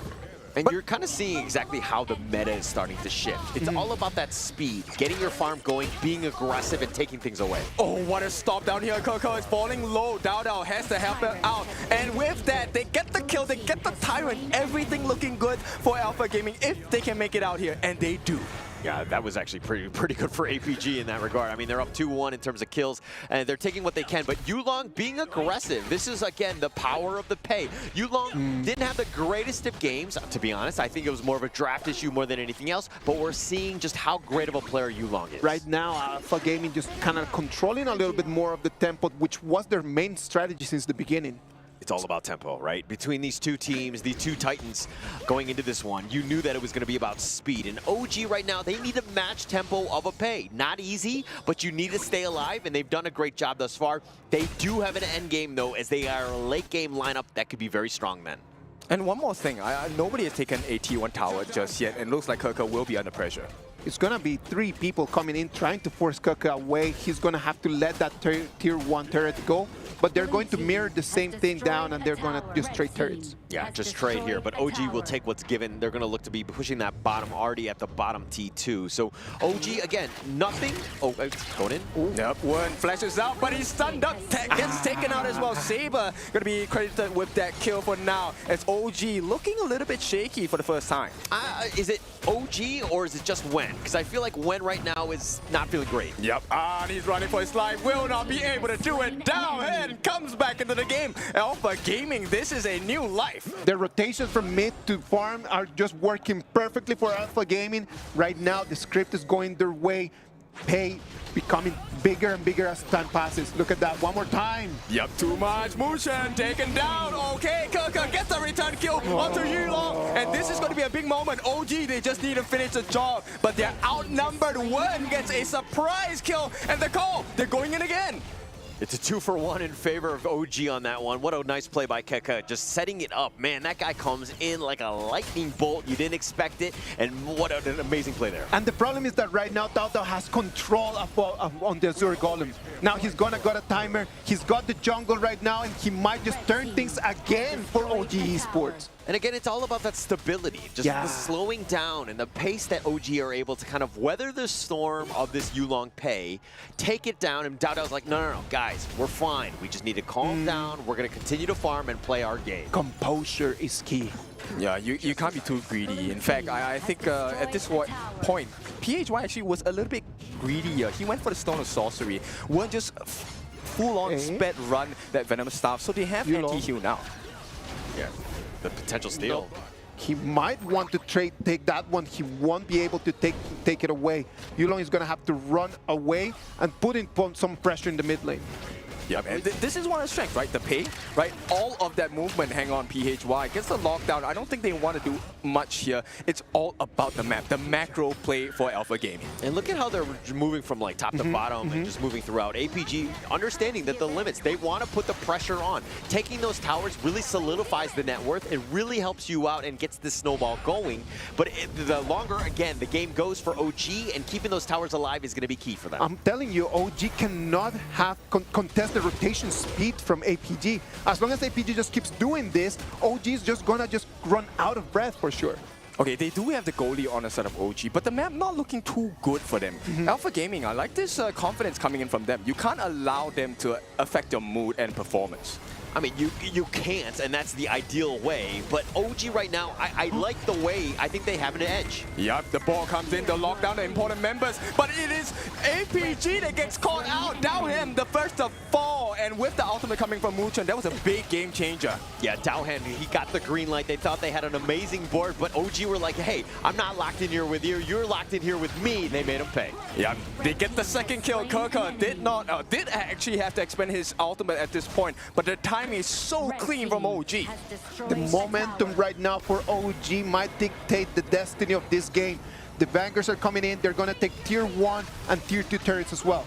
Yeah, OG looking just way too strong, and this has got to be very disheartening for an APG lineup that wanted to win that early game, and now they're behind. This is not a situation they wanted to be in when they drafted this lineup. But it's all about looking for openings, right? I like this fact that the recovery Yulong actually goes straight for the Crimson buff. They make a trade, not the best trade available, but you take what you can. You'll take way better than taking nothing, right? Yeah, exactly. And with that, you know, Yulong completes his rapacious bite. This is the final form of the aggressive attack jungle item. I mean, look, OG starting to group up here. They're having a tough time. APG need to make some sort of play, look jungle invade, try to get themselves in this one because it's not a great situation. They are falling further and further behind. Yes, and I just want to point out, Saber actually went for the tank build here. Okay, so he went the right way. Okay, see what I did there? Right way, maybe, but for now it looks like a left instead. I mean, it's the smart play. They need to stay alive. I mean, yes, they are losing, which is not great for them, but somebody needs to be able to take these hits. Oh, they have eyes on Yulong. Yulong is going to be caught right over there, but he's going to have to move into the jungle, and the fight might start over here in the mid lane. Yep, the ball laid down, doesn't catch anyone, but An has been stunned up, gets healed up, and Dao looking for an opening, but a T2 on the bottom, available for the taking. I mean, it was a bit of a push here, but now they might be caught off. This is very scary for Dowhan right now. Yep, flash committed by Dowhan. They want to catch the Tiger instead. It looks like Yulong is running for his life. Anyone able to catch this guy? No, they will give up. Indecision right over there from OG Esports. They wanted to go and they went to two different directions. They did not get one nor the other. I mean, they're trying to go for Yulong. Just too much speed, but they might caught him here. Yep, they're split by the decision, and APG, they're looking good at this fight. They get the kill on the An. There's not enough damage, but hang on. Dao survives this. Get the blood rage as well. Oh no, a huge turnaround. Oh gee, they make them pay. 4 different members down as APG crumble. Triple kill for Dao. He comes in, stands up, gets the Tyrant, and right now they're parading towards the high ground hauler. A Dao with the amazing bait of that blood rage right at the last minute. Nice catch as well. A godlike for Dao as they look to end this game, but PHY, he's coming back 3 seconds more. I mean, but no mid T3. Yes, you gotta deal with the outside T2s. I mean, that's the only thing slowing them down, but OG right now in full control. Yeah, definitely in full control. I think we've rarely seen a game in KWC where there was so much control like this.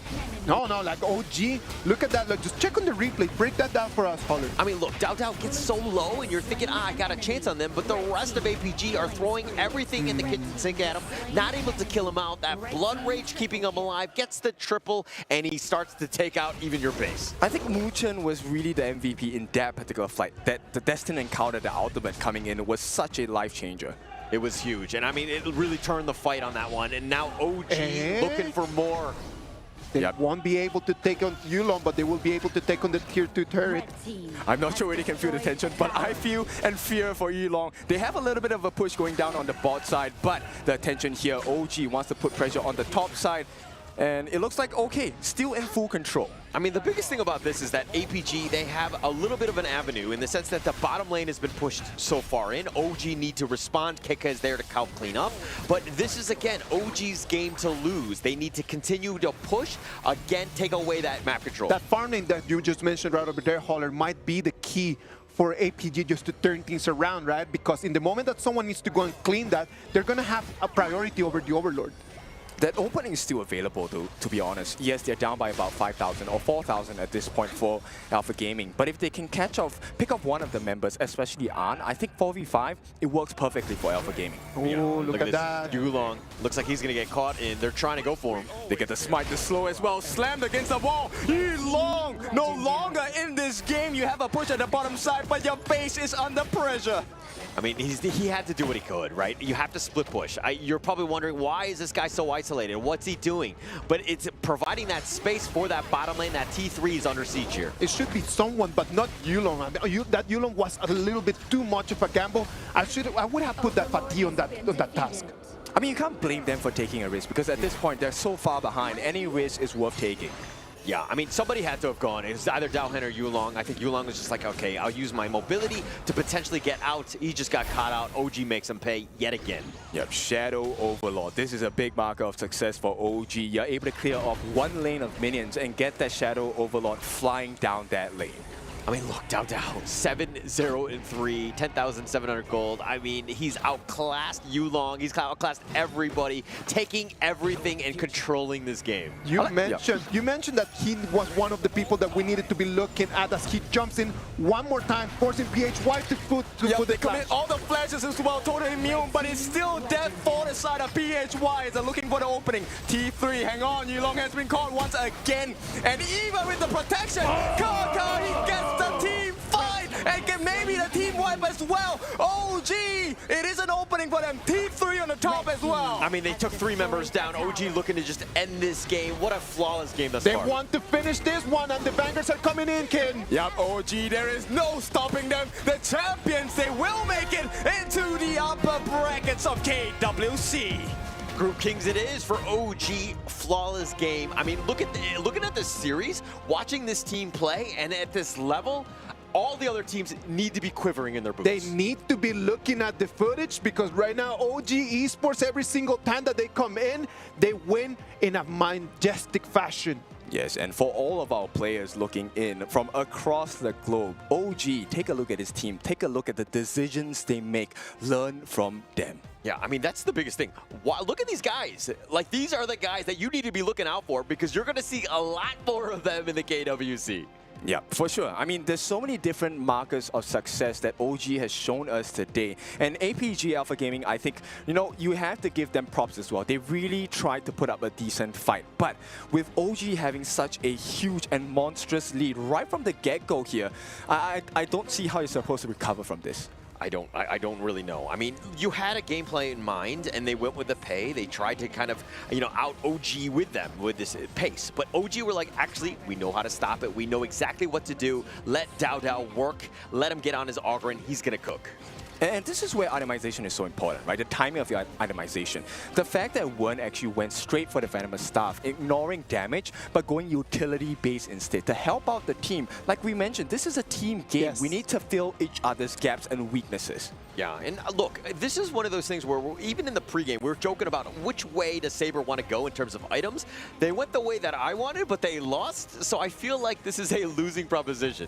That's true. I mean, for the first time in a rare time, I am correct and Holler is wrong, and I love this day. Oh my gosh, it's a terrible, terrible one. But I mean, you're seeing exactly what's happening. I mean, look at that board that was set up. Daohen to try to go in, OG making them pay, and that was kind of like the tipping point. From that moment on, OG was like full control over the game.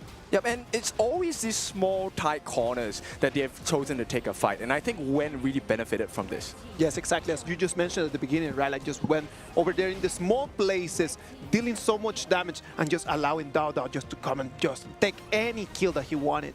He took everything. I mean, whatever Dao wanted, he gets, right? And you're just seeing just the incredible strength and power of this guy on this hero. He is next level. Remember the name, Dao.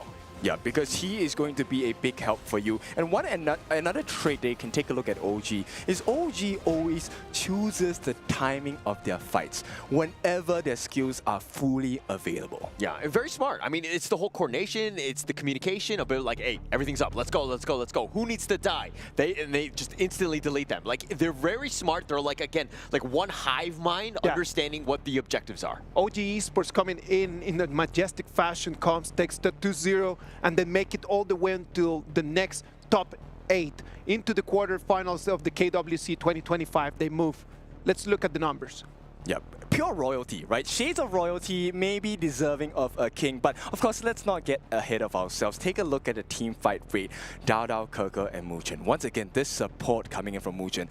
Many a times, his ultimate, that healing factor saved the day for OG.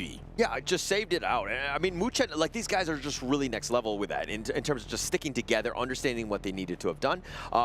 Look, Dao, 64,000 damage, 75,000 damage, the most in the game. They were throwing everything at him, trying to take him down. They could not. And Dao was just incredibly strong. He didn't die a single time. He was 8-0-5. And if you take a look at the scoreline and the stats itself, OG shows you how to get those stats correct, right? As a tank, Dao, you're supposed to soak up all the damage from the team. Positioning-wise, Wen and An, they're supposed to be at the backlines. And Muchen, as a support, actually in limbo, right? In danger, but you have to be in danger to be able to be close enough to get the heals down for your team as well. Yeah, I mean, you're definitely going to have an impact as Muchen on the idea, and he did, and he just needs to stay alive and just, again, cycle those heals and the potential stuns, the setup for everybody else, and Muchen was just really, really good as well. I think Muchen is one of those players where he's really silent, but his effect is shown. You cannot ignore this man. Yeah, I mean, his impact was definitely there. And unfortunately, probably they'll look at KDA or they'll look at the other stats and they'll not exactly see the impact that he had, but we see you, Muchen. We know what you did in this game. Yeah, Rome lives matter. We are roamers as well, and we truly see you. Now, Kin is a roamer as well. So, well, yeah, no problem at all. We roamers just embrace everyone. All right, thank you very much. OG Esports moving forward. What about we check the MVP for this amazing game? It is going to be OG Esports Keke on that Dharma. Okay, interesting. I was like praising Dao, but it looks like Keke, he did have an impact as well. Okay, he was not to be like Batman and Robin. I'm not entirely sure which one is which between Dao and Keke, but Keke definitely had an impact here. It's all about the setups, right? You want to have a comfortable situation, and Keke was responsible for this. Like we said in game number 1, this guy, he's not just like one directional. He's multifaceted. He's able to set up the fights. He's able to push away the opponents as well. In fact, that initial catch onto the first kill onto Yulong came from him because they were trying to go onto Muchen. Yeah, and Keke, again, just the impact. Like, he's always been able to just be there when the team needs him, when they get jumped on, and the fact that, like, he's able to initiate at the perfect time, Keke is very scary in that clash lane. Yeah, so it's so important as you go and come into Honor of Kings to understand the game, understand your hero, and also itemization. And all of these adds up into one singular core strength you have as a player. And maybe if you learn how Keke has learned this game, you could be behind us playing this game as well. Well, boys, OG Esports is going to move forward. What do you think has made them so strong? I mean, their ability to take on anything. I mean, they knew that the pay was going to be there. They were like, okay, we can counter this. We understand how to play the game. And they also know how to play fast themselves. This is a team that's really starting to be very versatile. And it's kind of scary because, like, what do you throw at these guys? Like, oh, nothing really sticks. Sorry, I have to say this. It truly is because of a dream. So dream OG. Dream OG, Kin says.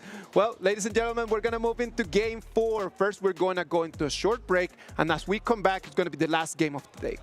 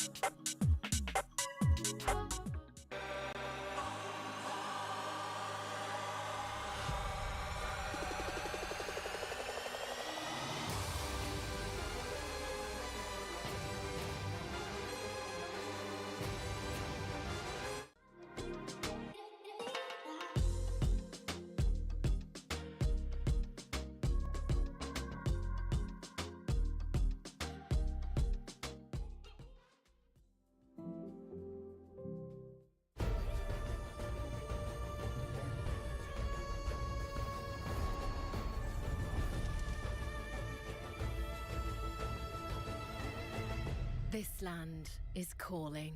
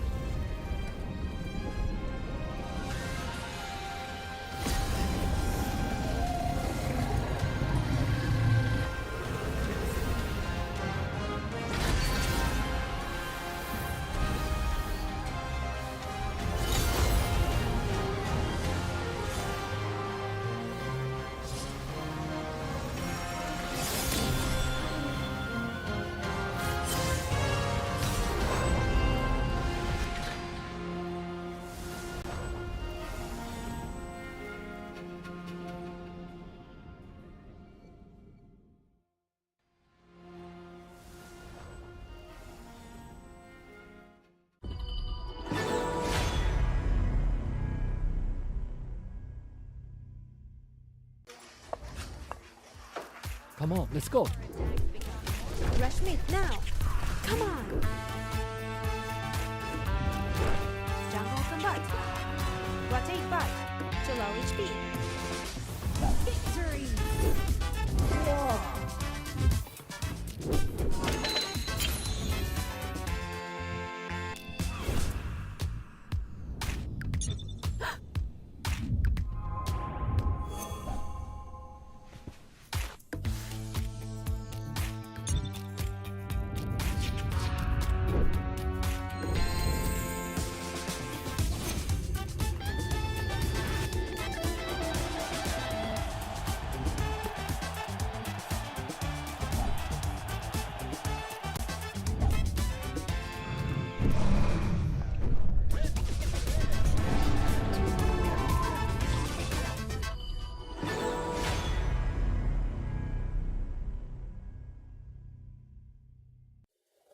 Hi everyone! The Honor of Kings Flowborn Outfit Design Contest is officially underway. We've always wanted to make HOK more fun for players. We hope the highly customizable outfit feature of Flowborn becomes a way for players to express themselves. In this contest, we welcome all players to submit their ideas through original outfit designs. Create your own exclusive hero. Outstanding entries will win cash prizes and may even be implemented in-game. The submission period is from July 4th to July 25th, so don't miss out.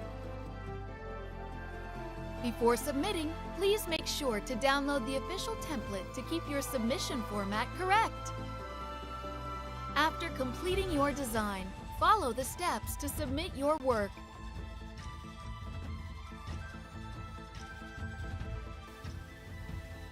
Please wait patiently for the official review results. What are you waiting for? This time, be your own hero.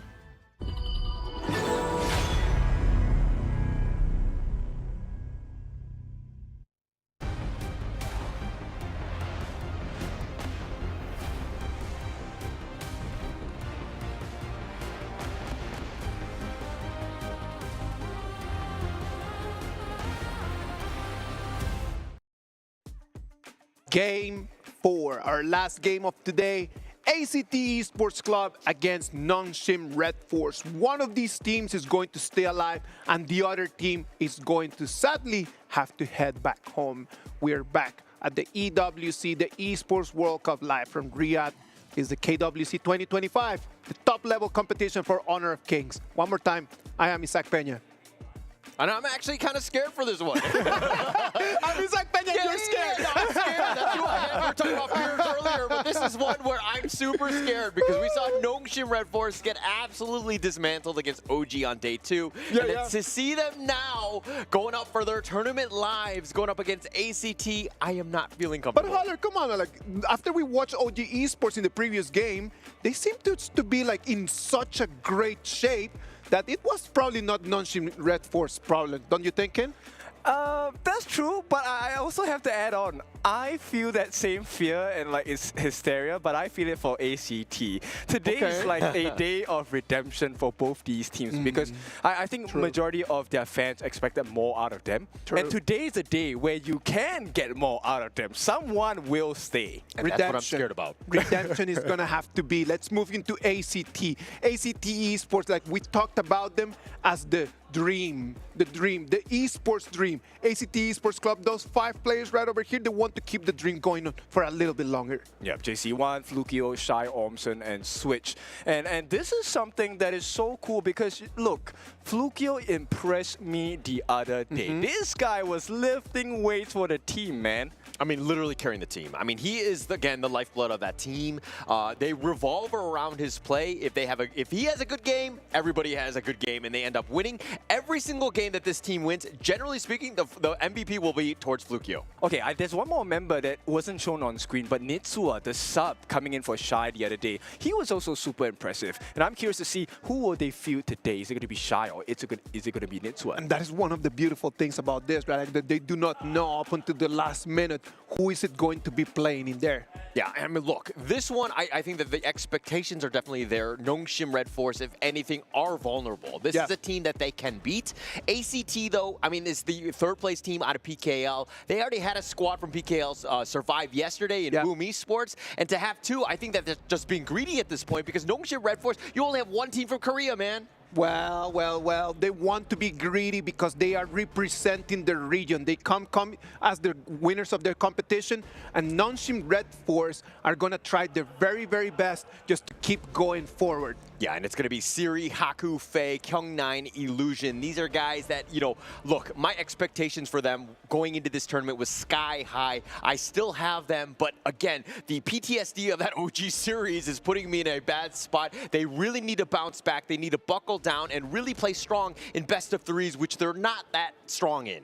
Okay, let me calm you down for a bit because we come from the KME region. We casted their games as well. And to be honest, I think Nongshim is a team that they have suffered many defeats. Look, even like Season 3, they lost against Nova at the Grand Finals. Best of 7, they went into game number 7, lost at the Ultimate Battle. But ever since that interaction, Nongshim, when they appeared in the East League, they were so powerful. Yeah, and this is something that we're talking about in the last series, all right? About the whole confidence that's being built. Once you start destroying teams, you think that you're undefeated and you're like able to take anything out. It's difficult to kind of deal with adversity at some points, right? And they felt that adversity. Losing that one might have been good. Like OG losing to Twisted Minds was good for them because they're like, actually, we need to level up. We need to get better. And right now, we're seeing Nongshim Red Force. They had that moment, that eureka moment on day 2. Nongshim Red Force, they need to start learning. They need to pay attention, take notes, and try to prove themselves as what they are, the champions that they are.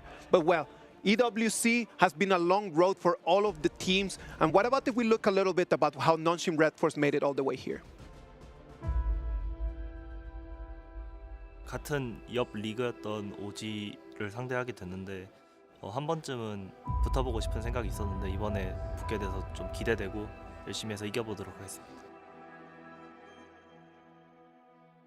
필리핀 리그에서 좋은 성적을 보여줬던 치위라고 생각하고 긴장하면서 잘 상대해보도록 하겠습니다.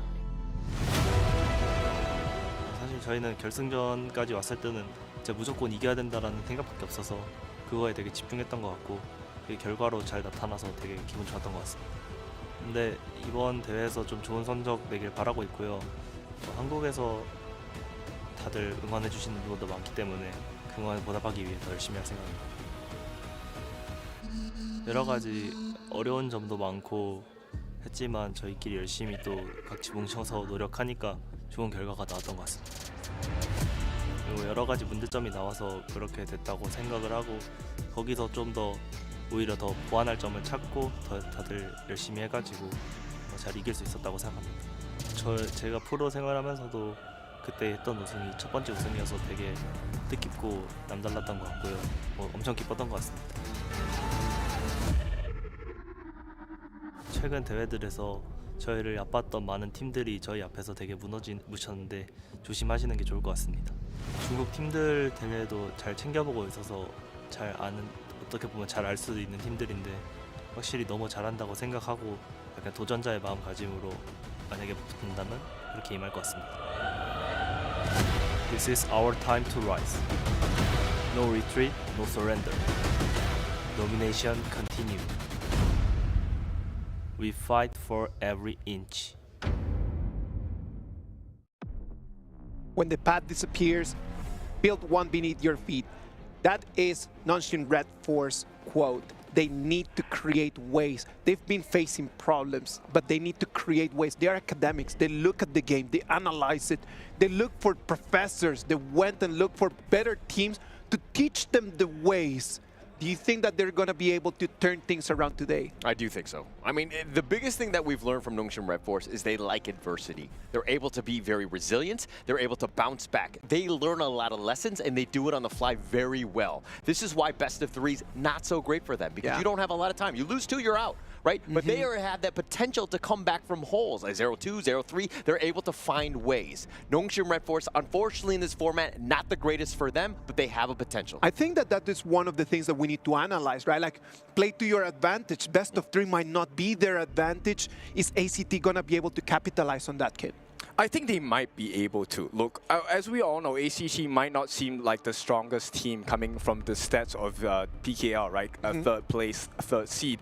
But then this is a trait that both teams have. In fact, all the different teams that have made it to KWC show this trait. And that trait is to never give up. You can fail, it doesn't matter, but you just have to keep trying. And I think for today, both teams will definitely give their best. Let's wait and see what those two teams are going to bring to us. The first round of bans is already locked in. It's going to be the Lian, the Dharma, the Lung, and the Arlie that they're going to be set in jail. Yeah, I mean, like focusing it right onto Siri, making him play something a little bit uncomfortable. I hope they don't pick up the Kunso Yui like they did in that OG series. But I mean, there are definitely other heroes that they look to, like, they have a focus on. Siri is able to play a wide variety. One other strength of Nongxin Red Force is that they all have very deep hero pools. Yes, they truly do. And you know, one of the specialties of Haku, which I'm really concerned because it's open now, is the Allgren. We have seen him be a beast with the Allgren pick. Very high win rate in the East Major Leagues as well. But for now, Nongxin Red Force, they prioritize this Fatih pick. Is ACT going to allow that Allgren over there as well, right? Like, they might just keep it for themselves. I'm actually curious to see if ACT is going to play that burst composition which they like to play, right? I want to see if they're going to have the Yihuan coming in from Nitsua as well. So he's going to sub Shy and play in the mid lane. Okay. And pick up the Mai. We have not seen Nitsua's Mai here in KWC yet, but so far his performance has been convincing. So in the PKL, he has had already a very convincing performance with that Mai Shiranui. Actually, Nitsua didn't actually show much up in PKL because Shy took his place. Nitsua actually didn't get a lot of love in PKL. Well, Nitsua is going to have to come in and stand up in business, man, because this is already do or die. He better comes and delivers.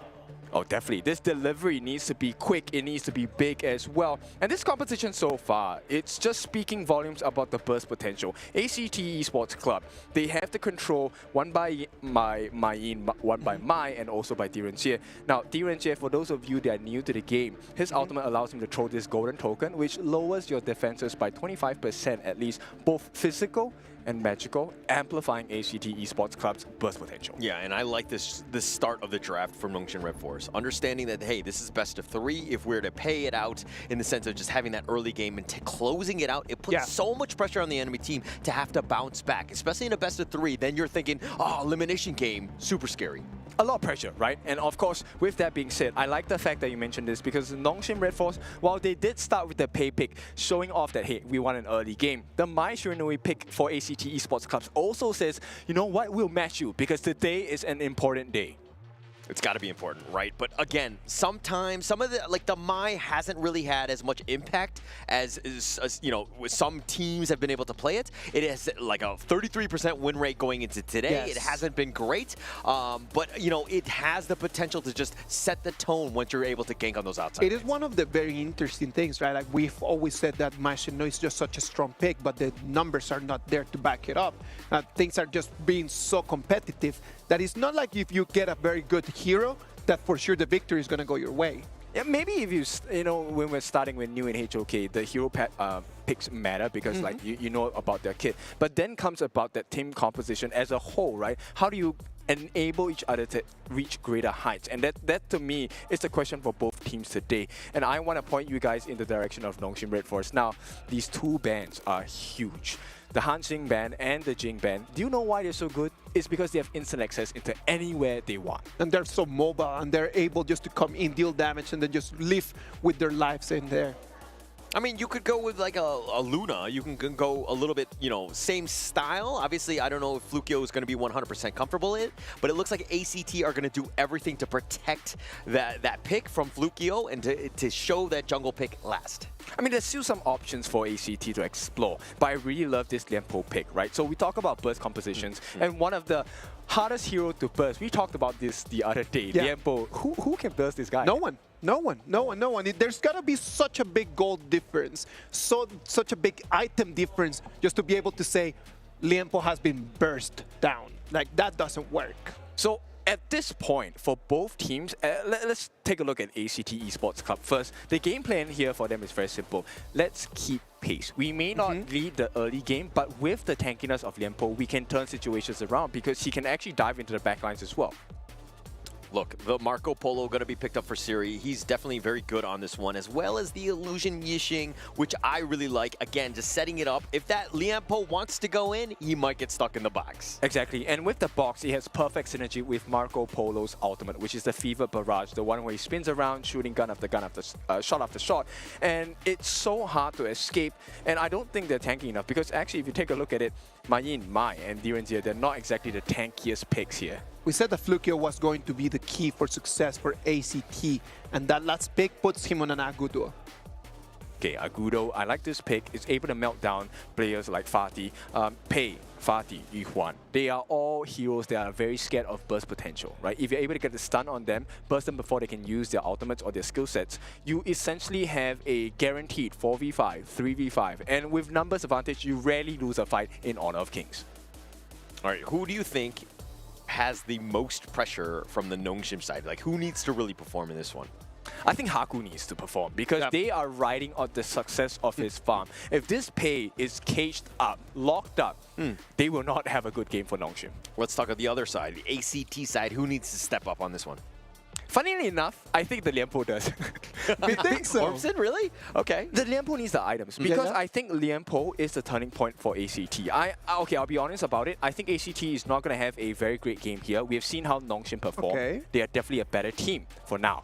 But they need a saving grace. They need a lifeline. And that lifeline can come from Ormson if he can tank appropriately and set up team fights with his Tremor Smash. I think that the opportunity of Ormson just to get there and just provide information. I'm not going to even jump into initiation.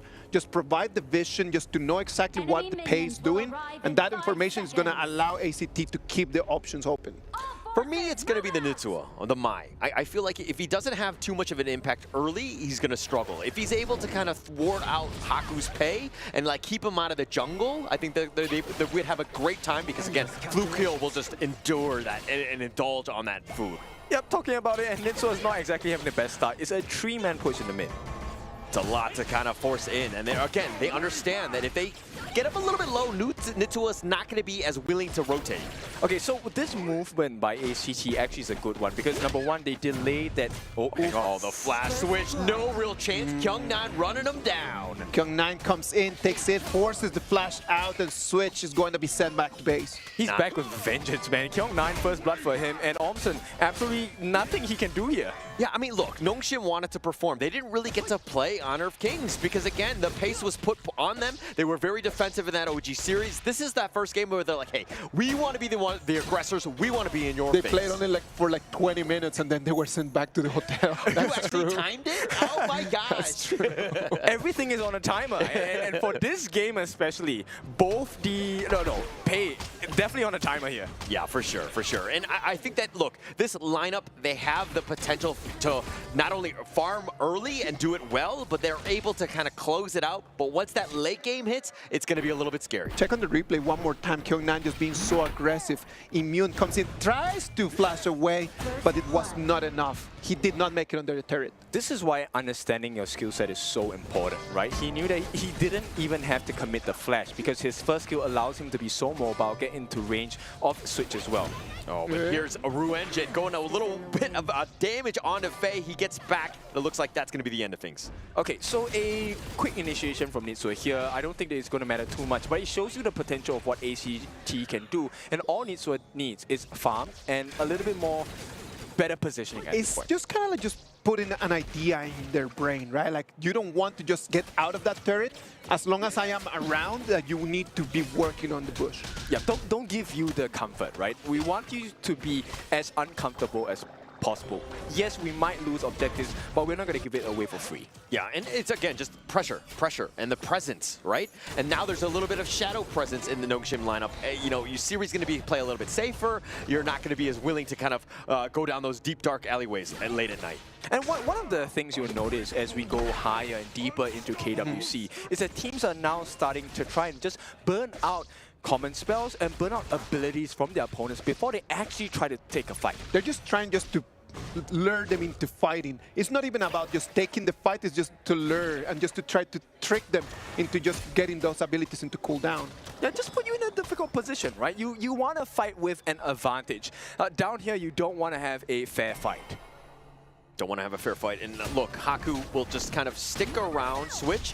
He gets the pullback on the Faye. He's going to be aggressive with the Unending Sorrow, and now Haku shows his cards, and he's going to be there, but again, nothing was too much at risk.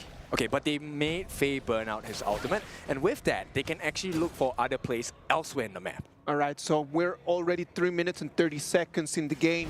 We can see that everything is extremely leveled. We have a Nongshim Red Force advantage of 1,000 gold for them, and that might mean a little bit of pressure for ACT in this moment. And this is the Nongshim we know. They tend to farm well. It's the early game. Yes, there's only one kill on the entire game, but this is how they like to play. They kind of take that lead, then they slowly extract those minerals across the entire map to ensure that they've got that farm and let Haku get going. And I can assure you, at this point, Nongshim are definitely ready to fight. 4 minutes coming in. They have 2 meteors on their side. Armor Pet. Yeah, the Tyrant is already at half. The board is going to be set up just to kind of zone them away. Faye still up in front. The Tyrant is going to be picked up. Beautiful. Perfectly played by Nongshim. Beautiful board right over there. It was not even to box people in, just to take them away from the Tyrant. Yep, I really like this restraint coming from Nongshim. They understand, hey, what are the actual intentions we want to achieve down here, right? Push them away, get this beautiful... Oh, but see, he had to burn his ultimate for that. Yeah, just to stay alive. I mean, that Fever Barrage is keeping him alive. JC1 was potentially running him down. He has expended his flash as well, though. Oh, okay, that's a good trade. That is actually all right for him, I would say. And it's sad because that Marco Polo does not have a flash. It came in with Purifiers in it. Oh, Switch is calling out to his teammates. He has seen 4 different people here, and they're making a push at that T1 on the bottom. But series rotated into the mid lane. The bottom is going to be taken up by JC1. He'll be happy with that free farm in that bottom lane. And now ACT trying to slow it down a little bit by, again, putting pressure on this mid. He gets a little bit serious on this one. They have the furball, and they decide to go on Illusion, and they do get the kill. Beautiful teamwork coming in from ACT. This is what is necessary for both teams, right? You need to know where your limits are and how to get the combination in. But for now, they have to throw quite a bit of ultimates to get the kill onto Illusion. Yeah, I mean, literally everything at that point. But you gotta secure that kill when the opportunity's there. Illusion tried to make it a little bit tough, even under the tower, but it's just the T1, and again, 5 minutes in, not the worst thing in the world. But Nitsua gets picked up. Haku finding him down, pounces on him. That was a gut punch if I've ever seen one, and this is not a good sign for the side of Nitsua. Nitsua needs farm. He needs to have itemization. Oh, look at that. Respected Revolver right into the face of JC1. That teleport was coming down. JC1 eats it, and he will protect the bottom, but Haku over the wall finds JC1. I don't think JC1 survives, and Haku with yet another. The ambush, Haku right now, as Holler mentioned at the beginning, the person that we need to be looking forward to if we want to see Nongshim Red Force to take the dub.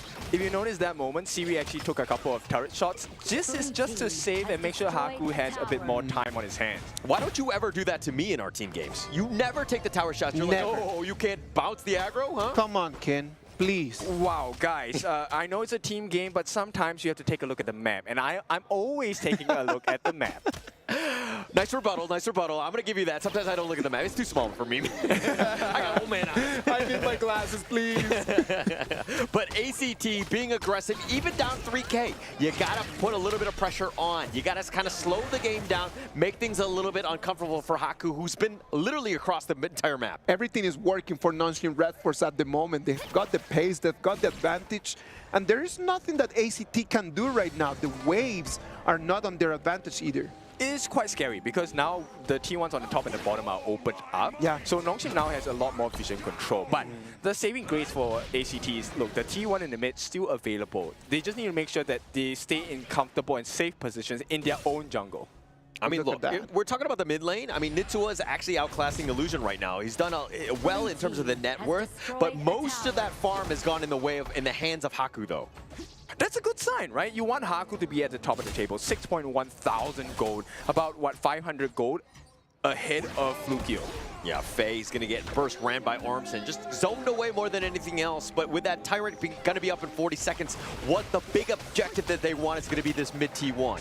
Yeah, and they are flanking. They saw an opening onto Kyung9. Can he make it out here? I mean, he's going to dash, double dash for good measure. He's going to get back to safety. Kyung9, no skin loss. Nothing was lost here. Actually, Kyung9 was one player that really impressed me during the Major East Pro League, right? He was so clean with his movements, and he knew exactly calculating when he could get into fights and get out as well. And I mean, that's kind of the power of Nongshim. It's something that we never really got to see because the games were like, what, in 20 minutes, both of them. But Furball is going to go right onto Kyung9. They have the pull back, and they do find Kyung9, and they do get the kill by Switch. Yeah, Ormson, though, taking the brunt of the damage. They're looking for more. He wants to go for more, but the Unending Sorrow mitigating most of that. Nongshim, yes, down a member, but this Tyrant could be in trouble, at least for the Nongshim side. There's so many decisions to make here. Do you go for the Tyrant? You defend the T2, and it looks like ACT, they want everything. Oh, they want everything. Flukio will take that, and they do. Now they find Haku. This could be bad for him. He pounces away, and he does get to safety, but that was pretty close. Okay, so 2,000 gold ahead. It doesn't feel like Nongshim have a lead, though. Yeah, it definitely doesn't. I mean, ACT, they're doing a good job. They understand that, hey, we are behind, but we're fine. We need to play like we have that map control. Let's be aggressive. We have this Flukio Agudo. We can be aggressive. Wow, Flukio at about close to 7,000 gold. And this is not a good sign because Haku, he's keeping close, but you want to have a major goal lead against your respective opponents so they can get the burst damage in. Yeah, and this is more props to Flukio. The fact that he's able to find that farm, and some of it has not been easy for him to take, but he's been taking that mid farm as much as possible, and he's doing a great job of literally putting the team on his back. Yes, Flukio, the carry for the side of ACT, already has a Blood Rage. That gauntlet, that red gauntlet that you see, will give him a shield, and I think that could be a game changer in a true 5v5. Yeah, it could be definitely there. I mean, look, JC1 also a little bit behind Siri, about 700 gold or so, and he needs to kind of just ensure that he stays steady. He gets that farm. Whatever Flukio's not getting, he needs to get online because it's, again, him and Flukio that win this game. True, and we should turn our attention to Siri as well. Siri has completed one of the core items as a marksman for the Marco Polo. He has the frigid charge, that armor. He's able to stun people up in an AoE, and that might change the fight for Nongshim. The potential damage is definitely there. It looks like they're going to be thwarting Flukio away from actually coming in. Ormson is now here. He's going to be that frontline bruiser. They have the taking liberties, and they do set up the board, but here's the Furball. They kind of push them away. They've zoned him back, but Furball's still on that offensive side. Do they really want to give this away for free, though? Ormson, he's giving vision. There's no way. Switch is looking to go. He's going for the hunt. He wants to go for Siri. He has to actually use the Fever Barrage to stay alive. Faye has already been killed, but now the Tyrant has been switched. Switch has been killed, and it looks like they find Nitsua. And with a numbers advantage, still Nongshim right now, still looking to take the Shadow Tyrant, the first one of the game. Important markers, they will get it. So Nongshim, this is a good fight for them. They get the rewards here. Still a 2,000 gold lead, but map pressure is definitely in their advantage now. And you're feeling it, right? ACT understanding the state of the game, how to get back in this one. We're not out of that one. Yes, we lost the Shadow Tyrant, but it's still not game over. Switch, once he went down, you're kind of like, okay, we really can't proceed on this one. I mean, in this game, if you take a look at Siri, Haku, as well as Flukio and JC1, these are the 4 different members that are so important in team fights. Any one of them dies, then the whole fight swings in their favor. Yeah, and look, Haku's starting to be a little bit aggressive. Kyung9 is going to be backing him off as well. So it's going to be a little bit of map control available from the ACT side. They've been kind of pushed back, and now they have to play the Nongshim game. I like this little nibbles coming from Haku as well as Siri. It might not seem like much, but it does slowly melt that T1 in the mid down. Yeah, and look at this one. Flukio will take that red buff, ensuring that he has it. They'll continue to protect this mid T1. ACT understanding that, hey, yes, we don't have that top T2, but if we keep this mid T1 alive, this will slow the game down. True. Oh, hang on, Kyung9. He is maybe caught out there throwing everything, but they don't catch him. And this is a lot of space bought here because Siri now, look at the access he has. Yeah, and he does have minions. And it looks like ACT are like, oh crap, this is a little bit of an opening. Siri gets a little bit of a shot. The Siege Catapult is going to do a little bit more structural damage on this bottom T3, but they overall will hold. This could be a good fight for the side of Nongshim. They catch them? Nope. No, Kyung9 was pretending to go in. They've got the Fever Orbs and taking some damage with that Resplendent Revolver. They will be backing off. Siri's at half-life, so they take the mid T1, and that's pretty much all they wanted. Yeah, damage limitation here. Switch actually has to try and save that T3 on the bottom. They can't afford any more damage here. And right now, there isn't a lot to play for on the map. Nongshim, they could punish them. Yeah, Kyung9 actually has to flash away. He gets caught out by Nitsua here, but Allah was committed on that one. But a common spell was used. Mind you, it looks like here's the rebuttal, the retreat. And Haku, he's taking a lot of damage. He does get back, but now here's Siri with that Fever Barrage hitting on the 3. He's going all in, and he will die. He weathered them down. He took them all down, but he didn't take a single kill. Not a big situation for the side of Nongshim here. ACT actually performing better than we expected. Ormson, very good calls, but the one player that I keep hearing here is Switch. He's making the calls. He's catching Haku out. He's catching Siri out. Yeah, and look, Haku, once he was starting to disengage, there was no reason for Siri to continue on. That Fever Barrage, just not that level at this point. You want that combo, you want the stuns, and then you can do that free damage, and not able to do it. Kyung9, he's hiding. Oh, look, the Overlord. He wasn't going to actually go for this one. ACT securing that big objective, and now this game, you can feel it in your boots right now.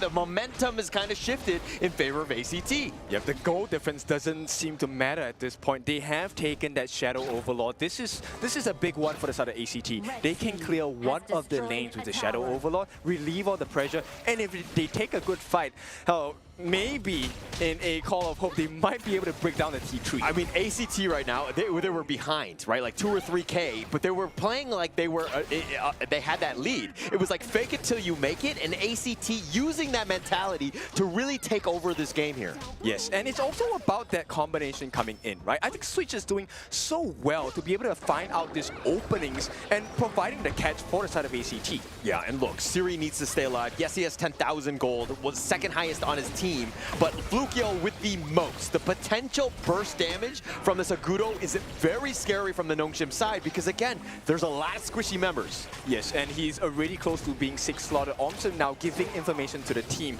Is this really a good fight for ACT, though? I mean, look, if they want to go for this one, they need to ensure that Nongshim are pushed away. They don't want to go on a 50-50 with the junglers on this one for that smite battle. Okay, they have an advantage in the lanes. The Vanguards are flying down. They also have the Overlord on the top. Haku. Oh, they're looking to go for this one. And the burst ram, the Tremor Smash is not going to connect onto Haku. He goes back into return. But Ormson is on the run. Flukio taking a lot of damage. He gets over the wall, but he gets picked off. Haku finding him out. He looks like he wants to get for Ormson. That's a double thus far. The flash away from JC1. Nitsuo decided to go in for the Ruenge, but it's a 1 for 4. I'm not sure if you're going to do it. And he goes down as well. 4 members down. And now Nongshim knocking on the doorstep. It is a huge switch of an advantage. And Nongshim, this could be game. Switch, he can't do much here. Yeah, not really much. It's just one last hurrah. 1 versus 5. How are you going to get it? PA looks like Illusion will stay alive. And Nongshim, Red Force, take this one down. It's a matter of time. Get those minions, and Nongshim will strike first. Okay, that's a big strike here. The greatest red. We have missed that line for so many times, but finally. We're here. This is it. And that was the moment, right? Nongshim Red Force being able to close that one out. It was off a single team fight. Understanding how to play that one out, Haku was able to kind of catch them out one by one. And it's to like take them down piecemeal, and he did such a great job. So do they claim the title of greatest red once again, or are we still a ways from there? No, I think you run with the nickname that was given to you, and you just stick with that for now until we see a little bit of a roster change or something that would completely shake up this lineup. Yep, but I admire the confidence of Nongshim here. That actually was a very scary fight to take, because if things had gone wrong for Nongshim, number one, there were Vanguards flying down on the bottom side, the top side as well. They also had the Overlord at the top side, so it was an instant T3, maybe even access into the Crystal. Actually, that's a very good point, and I kind of want to think that, like, you know, ACT probably should have played a little bit more defensively and not gone in for the Tyrant, like tether it a bit. You don't actually have to force it out, because the longer it goes, that Shadow Vanguard is then going to crash in the top lane, and so that you have that a potential backdoor opportunity. I mean, they were watching the video, right? I mean, Faye or Siri was saying, no retreat, no surrender. They should have watched the video and listened to what this guy was saying. Well, you know, look, it just happened right before the series. I'm sure they're super focused on their comms. They don't have time to be like, oh, what is the trash talk you said? What is that video? I need the summary, please.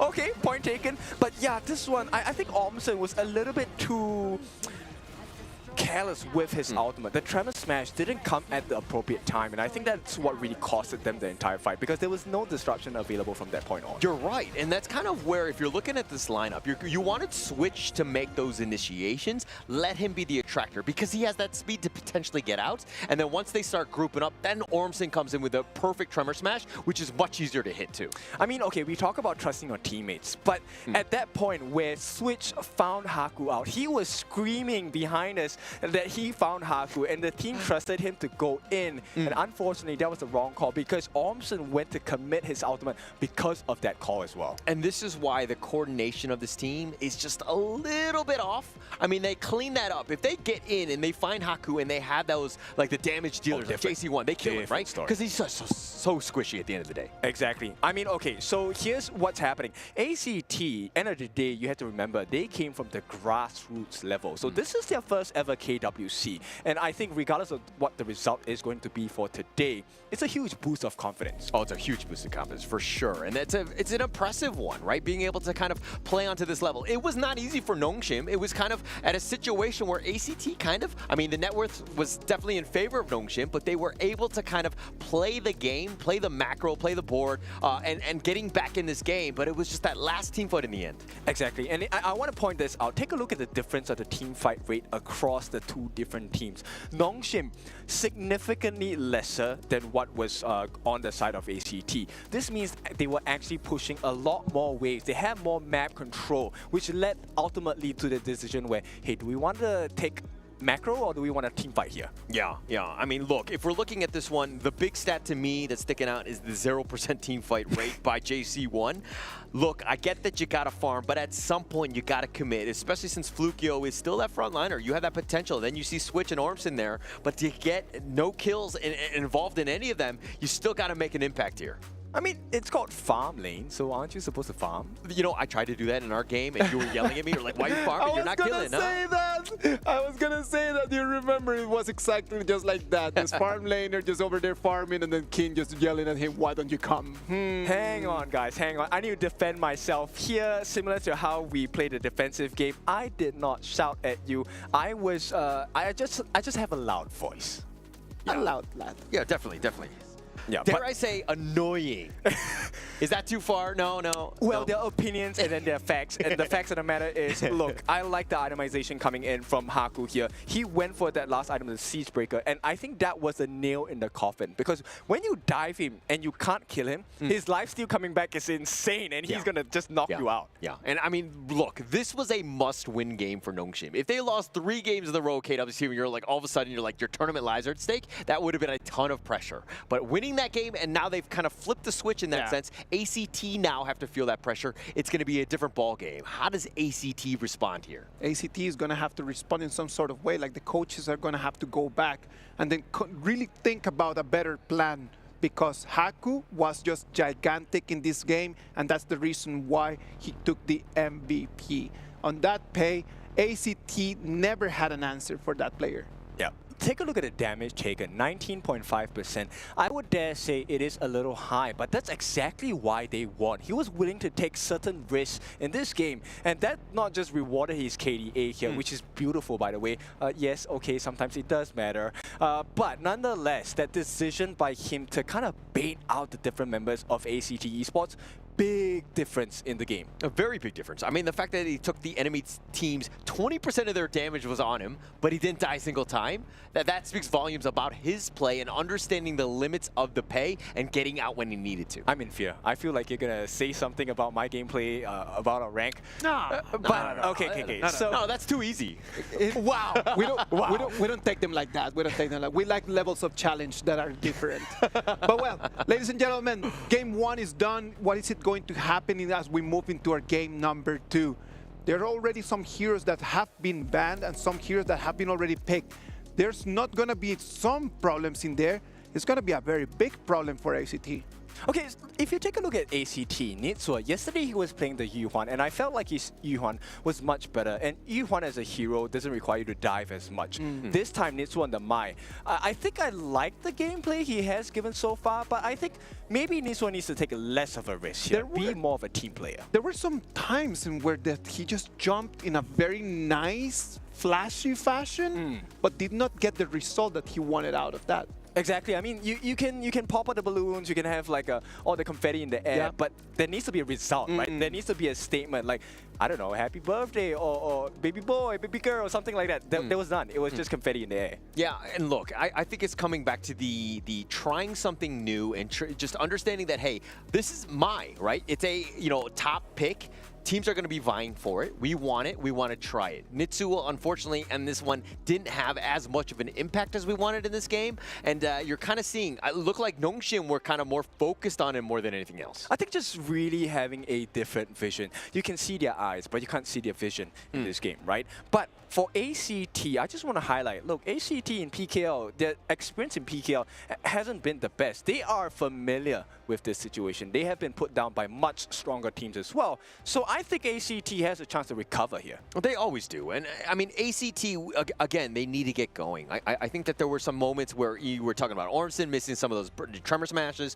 There was JC1 just not farming and getting those, into the team fights. So those are the guys that really need to step up. I think if we're looking at the rest of them, I mean, the stats tell a story, right? Where Flukil was able to get that farm, but he can't do it by himself. That's true. And to make things more difficult, we have YK, the coach of Nongxin Red Force. This guy, I always have to mention him whenever I see him on broadcast because the way he drafts is so smart. He makes life so difficult if you're the opponent coach. He's smart. He understands his own players' limits and understanding just how to counter properly. I think that that's the biggest thing. And again, I've been preaching it from the first minute I saw Nongxin Red Force, is the fact that they're able to outdraft people and they take time to get going. Best of threes hasn't been amazing for them, but they did strike first in that first game. Okay, so here's one particular trait about Nongxin Red Force, which is we all love Kyung9's Dharma, right? But you know what? There's one more hero I love on Kyung9. Even though it doesn't have the best result in KWC, I love the Sun Tzu coming in from Kyung9. So I think that just largely he's been, he's not such a great laner, and I think teams are really honing in on this because they're just making sure that he has a bad time, and then you're kind of like a secondary support in terms of counter initiation. I feel like teams have been picking it to counter the Liang, which is got that control, and then you get the boat to kind of crash in and to kind of have that secondary initiation. But I thought Kyung9 is a very good Sun Tzu player, to your point, but I think that they need to move on, at least for now. I would think otherwise. I would think Nongxin Red Force, one of their most successful combinations actually came from the Dolia flexibility, right? So Dolia lane, Dolia Sun Tzu. This was something that Nongxin brought to the table many a times in Major East, and it worked so well for them. But, formula is going to be different. It is going to be a Nua and Byron, the big burst, big catch potential from Nongxin Red Force. Look, I'm not a huge fan of Nua. I've been saying this from the beginning as well. It's 2-4 thus far. It's been picked 6 times, 33% win rate, not great. And while I do think that Illusion can play it, it's a situation where you win more. And trying to find it and to counterpick the Loong with this, I'm not a huge fan of this pick. Okay, I think as a matter of perspectives, I think the Loong has just been punishing Nua much more in KWC, right? We have seen across all the different regional leagues where Nua is actually also an answer against Loong. If you manage to force him to take to the skies early on, you can kind of use Nua's ultimate, the Annihilation, to snipe this Dragon Boy down. Yeah, I mean, easier said than done. It's going to be tough. I mean, the Lung has been, dare I say, the hero of the KWC in terms of the farm lane, right? Just so much impact. It definitely has a lot of potential for outplay. It has everything that you want in terms of an escape as well. So it's a good hero, and it's tough to like really pin down. That's true. And one more thing, I want to just highlight on this Fatih. Fatih, as we mentioned before, one of the strengths is that he's able to deal consistent but very strong damage. But in order to do so, he needs to be in range of his opponents. And having a hero like the Nua and Byron, where control is so big of a kit for them, like first skill for Nua, the creation, it actually pushes you back, creates a matrix. I'm not sure if they're going to have a good time for Switch here. Yeah, might not have the greatest of times, but let's talk about this Yuan. You were talking about the fact that Nitsua likes to pick it up. They have that flexibility. If they want to go with it, I mean, they could flex it to Ormson, but I think that you would put it in the mid lane at this point, right? I would think, no, I would like the Yuan to stick with the Lung. While we know that Lung is a pretty independent hero, you're going up against a Diadea. It's a nobody plays Diadea in a mid, right? So there's going to be healing. And you want to make life easier for your farm laner. Now, Siri, I think one of the best players that has come out of the major East region, but he still needs help. This is a team game. Yeah, for sure. So, okay, if it's going to be more of a Yuan support, you know, who are you looking to, damage building as well, then who are you looking to pick up for Siri right now? I would think getting someone who's able to stun. So, okay, I know this is an unpopular pick, but I think Hoi works really well in this particular composition because you get that Burning Sun arrow, long stun duration, you get the Nua free, but Chano, I think that's a good replacement as well. Yeah, and look, it's gonna be weird because I was gonna agree with you, but on the pick, the Hoi, I think that it has a lot of play. But if we're looking more towards the draft, Siri definitely favors the Chano. He really likes this hero. Yeah, because the wolves are so irritating, right? Okay, for all of you players out there, I'm sure you have had the pleasure of playing against a Chano and playing against a good Chano. The traps it's traps galore. You're constantly fighting not just one but a pack of wolves. Yeah, it's. I mean, you need AOE to kind of deal with it. I mean, Lung at the end of the day sometimes likes to kind of, you know, just like focus fire on them, and sometimes those wolves kind of, you know, detracts away, and the flaming palms hit the wrong guy, for instance. It's not great. Yep, like you mentioned before, it's overwhelming because he is a single target boss. And one of the skill sets for Chano is with the summoning of the wolves as well. When he summons his ultimate down, you're fighting against a pack of wolves, and Lung wants to be in a situation where he's presented with gifts. Okay, you just hit this guy, we get the burst, you take to the skies, and then we win the fight. Wow, and in the end, they're going to give Haku his Ogren. I don't think that caught me off guard in terms of how they would prioritize it, but the fact that it was picked last, that surprises me.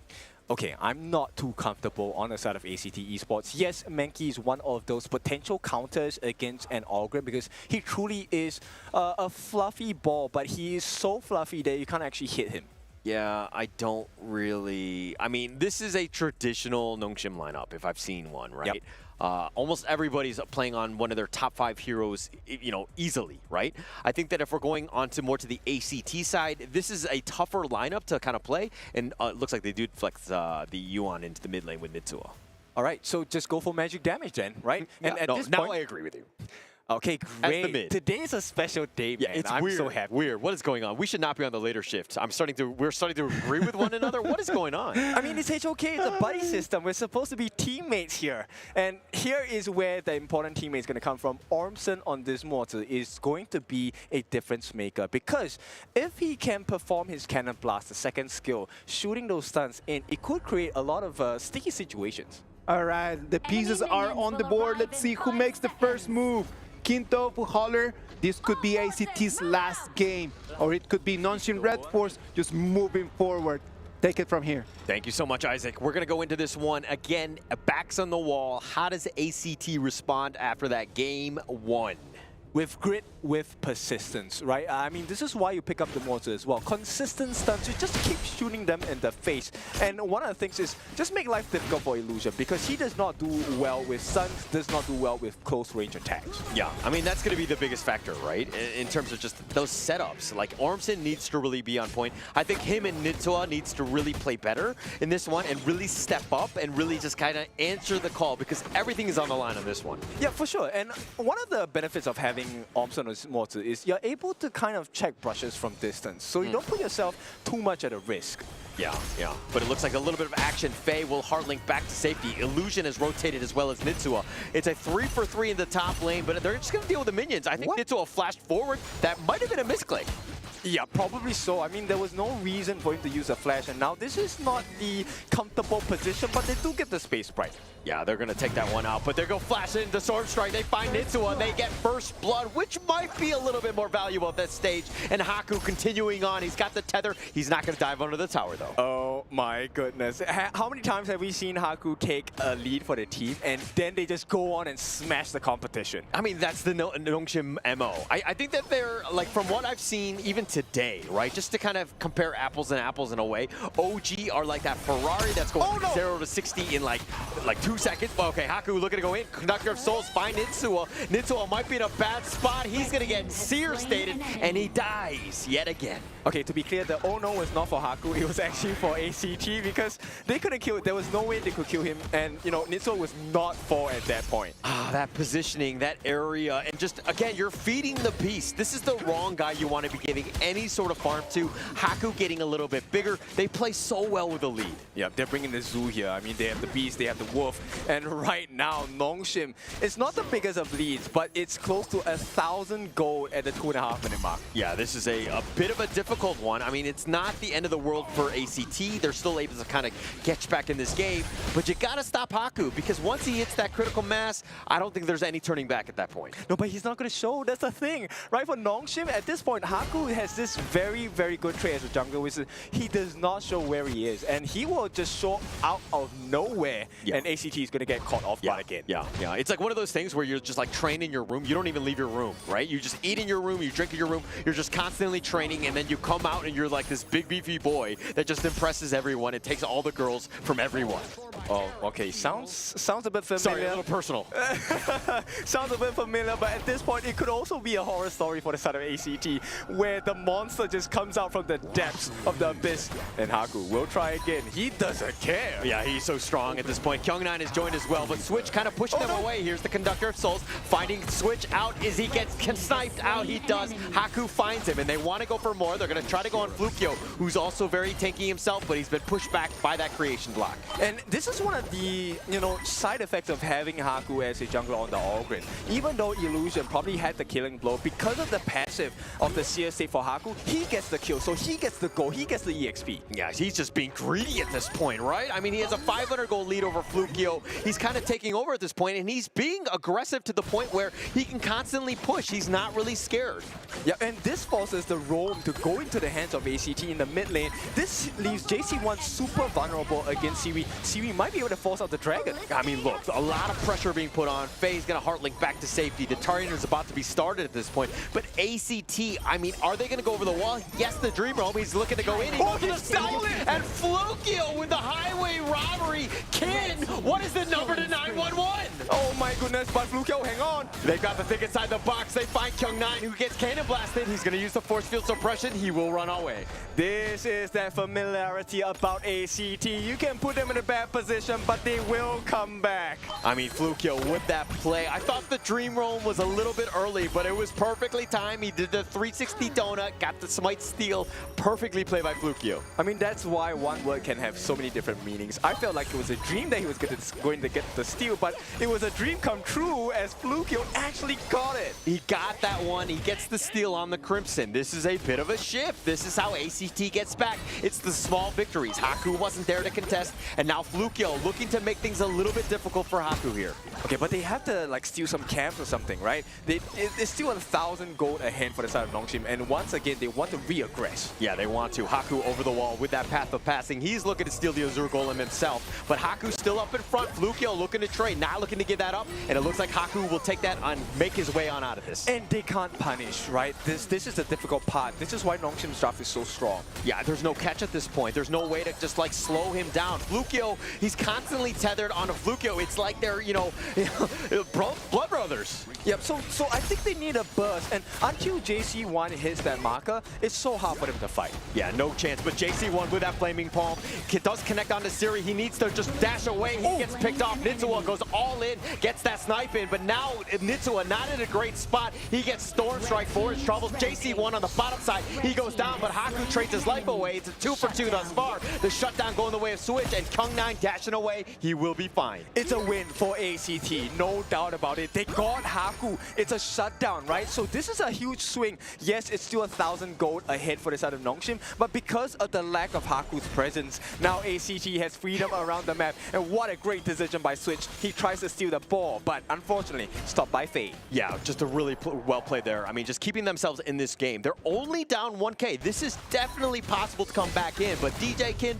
break it down. Nitsua, I mean, he was doing so good, right? He actually held on 3 different members on the side of Nongshim, which allowed the rest of the members of ACT to focus onto Haku. Haku is not a hero you can kill alone. You need a team with you. Yeah, you need everybody, right? And it looks like, I mean, Switch was kind of up front, attracting so much attention on his own. So Haku was kind of isolated on the back line, and he wasn't able to kind of get that support that he needed. But Haku, still being aggressive, wants to put it down, is going to go for this Azure Golem. Yeah, Haku's like giving them a revision test, right? Hey, I have stolen once, what can you do now? Oh, like Haku looking to go for that one, but Flukio with that smite does take that one for good measure. Nongshim, though, looking to still be strong, putting that pressure on. Only 1K difference, but they find it. They've got the box, and they do have him locked down, but Faye somehow gets the safety with that Heartling, somehow surviving. Smart movement coming in from Faye. Actually flashed out to a safety, and at this point, they're looking for the steal. Now they're looking to change things up. ACT looking to go aggressive, but Haku over the wall does ensure that he gets that one. He does smite it for a good measure himself. Okay, I love this performance by ACT, but they need to watch the way they're suffering against the map control of Nongshim.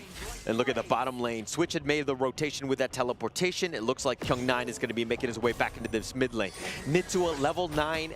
A little bit of a struggle here, but look at this gold chart. Flukio 3rd place, falling behind Haku and Kyung9. Okay, so this is what ACT needs to do. They need to make sure that there is an imbalance. They need to continue putting pressure, but not give away kills, because the fact that Haku is top of the gold charts is not a good sign at all. Yeah, definitely not at this point. I mean, look, you want to ensure that you have that best chance of an opportunity to get back in this game, but I do like the way ACT are playing. They're not playing scared. They're looking to be aggressive. They're looking to invade and take what they can from Nongshim. Okay, so important itemization coming out from Nitsua here in the mid lane. He actually picks up the Venomous Staff. I'm not sure whether he'll go for the Frost Scar and Brace, but this is going to stifle the growth on the side and team fight potential of Nongshim. Yeah, but look, the Tyrant going to be picked up here. ACT right under the noses of Nongshim. They were definitely within the vicinity. They knew that this was going on. Kyung9 kind of scouted it out, but not really much you could do. Okay, so Flukio looking for an opening. They actually give away the Azure Golem to Haku.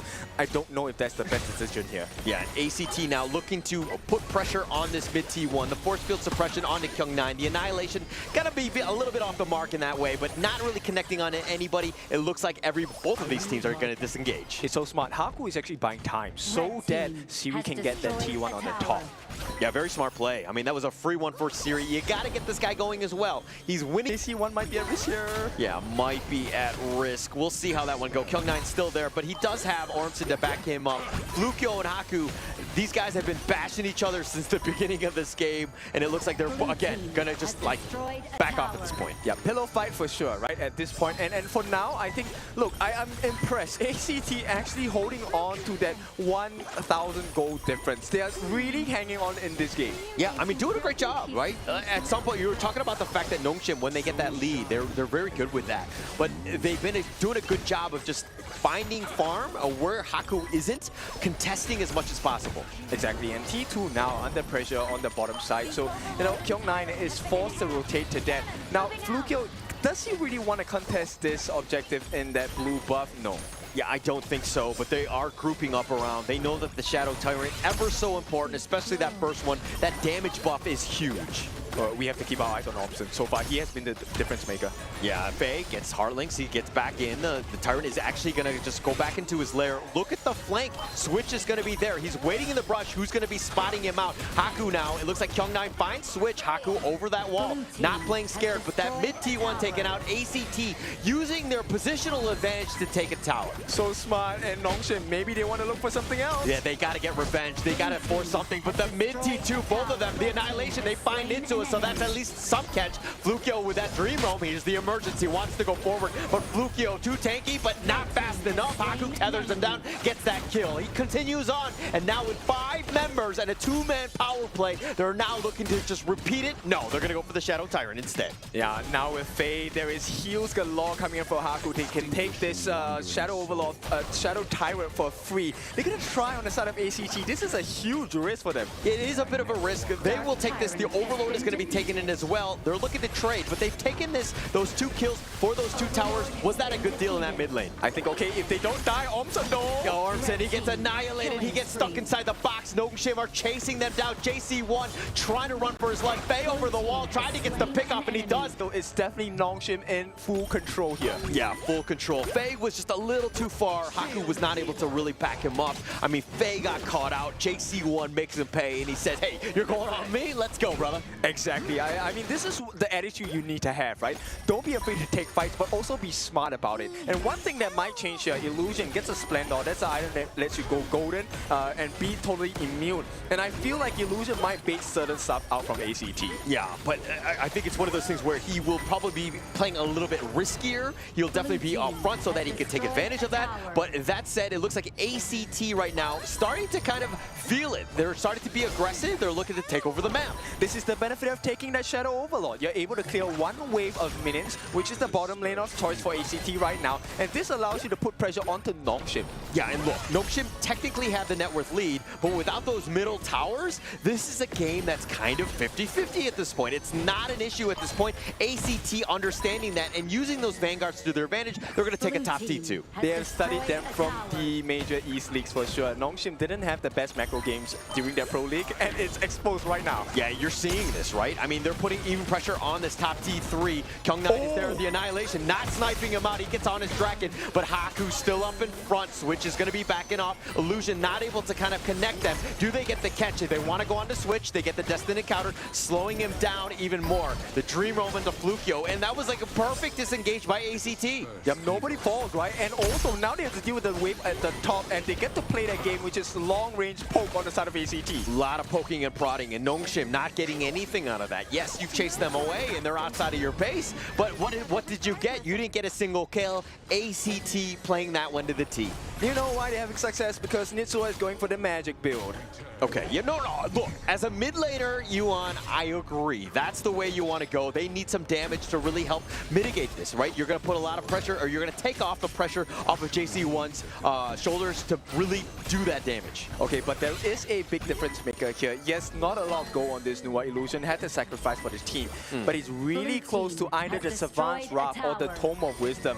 And the fight will change majorly if he gets that burst potential. Yeah, but Kyung9 on the run at this point. Illusion, again, you want to get Haku going. He has a sizable lead, even in the jungle lane against Flukio. So this is the matchup. Again, he is the raid boss. You're staying alive. You're just locking them in so Haku can take him down.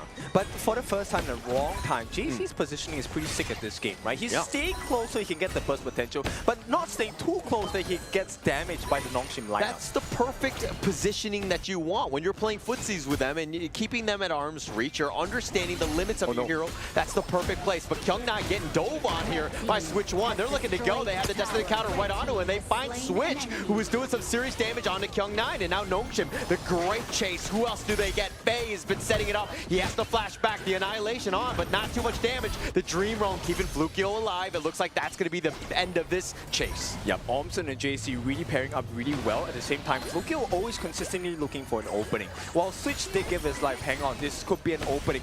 Nongshim not actually in a very comfortable position now. Not at all. I mean, it's tough. Flukio is still that front liner. They really don't have the answer. Siri hasn't been able to burn him down. He's just been staying alive, being that tanky nuisance. Okay, so they don't want to, use the smite at this point. So Haku does secure the Azure Golem. Yeah, they do, and here we go. Looks like Faye has to back off. He's so low. The Annihilation gets the snipe out, and JC1 down for the count. Here's the Dream Roam. Flukio just running back. Nitsuo has to flash, but they're under the tower. The box is going to cover the retreat of Nitsuo. He does get back, but now Nongshim continuing on. Switch gets the snipe out, finds Siri, and that's a huge win. They even get Faye and Switch with a double. So back and forth, both the farm laners down, which means it's not a very comfortable fight for either side. Now Illusion, he's hiding. If he makes this play, it could change the state of the fight.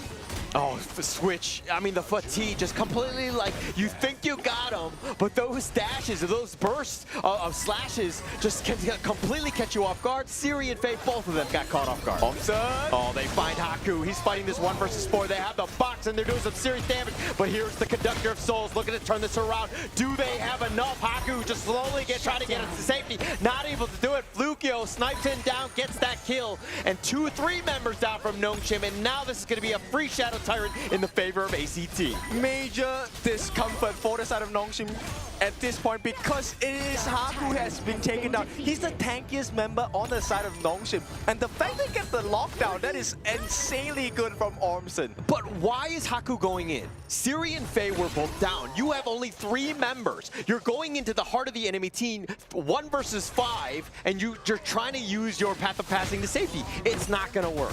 I mean, Haku, he does have his ultimate. He did have his Blood Rage as well. So I can understand the confidence, but in times of stress, decisions are hard to make. Okay, well, when you're down members, I'm going to make the decision easy for you. Don't go in.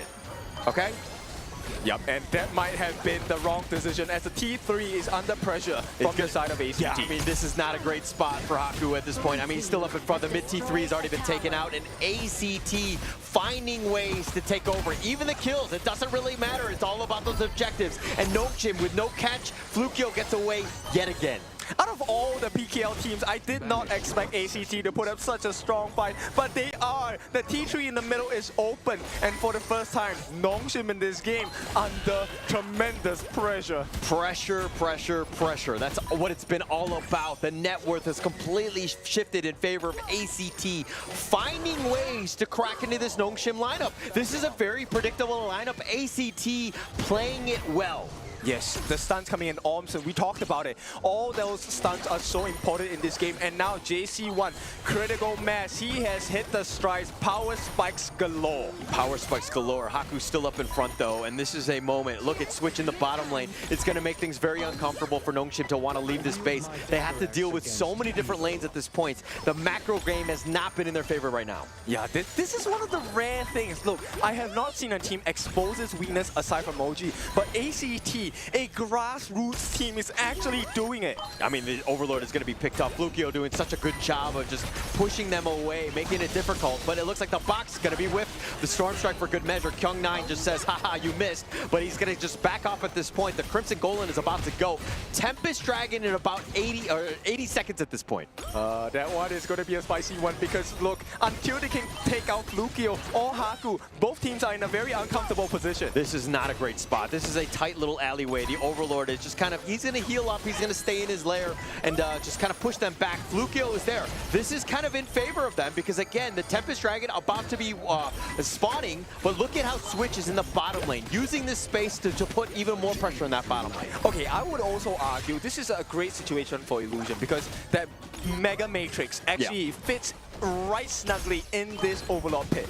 Yeah, it could potentially be there. And look, the Overlord is about half the Annihilation used early. Tried to go for that snipe out on Nitsuo, the Unending Sorrow, but who gets the Overlord? And Siri over the wall somehow gets the crucial kill stuff, but Switch just trying to go for this one. He wants to go. The Soaring Signal is doing some damage. The Heartlink on back, but Haku, the raid boss, has already been killed. And who does it? The Sage of Sanctuary forced Switch. He gets right back up, but Siri in a bad spot, tries to get to safety. He is so low. Does he go down? Oh, no! Finds him down. They find Faye. The the double kill from Nitsuo. And ACT putting the pressure on. They're looking to dive. Illusion is back in his fountain. And the Sage's Sanctuary, and it looks like ACT with a 4-to-1 man advantage at this point. How does Illusion hold? I have no idea, but he, for now, thankfully, because of the Shadow Overlord, they have to defend the base at this point. If they do not, this is a bad decision. They will lose 2 T3s in quick succession. 1 down at the bottom already. You look, if Siri doesn't get that steal, this game is over. They would have had those Shadows Vanguards, but now look at this. The Shadow Vanguard, why is no one recalling? Nobody's looking to go. This is a bit of a rush. This is a huge issue. Okay, Switch is now here. Who's the burst? Do they have enough? It's not enough. It looks like the Shadow Vanguard is slowly pinning it down, and somehow Nongshim coming back. Oh, he goes down. One last hit, and somehow ACT hold on. This is the fine line, the line between success and failure, and ACT have made it out. It was so close, and during that period of time, Switch saves their lives, but Nitsuo, Flukio, and the rest of the team, they're all helping. They got the Tempest Dragon on their side. You could see Switch, and he's just like, calculated. I got this one. I know exactly how much damage it's gonna do, but my God, that's literally 1 HP on that crystal. And now Nongshim somehow, yes, the bottom lane is vulnerable, but man, ACT know that. They're gonna look to defend that one before they move on. ACT Esports Club fans, do you feel the floor quaking? A Tempest Dragon, 3 waves flying down, 3 different chances. Yeah, Nongshim just have to hold somehow. I mean, this buff is still on there, but let's check out this replay here. This one, it was too close. I would have just put my hands in the air. Look at that pixel health. But the fight may ensue at this point. One hit. That was all that Shadow Vanguard would have taken. And to win that game, that was how close it was. That was crazy. And the fact that ACT are like, no, we're going to continue on with that Tempest Dragon because we need to put that pressure on. But now they are. ACT still up in front with Flukio in that front line. Haku is responding in kind. Nongshim, if anything, they do have good wave clear, though. Yep, that's true. But for now, T3, this is going to be disrupted. It's a Baron base. All the towers have been taken. Faye, what's he doing? Faye, what are you doing? He's going to go golden, at least for now. He's just going to try to stay alive, but he gets killed first. A little out of position. Flukio still alive as well. Haku is going to be there. Flukio is so low. That's going to be Sage's Sanctuary. Haku looking to tether them. Looking to deal with the Vanguards for now, just to kind of stop this minion wave. Okay, so this is a successful defense because Nongshim actually keep the Tempest Dragons at bay with out of the reach of the crystal, so the disruption does not happen. But once again, another attempt. ACT. Oh, the nice little 2-man stun. Siri back in. The Sage's Sanctuary. The crystal is vulnerable. Get the They're letting go in. They go for the crystal. And the ACTs take game 2. Always dare to dream. ACT, they did not expect this performance against Nongshim, but this is where at KWC you break all expectations. Never say die. Never say never. We're going to continue on to the bitter, bitter end. And that was as close as you get, right? I mean, ACT digging deep. They're like, hey, our tournament lives are not over just yet.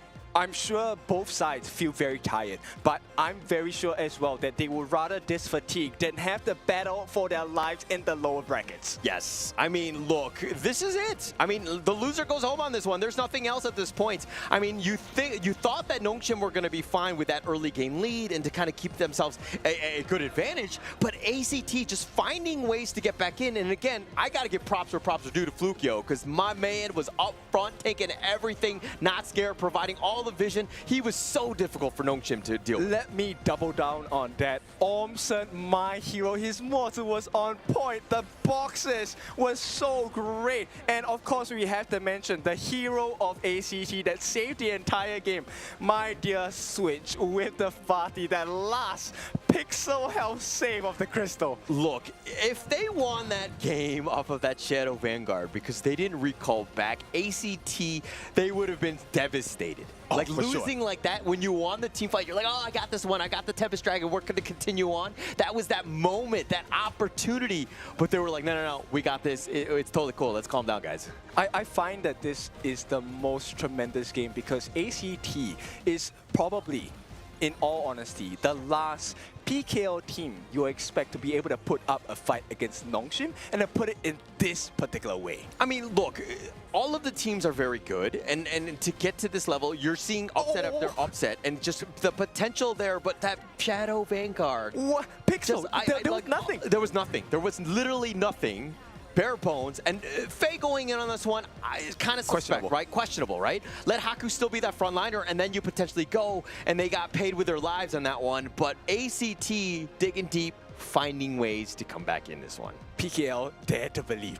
This if there's any time, Carl talked about heart, right? We want to have heart in this game. ACT is showing you what that heart is made out of. Steel and love and trust. I mean, everything. Everything that you would want in terms of a game. The drama, the back and forth of how that game played. Isaac, your thoughts on that one? I'm telling you, I'm just right over here just looking at your screen, looking behind me, just looking everywhere. And this whole place was going crazy. Everyone in that last moment just thought that it was going to be for Nongshim, but then ACT stood up and then they completely took this game to put it 1-1. I mean, it couldn't have asked for a better story, right? Especially in that game. I mean, just being able to, the Shadow Vanguard literally one hit away. And I mean, I don't know if this is going to be, I mean, it's right over there. It's like if you start counting and then you can see like how Switch comes in desperately. I don't think that he believed that he could have taken that one. I'm sorry about that. I don't think he did believe in that. He actually stopped for a moment. I was like, wait, why are you stopping? And then look, there was nothing. Really nothing. I think he was pausing to make it as dramatic as possible because he did such a good job. But yeah, that could have been disaster had he not killed it in time. That truly was a spectacular moment, and these are moments you get in honor of kings. Crazy game. I think we all need a bit of a breather on that one. That was like a typical stock standard Nongshim draft. ACT were like, we know how to solve it, but we need to ensure that our crystal's at 1 HP before we win. True enough. And now, ACT, I want you to pay attention to their damage taken. This is the exact percentage of stats that you must have. Flukio on this Mengi, he's meant to be the tank, tanking over 230,000 worth of hero damage, close to 40% of the team's damage taken. Yeah, it's just so much damage. I mean, look, if we're looking at what happened, I mean, look, if we're looking at what Haku did, I mean, 216,000 damage dealt, 250,000 or so taken. I mean, the guy was still the monster that you needed, and you just needed a little bit more to get over that hill in terms of pulling out the W. But ACT were like, no. Look at the KDAs. Kind of underwhelming, but they played the macro game so well. They were understanding the objectives and how to just win the game. That's true. And let me put into perspective why that last fight was so spectacular between the two teams. Yeah. Both sides, they had their extra 20-minute Tempest items. These are items you can only buy after the 20-minute mark. All of them were there. Pure Sky Dome, and they also had the Moon Goddess as well. These are all items which require very strict timing to use. You need to use them only when you are comfortable and confident that you will win the fight. And with every single odd against ACT, they won. It was such an outstanding match. It just kept us at the edge of our seats all the time. Every single minute that we had right over there, it was just us thinking, what is going to happen next? And next is going to be our MVP for this game. The one and only person that kept the hope over there going, the person that kept the crystal alive. The MVP for this game is going to be Switch. Oh, I'm actually wondering if Nongshim won, if the MVP would have been the Shadow Vanguard, because they would have got the victory. But let's talk a little bit about Switch. A little bit of a photo of a Vanguard right over there. He would have definitely had that one. I mean, his damage was on point. He was actually outplaying at times. He got Siri and Faye on that double kill, just really using the fatigue to the maximum. And Switch has this trait. I'm not sure whether you guys can hear it back at home, but Switch has a trait where he screams at the team the moment he sees an opening. Yeah. Game 1, yes, it did cost him a bit, but this game, Switch turned it up. It was such a good performance, right? Like, not only that last spotlight moment, right? Not that last highlight that we know is going to be all over the internet in a couple minutes, because that was something that I have never seen before. It's probably online already. Yeah, I mean, especially at that point, right? I mean, the fact that like you thought it was a mistake because ACT was like in the Tempest Dragon. I'm like, what are they doing? What are they doing? You see that Switch was coming back, but I was like, is this enough time? And everything was just like perfectly fell into place for ACT to somehow survive and to take that game. I mean, if there's any series that lets you know that this is a tournament live series, this has to be it. It had every single marker that non-pixel health on that crystal. That turnaround by Switch, the catches, the full 6 slotted items with 20-minute Tempest items usage timing. It's everything you can ask for in Honor of Kings best of 3 series. Yeah, and the worst part about this is that at the end of the day, one of these teams needs to go home. Yeah. Right, which is very sad. I kind of want to be like, hey guys, it's 1-1. That was amazing. Let's just have a tie. Let's just both move on. Say kumbaya. Let's move on. But unfortunately, that's not the reality of the KWC. One of these teams is going home. And we need to move forward with our game number 3. And sadly, there's a lot of heroes that won't be able to be right over there already, as we can see the global ban and pick board that tells us how is this going to be set up for game 3.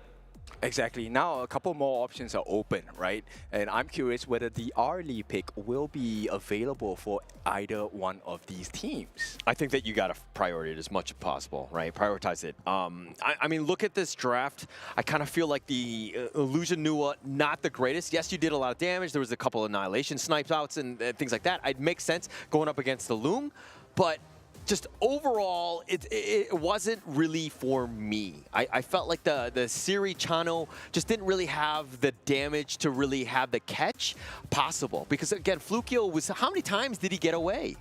That's true. That's true. I think this is where maybe a switch up into a Mai would have done great. And also Mai is one of Illusion's signature picks throughout the entire Pro League in Major East and even coming into here. Now, the question is, how has the confidence of Nongshim been shaken? Has it even been shaken in the first place? It has to be shaken for sure. Oh, right? I was going to answer for that because I was like, yes, it's definitely shaken. Of course, come on. Easy. They thought that they had an easy game too, right? Like after game 1, they were performing so well, they were superior.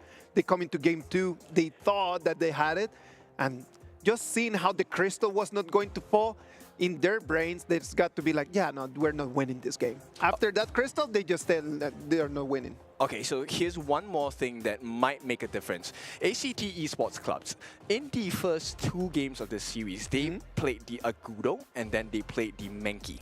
Now, I feel like ACT Esports, it's time to turn the tempo up, go for that pay pick. Yeah, look, changing it up and putting the pressure on Nongshim, I love a team when they just won the last game going into a final one. I always feel like there's a ton of momentum, and it really helps them out. They're going to feel very confident, and they should be aggressive in this one. Okay, but here's the ace trump card from Nongshim Red Force, the Dharma, a Kyung 9 special. Yeah, he's going to be a beast on this one. I think they're enacting revenge at this one. But look, it's an elimination game. You got to put your best foot forward. You got to understand that, hey, there's no day but now. This is the moment you need to shine. You need to step up. Yeah, does Haku go for the Agudo here? They don't have access into the Organ anymore. He has already used that in game number 2. That's not an option for him to explore. ACT Esports Club, though, they do open up a very flexible pick.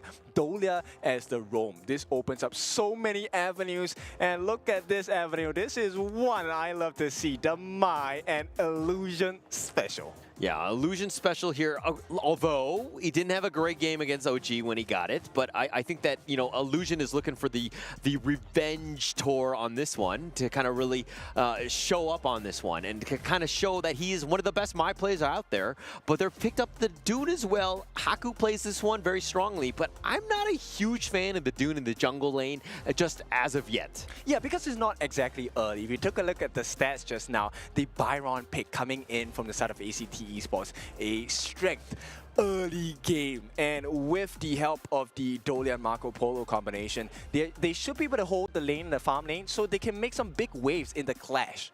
Yeah, definitely. But look at this Marco Polo pick here. I mean, are your thoughts on this one? Is this something that you're comfortable with it, or is it the fact that like Arlie's been banned and this is like the next best hero for you?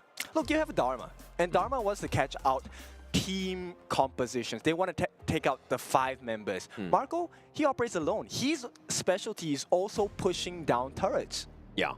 I mean, just getting that damage. And we'll see JC1 kind of strive on it. But with the Dolia plus potentially 2 Fever Barrages, it could make for an interesting one. Team fight and kind of getting in. But if we're looking at the other side from Nongshim Red Force, yes, Mai is going to be high flying. Wow. Dune is going to be up in your face. But they need some sort of answer to that. ACT right now, if they get jumped on, they might struggle. That's true, that's true. They don't exactly have a lot of tank. And Marco, if you're able to catch him out when his skills are on cooldown, he pretty much is an easy pick-off, right? And look, Nongshim, they know about the weakness of their draft. You cannot split Nongshim Red Force up. ACT Esports Club cannot be allowed to play on an individual basis. The Nerza ban is so smart because Nerza is adept at splitting team fights. Yeah, great ban there, understanding the flow of the game. But the Auguring going to be picked up by ACT. Flukio's like, buddy, I will show you how it's done, Haku. And I would trust Flukio. I mean, this guy, he is adept at playing tech jungles, and he so far has been very consistent. A hallmark trait of a great player. Yeah. I mean, he's got a lot of flexibility. He's an amazing player from Thailand, and he's done such a good job here, just like really putting the team on the map. ACT has definitely impressed. I've been, incredible the fact that they're the third place team in PKL, and they're really taking the fight to all of the teams that they played in the KWC. Yes, I'm oh no. Nongshim Red Force, they pick up the Flowborn. Oh wait, okay, this is not the tank, this is the marksman.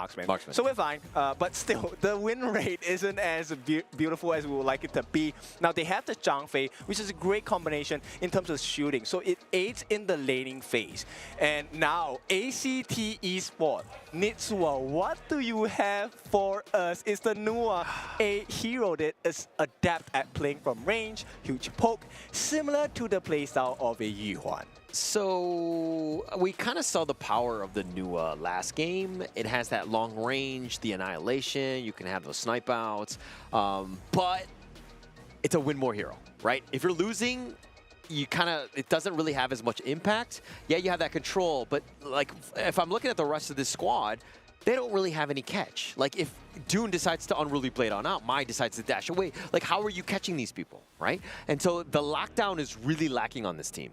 I agree with you, but that's why they pick up the Dolia. There's no catch, no need for a catch. It's about burst potential.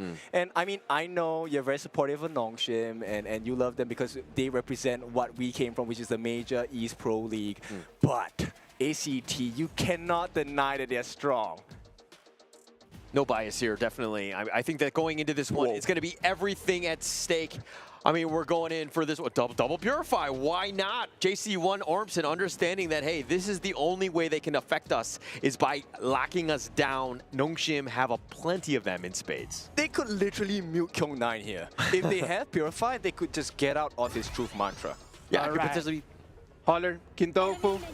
One game, one shot, win in advance, lose, and it's all over. This is gonna be it. Is it gonna be Nongshim Red Force, or is it going to be ACT? We'll see that in a minute. Everything at stake going into this one. Final game for one of these teams. Who moves on? It's going to be interesting going in. If we're looking at the drafts, who are you giving the edge to, though, Kin? I prefer ACT, but only if the game goes well, so... Okay. No, look, if you've got an Auguring, you've got that late game secured. I think that you will be fine. I think it's really going to come back to Illusion and to kind of set the tone, as well as Siri. I want to see this guy step up. We haven't really seen him play the typical Siri games where he just takes over. Yeah, because he has no space, right? And I think ACT, this is a very different ACT team. Yeah, and Kyung9 actually fighting 1 versus 3. Illusion will join, misses the Kachusin. And Illusion, buddy, you got to step up, you got to start hitting them.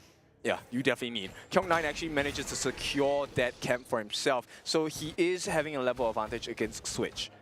Look, let's talk about this bottom lane. I mean, Flowborn Marksman, definitely a newer hero, so some people might not be as familiar, but going up against the lane matchup of Marco Polo, your thoughts on this one, Kin? Very hard, because Marco Polo is actually such a mobile hero. He will be able to avoid the skill set on the side of Siri here. And at the same time, the decisions made by ACT so far have been much better. Ormson choosing to support Nitsua in that early game allows him to get that earlier extra lead in terms of wave clear. And we saw that in game 1, right? Where, Nitsua didn't have the greatest of games. He was definitely focused quite a bit, but Haku in a bad spot. They have the Coalescence. And with that Illusion play, that stun onto Flukio, slowing it down, Haku still kicking and screaming. Okay, Illusion doing a very good job of saving Haku's life there. That would have been scary, but Siri... Emergence, the flash away, that was a commitment, and he didn't actually commit the emergence as well, so just all a bit of a bait in that sense. But now ACT putting the pressure on. I mean, yes, this net worth is a bit of a tie, and it's a bit of a wash at this stage. Still too early to tell. definitely too early to tell at this point, but hang on. They're going to group up 3 different members. They want this advantage. Rotation is so important. Rotation speed even more important. Definitely. And look, Series left kind of by himself. Faye doing the rotation, providing vision, seeing what jungle camps they could potentially steal. Nongshim doing a good job, and they'll take the Sprite in the top lane. Okay, that's a big opening. Okay, look, I know I have repeated this before, but I do not expect ACT to match Nongshim in terms of gold. Oh, but the Fever Barrage, that's the first one. Finds them, the emergence, they're potentially looking to jump. Faye will now join, but Nitsua not able to get any more. Okay, comms maybe a little late coming in from Nitsua here. I think if they got that timing down, it would have been first blood and onto Siri, no less. Yeah, I mean, look, if he gets in, that emergence is such a huge signal, and Switch flashes away. But again, it's going to be, you know, if you're not really paying attention, you might get caught out. It's not the easiest thing to do because the emergence, that animation is huge. That's true. And also, bear in mind that this has been a pretty long series so far. So fatigue will start to set in.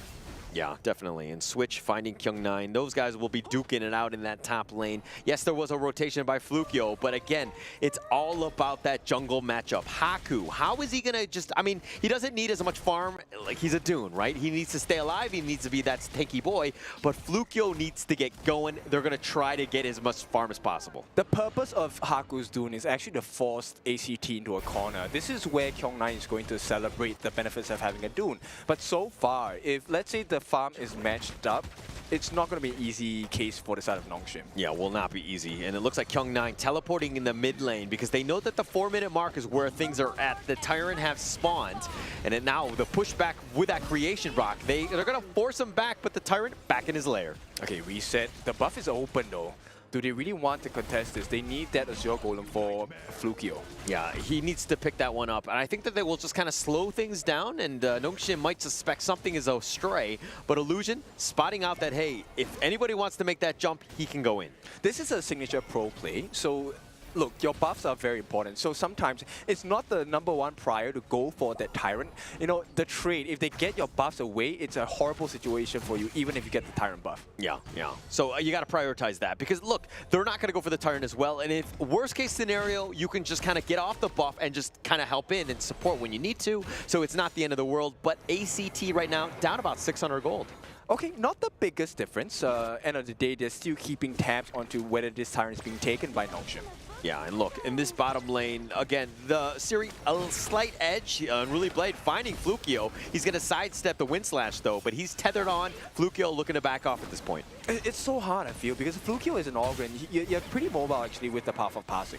Yeah, you have a lot of options. I mean, it's hard for them to lock it down. And Nongshim, this is why they were trying to bring as many stuns as possible, but now they've started the Tyrant here.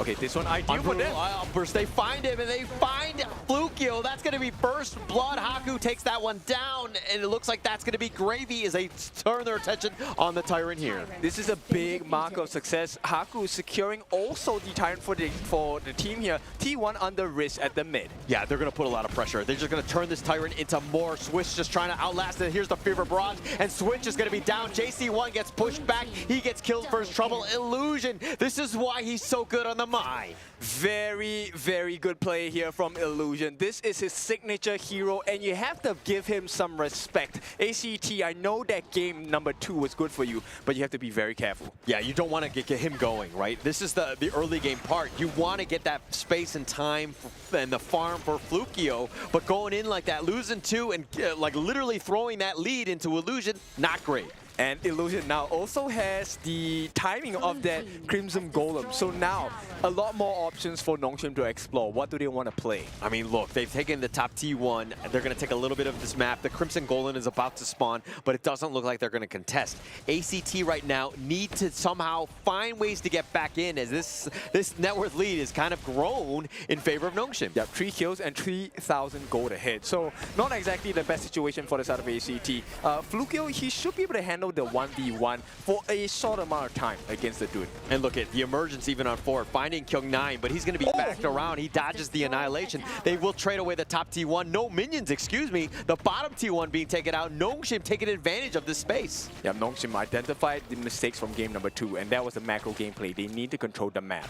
They need to, definitely. But ACT on the defensive, on the run. They're going to huddle around this T2 top, keeping themselves alive. Look at how aggressive Illusion is being, and this is how you want to play the Mai. Exactly. Aggression, you get free poke damage. You also get information for the team. Now T1 under pressure once again. Yeah, they're looking to go the Umbrella Outburst on the 3-man stun, and they find Switch, who has to use that force field suppression, but they've taken the mid T1. Illusion, though, has to back off. Here's the emergence, and it looks like Nitsuo will join, but Flukio taking a lot of that damage. He will survive, though. Oh, good restraint. A lot of people will be asking, why didn't Nongshim go for the kill? It would have put them at risk at that big burst potential from Nitsuo here. I mean, the biggest thing is why go in? You've already taken the mid T1. There's nothing to fight over. Yeah, you might get some kills, but you're kind of on the lower end. You need to stay alive. This is a smart play in the long term. Yep, it's not just about getting the advantage, but also keeping it. Yeah, definitely need that, right? And look at this. If we're looking at some of these, role matchups, jungle to jungle, the Dune over the Flukio, not the easiest thing to do, but Haku doing a great job in that jungle lane. Yes, and because of the lead, they actually have a pretty sizable kill potential coming in from the side of Nongshim. Now, if you compare in that farm lane individually, 1,000 deficit, Siri is going to slap JC really hard. Look, Siri needed to have stepped up in this game. I mean, if this team wants to have a chance at further rounds in the KWC, Siri, again, he needs to be the guy. He's doing a decent amount of damage. He's been putting the pressure on. This is what you want to do, especially as the full-blown marksman. Yeah, Kyung9. Oh, hang on. The Windslash not going to be connecting on this one, but JC1 did commit the Fever Barrage just to stay alive. He's going to be pushing him back, but Nongshim, again, on Ruly Blade forward, Haku not scared. Okay, so great presence of mind. JC1, yes, there was a pressure. He gave away his ultimate, but did not use the Purify. Yeah, but look at this, turning it into a bottom T2. They've been pushed away. Nongshim doing a great job of understanding that, hey, we just need to push. When do we push is when we have that minion wave and we force them back, doing a great job and taking that one. And with a 4,000 goal lead, hang on. Yeah, but Ormson just limping away. He'll be fine. Nongshim, again, just sticking around in this jungle. This makes it very uncomfortable. ACT not even able to get near the Azure Golem, and it looks like Haku will pick that up with the Smite. And Haku having a Azure buff is a big win, because as a Dune, you actually burn through quite a lot of mana. So the mana regeneration and cooldown reduction is pretty important. Yeah, it's one thing to have the blue buff, but it's another thing to have the enemy blue buff taken away, right? That's the biggest thing, is just taking things away. Resources going into your hands, and you slowly choke them out, as now you have about a 4K net worth lead. Yep, and you control the timing of the buffs as well, which means that there is openings available where you can allow ACT to enter your jungle, but they realize there's nothing to take there. Yeah, there's nothing. It's a completely barren place. This is like looking like The Last of Us in that sense. Everything is completely open. Everything has just been stolen or looted at this point. But now ACT trying to find a way. They do not want to give up the Shadow Tyrant for free. They can't. This 10-minute mark, it's an enhanced version, so you get a lot more additional buff damage. Oh, the Unruly Blade on forward, finding the Wind Slash onto him, but Haku taking most of the damage. Faye needs to be careful. He Leaping Saber's in a bad spot. He's going to get back to safety. This Tyrant just looking to be pushed away, but the Annihilation on the Tyrant, who is just healing up. Nongshim now looking to go. The emergence for more of a scouting expedition. Switch still up in front. Tyrant at about half. They go for the Wind Slash. They connect onto 2. The Umbrella Opera's on top of this, and they find Switch, and that's going to be the huge win. Haku, though, gets killed in return. He's going to change his life away, but they take the Tyrant, and that was huge for Faye. Yeah, but they're low. Haku is down. There is no more big tank available. Flukio, though, gets controlled up. Yeah, gets controlled up. Nongshim just surrounding him, and it's like they abandoned him. They let him go, and they had 3 members from Nongshim able to take him down. It was a 3,000 goal lead. Now he has snowballed. Okay, not a lot, but a 6,000 goal lead for the side of Nongshim now. 6,000, but Haku is down, and this is a little bit of pressure on that bottom T3. If they open up the base at the 11 minutes, this could be critical. Yep, this big ultimate coming in from the side of Faye was really what changed the fight. At the same time, the timing was just too tight for the side of Flukio to get into range to get the smite down as well. And look at Ormson. He just completely abandoned Flukio, knowing that, hey, we need to stay alive. We need to cut our losses. Flukio was not able to survive on this one, and they knew that he was going to go down. But now ACT need to figure out a way to get back in. They only have 1 kill at 11 minutes. Yep, 1 kill. Okay, it's not the worst of things that happen. Right now, the most painful thing is the fact that there is no T3 at the bottom. Yeah, no T3, and that's going to be a gaping wounds. I mean, look, no, Kyung9, he plays an amazing split push macro game if they want to go. So they got to be super careful of ensuring that the lanes are been pushed away before they move out. Okay, so another problem to face is the damage dealt. Number 1 on the list right now is Siri, which means it tells you a lot. Like, he has not been touched this game. They need to find an entry point into Siri's hearts. Yeah, not been touched, but his positioning has been great. He's been able to do the damage and really having an impact on this one, and just kind of ensuring that his presence has been felt, which was not really felt in Game 2. That's right. Game number 2, that was a painful one for Nongshim, and I think we talked about it a lot. Hang on, Flukio taking a bunch of damage here. Yeah, like, again, just playing aggressively. That's kind of what you want as the Ogren, but unfortunately the rest of ACT were really not there to help support him. Overlord looking to get burned down here. Annihilation a little early.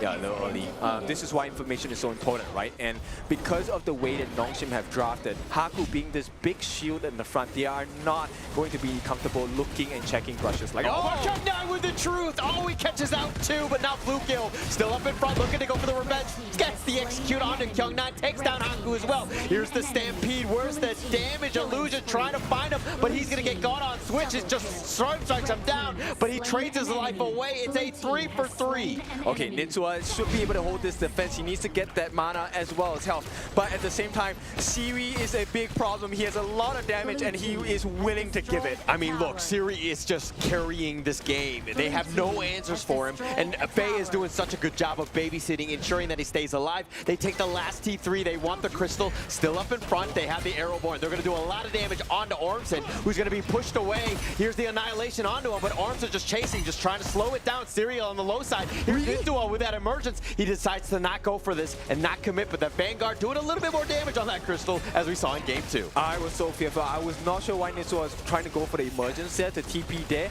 and it actually was because JC1 has respawned. Yeah.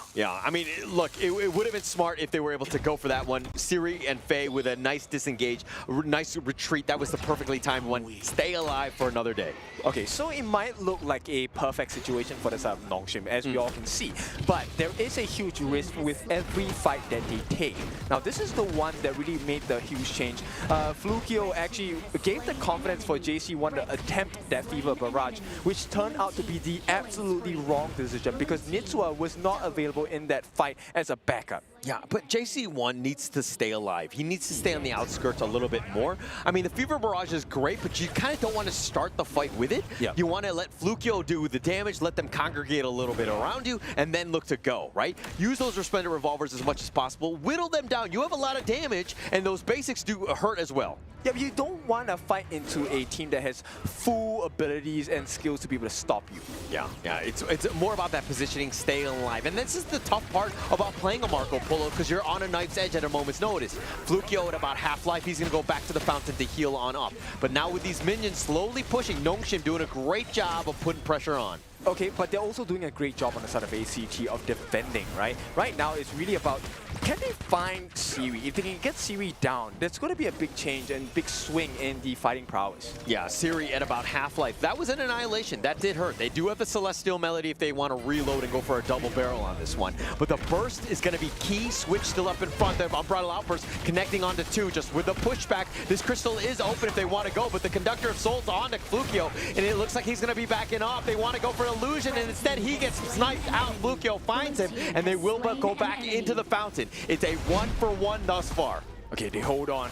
They gave the life of Switch here, 40 seconds to go. More importantly, Flukio is alive, JC1 is alive. He does have access to his frigid charge. Right now, Siri has been threatened, but he has stayed safe throughout this entire skirmish. I mean, this is the biggest thing, Siri staying alive. If you're not able to lock him down, you're not able to do that damage. He has 14,700 net worth, 4-0-4. There's a reason why they're winning, but man, if ACT are able to draw a beat on Siri, they could potentially turn this game. Yep, ACT, they're hanging on. This is much longer than what Nongshim would definitely want. You are about 3.5 minutes away from the Tempest, and if it goes there, it truly turns into a 50-50 again. Yeah, and you don't want that, especially at this stage, right? The longer this goes, the better it is for ACT. I mean, they have the wave clear, and you kind of saw just how the siege that was happening by Nongshim at Force was not able to continue because, again, they were just, the minions were easily wiped out. Yeah, Flukio did not check the brush there. Could have been a mistake here.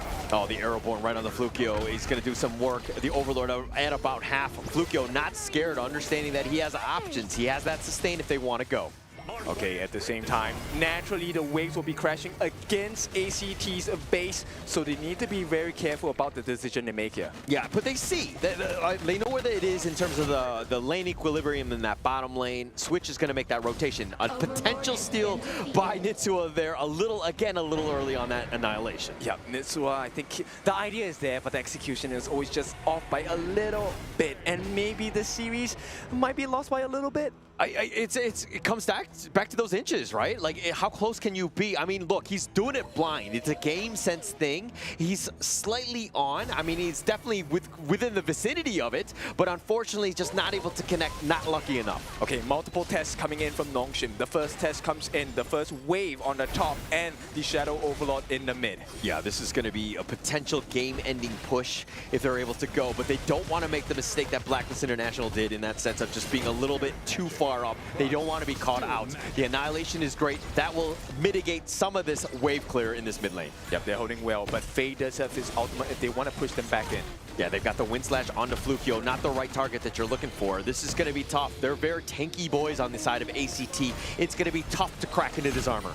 Okay, they survived the first wave. Here comes the second. Oh, they find Flukio. They do a decent amount there. Siri doing some serious work. Here's the Umbrella Outburst with that pushback, and the Fever Barrage is going to connect, but JC1, he does get killed. Sage's Sanctuary phase down as well. Switch is looking to go. Siri's the Sage's Sanctuary, but they find JC1. 3 members down. That Annihilation will connect. Siri is finally down. The first of the game. Ormson looking to go. Switch with a double, and now Nongshim with only 2 members. It looks like they're going to retreat. And they survive. That's the most important thing. They survive. ACT, I don't know how they did it. They managed to find Siri. Siri's down for 30. There is no more aggression coming in. I mean, that's the biggest thing. You take down Siri, you got yourselves a chance. Here's the breakdown. I think it was the Fever Barrage that really changed that matter here. Siri was balls deep into that particular range here. And at this point, that flash coming in, combo with the Annihilation, with the Noir as well, was really what changed the fight. Because once you don't have Siri in the fight, you have no more damage. Yeah, I mean, everything is lining up for Siri to make that play. So it makes it a little bit easier for Protect 1, protect the President. ACT, understanding what they need to do, how to counter this. They need to find Siri at every single moment. Okay, they have survived every challenge, every problem that Nongshim has thrown at them. Yeah. And finally, we reached that marker, Tempest Dragon. Tempest Dragon, 20 seconds. ACT finding ways. Are they able to claw back? Because they made it very difficult. Nongshim have not been able to close this game out. Haku looking to find at least Switch. Misses the Wind Slash. Switch will sidestep.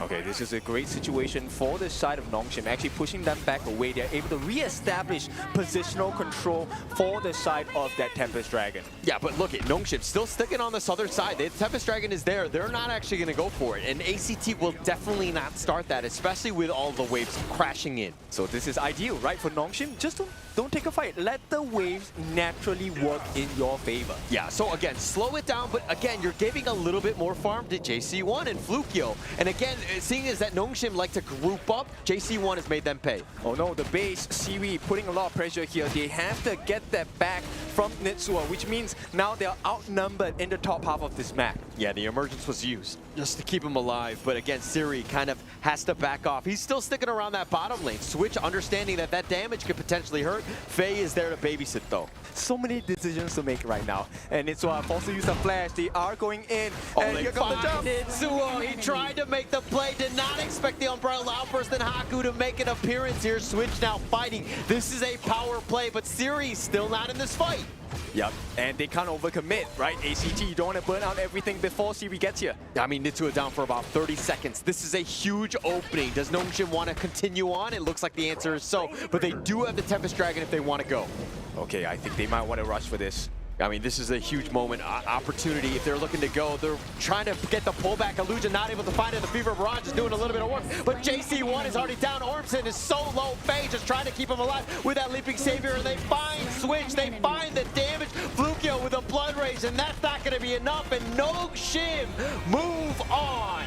Game over. What a series between these two teams, and congratulations to Nongshim Red Force. That one was a little too close for comfort. Yeah, way too close. Nongshim, I mean, had to pull out all the stops. ACT making life so difficult. You're thinking that, hey, with super elite minions, everything crashing in, that, hey, we can close this game out. ACT are like, no. We're going to make this as difficult as possible. Yep, huge respects to ACT Esports Club. You guys are an inspiration. Coming in from grassroots, going into the leagues of PKL, making it out as a third seed, and putting such an impressive series against the #1 seed of Major East. Please take a bow. Yeah, respect. Nothing better than that one. ACT, if you were going to go out, that was the way to go. I mean, you just played your hearts out. Everything was at stake. You had your moments, you had the opportunities, and you struck the fear into Nongshim's eyes. Definitely. This is a lesson that Nongshim definitely will learn, because I'm pretty sure Nongshim did not expect this resistance. Yeah, that was a tough game, right? I mean, physically tiring and going the distance. No team, no game is an easy out in the KWC. Yep, definitely not. I mean, I did not expect this result for sure, and definitely not in this manner as well. But ACT, yes, you're going home, but I expect you to come back here next year, and even for the next season of PKL, our eyes will be on you. Yeah, building that momentum. I mean, there's so much to have learned on that one, and just being able to stay alive. The future is bright with this team, let's be very honest. Yes, very bright. Extremely bright. I mean, it's I don't know. I can't have a comparison now. Flashlight, I don't know. Okay, all right, that's one way. But look at how back and forth this is. There were so many opportunities for Nongshim to try to close it out, but they just catch out Nitsuo, and that was game-breaking. Nitsuo down for 30 seconds, and absolutely eternity. There's no way you can fight because they need the Nuwa for that wave clear. They need the Matrix, they need the pushback, they need the annihilation. So damage control, the two things that it's a benchmark, hallmark skill for the Nuwa. And because they got that kill on Nitsuo, it was unfortunate. But ACT, once again, brilliant performance. Please, you have to take this with your chin up. This is a great performance. I was just checking on the floor a second, and it's just completely, everyone is elated with this game because it was so close. It was very, very close. I believe that ACT has been the team that has been the closest to just moving forward. All of the lower bracket semifinals have been actually pretty clear, except this one. In this one, ACT really deserved another chance. Yeah, I mean, like ruthless at this point. Wow. What about if we go and we learn a little bit more from the game with the Nongshim Red Force players? Mara, what you got for us? We have Faye here with us. Congratulations. That series was heart-stopping. That was so intense. And you guys maintained the reputation of defeating Filipino teams that come your way in international competitions. Now, how challenging has this tournament been for you? Is it exactly the way you imagined it? Just because now you guys went down the lower bracket and it went all the way to game 3. So is it more challenging than expected? 일단 페이 선수 승리 축하드리고요. 일단 첫 번째 질문으로는 아무래도 이제 필리핀 팀을 상대로 또 필리핀 학살자라는 별명 그거 가지고 계신데 그걸 일단 잘 지켜내신 것 같고요. 근데 생각보다 그래도 무난히 좀 올라갈 거라고 예상을 했는데 이렇게 또 최종전까지 와서 또 3세트라는 또 혈전 끝에 이렇게 좀 힘들게 진출하시게 됐어요. 그래서 이거에 대해서 좀 예상을 하셨는지. 예상하지는 못했고요. 저희가 조금 약간 여기 와서 안 맞는 것도 있지만 다른 팀들이 되게 잘 올라온 것 같아가지고 좀 치열하게 싸움을 했다고 생각합니다. Yeah, it wasn't expected at all because I mean we couldn't bring our best in this series as well, but I think there like other teams has been bringing themselves really good positions and really good form of them. So I think that's why we struggled. Well, congratulations because you're heading to the last chance. You're talking about the teams. If you got to see the list in the last chance, which team would you delete out of that list and which team would you choose to face in the last chance? 이제 라스트 찬스 단계에 진출하시게 됐는데 이게 랜덤으로 또 이렇게 추첨하는 거잖아요. 그래서 그 리스트 중에서 이 팀은 좀 빼고 싶다 아니면은 이 팀은 꼭 넣고 싶다 하는 팀이 있을까요? BSE가 지금 되게 잘하는 팀으로 알고 있고 말레이시아에서 또 온 팀이다 보니까 라스트 찬스라는 이름을 가진 만큼 되게 잘하는 팀을 뛰어넘고 올라오고 싶어서 BSE로 하겠습니다. Actually, I want to pick BSE as our opponent because I think they're a very great Malaysian team and they're really formidable. But that being said, this is the last chance and we have to be as much desperate as much as possible. And I want to beat one of the strongest teams to go to the playoffs. So I want to face BSE.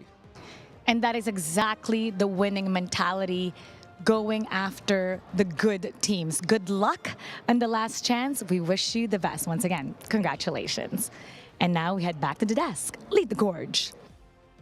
Nonsim Red Force moving forward in the fashion that it should be, always wanting to beat not the weak, but the strongest out there. That is something that we need to talk about, no? Yeah, to be honest, personally, if I was in that position, I would want to attack the weak. Just saying.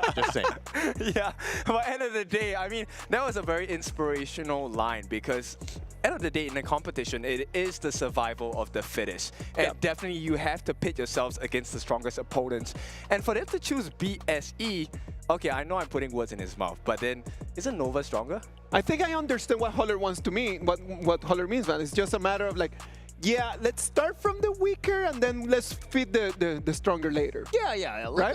You know what I mean? It's like, let's build a little confidence. This is something that they did in Season 3, right? Rush. Let's just kind of take out some of those other teams, like you know, get our feeling out process. Why are you saving him? My job is to save people. My job is to save the show. He's the lifeguard. He was the worst bomb leader in our ranked game last night. How dare you? How dare you bring that up? I told you not to tell anyone about that game. Okay, but let's get down to business here. Siri, I think, was definitely the MVP of this game, in my opinion. 44%, 245,000 worth of hero damage dealt by this flow-born marksman. Take a look at his itemization here.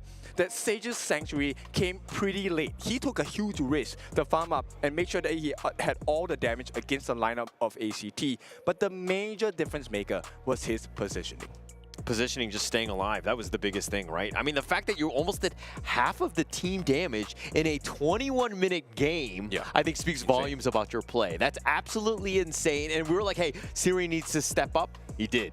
He was listening in for sure, right? Yeah. And now let's take a look at ACT. I just want to highlight ACT. I think, you know, this game, Flukio, he tried his best. And then Switch also tried to complement that by cutting the escape routes off for the side of Nongshim Red Force. But every single time, because of the performance of Siri, he was always in a prime position to just gun them down. And the health bars just melted like butter. Yeah. And they did such a good job of just like trying to like mitigate what Siri was bringing because he was very aggressive and he was just kind of in your face in that regard. But ACT, man, like that was such a heartbreaking game. I mean, just seeing that go in. But the MVP, clearly Siri, we've been, you know, singing his praises, but 4-1-8, he only died a single time, but the 44% damage, that's actually insane. I think that's good for the Flowborn family, right? Because the marksmen are really standing up, as for the tank has been a little bit harder. Yeah, definitely much tougher. It's still a 0% win rate for the tank version. But here, Siri showing you exactly how you should play Flowborn Marksman.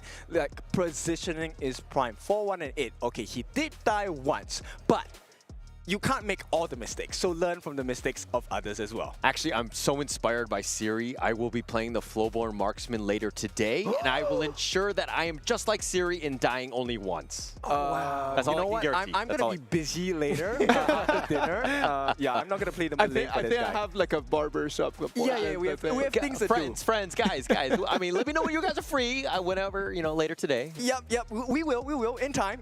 Eventually, I don't know, whenever.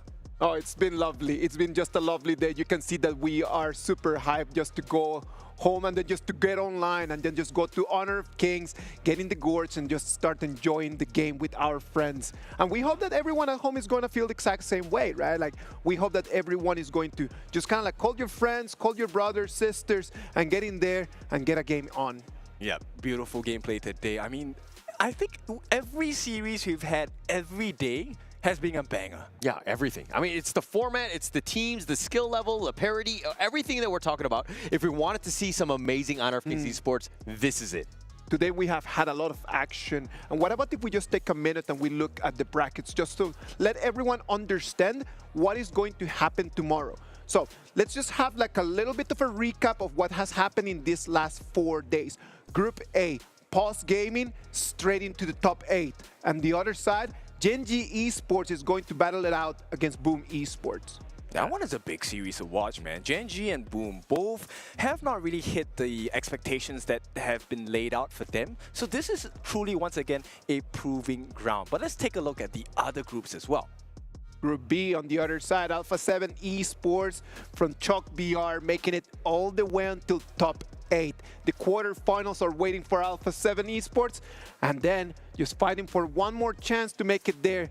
Team Vitality against Dominator Esports. I think this is the bracket that had the most amount of upsets going into this one, right? I mean, if we're talking about seeding from the previous, like the Chalk BR and of course the IKL, this has been the craziest one. Alpha 7 coming out on top, huge win for them. Yeah, and of course, Group C, Nova Esports, as already seen earlier today, they make it into the upper brackets top 8.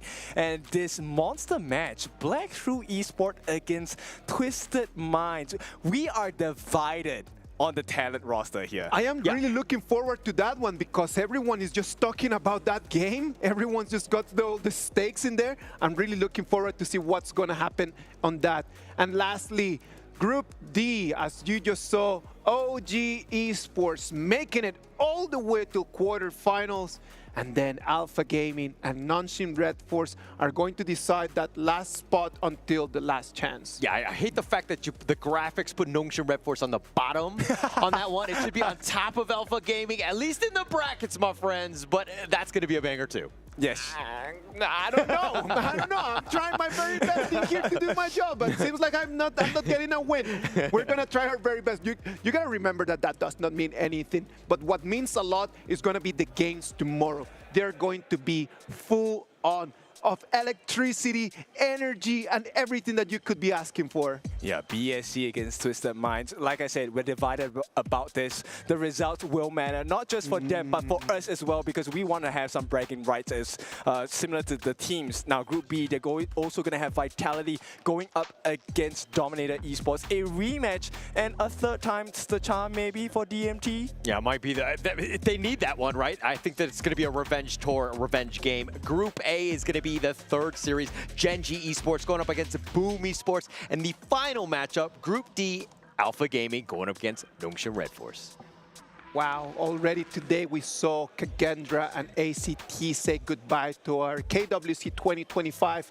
Tomorrow we're going to see 4 more teams saying goodbye, just getting back into the plains. You know what? It is time for us to say goodbye. Another chapter of our KWC 2025 history has been written. Tomorrow, at the same time, with the same energy, we're going to be waiting for everyone over there at home. Before you go, please enjoy the Kidia top plays of the day. From us, thank you very much. Have a good night. Have a good rest.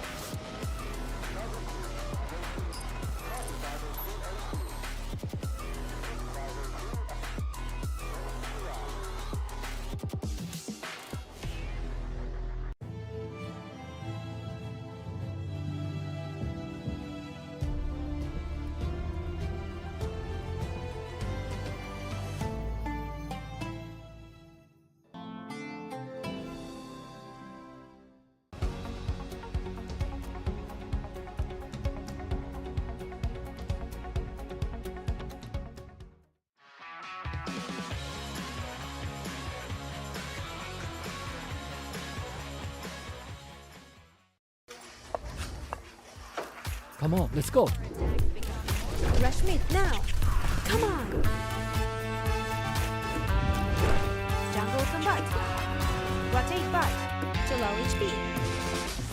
Victory!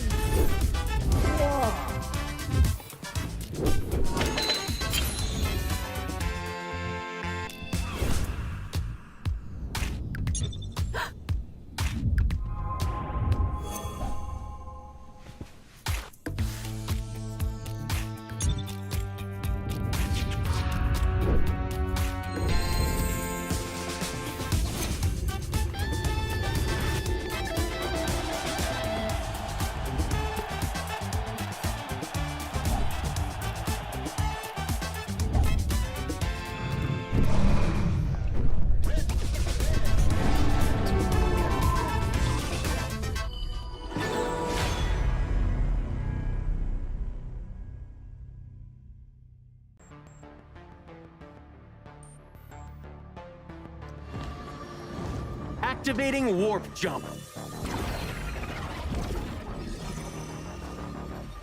Destination? The brightest star.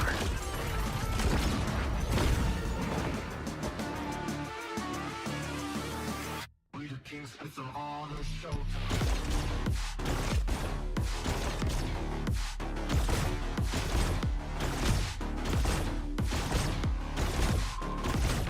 Pulse gun charged.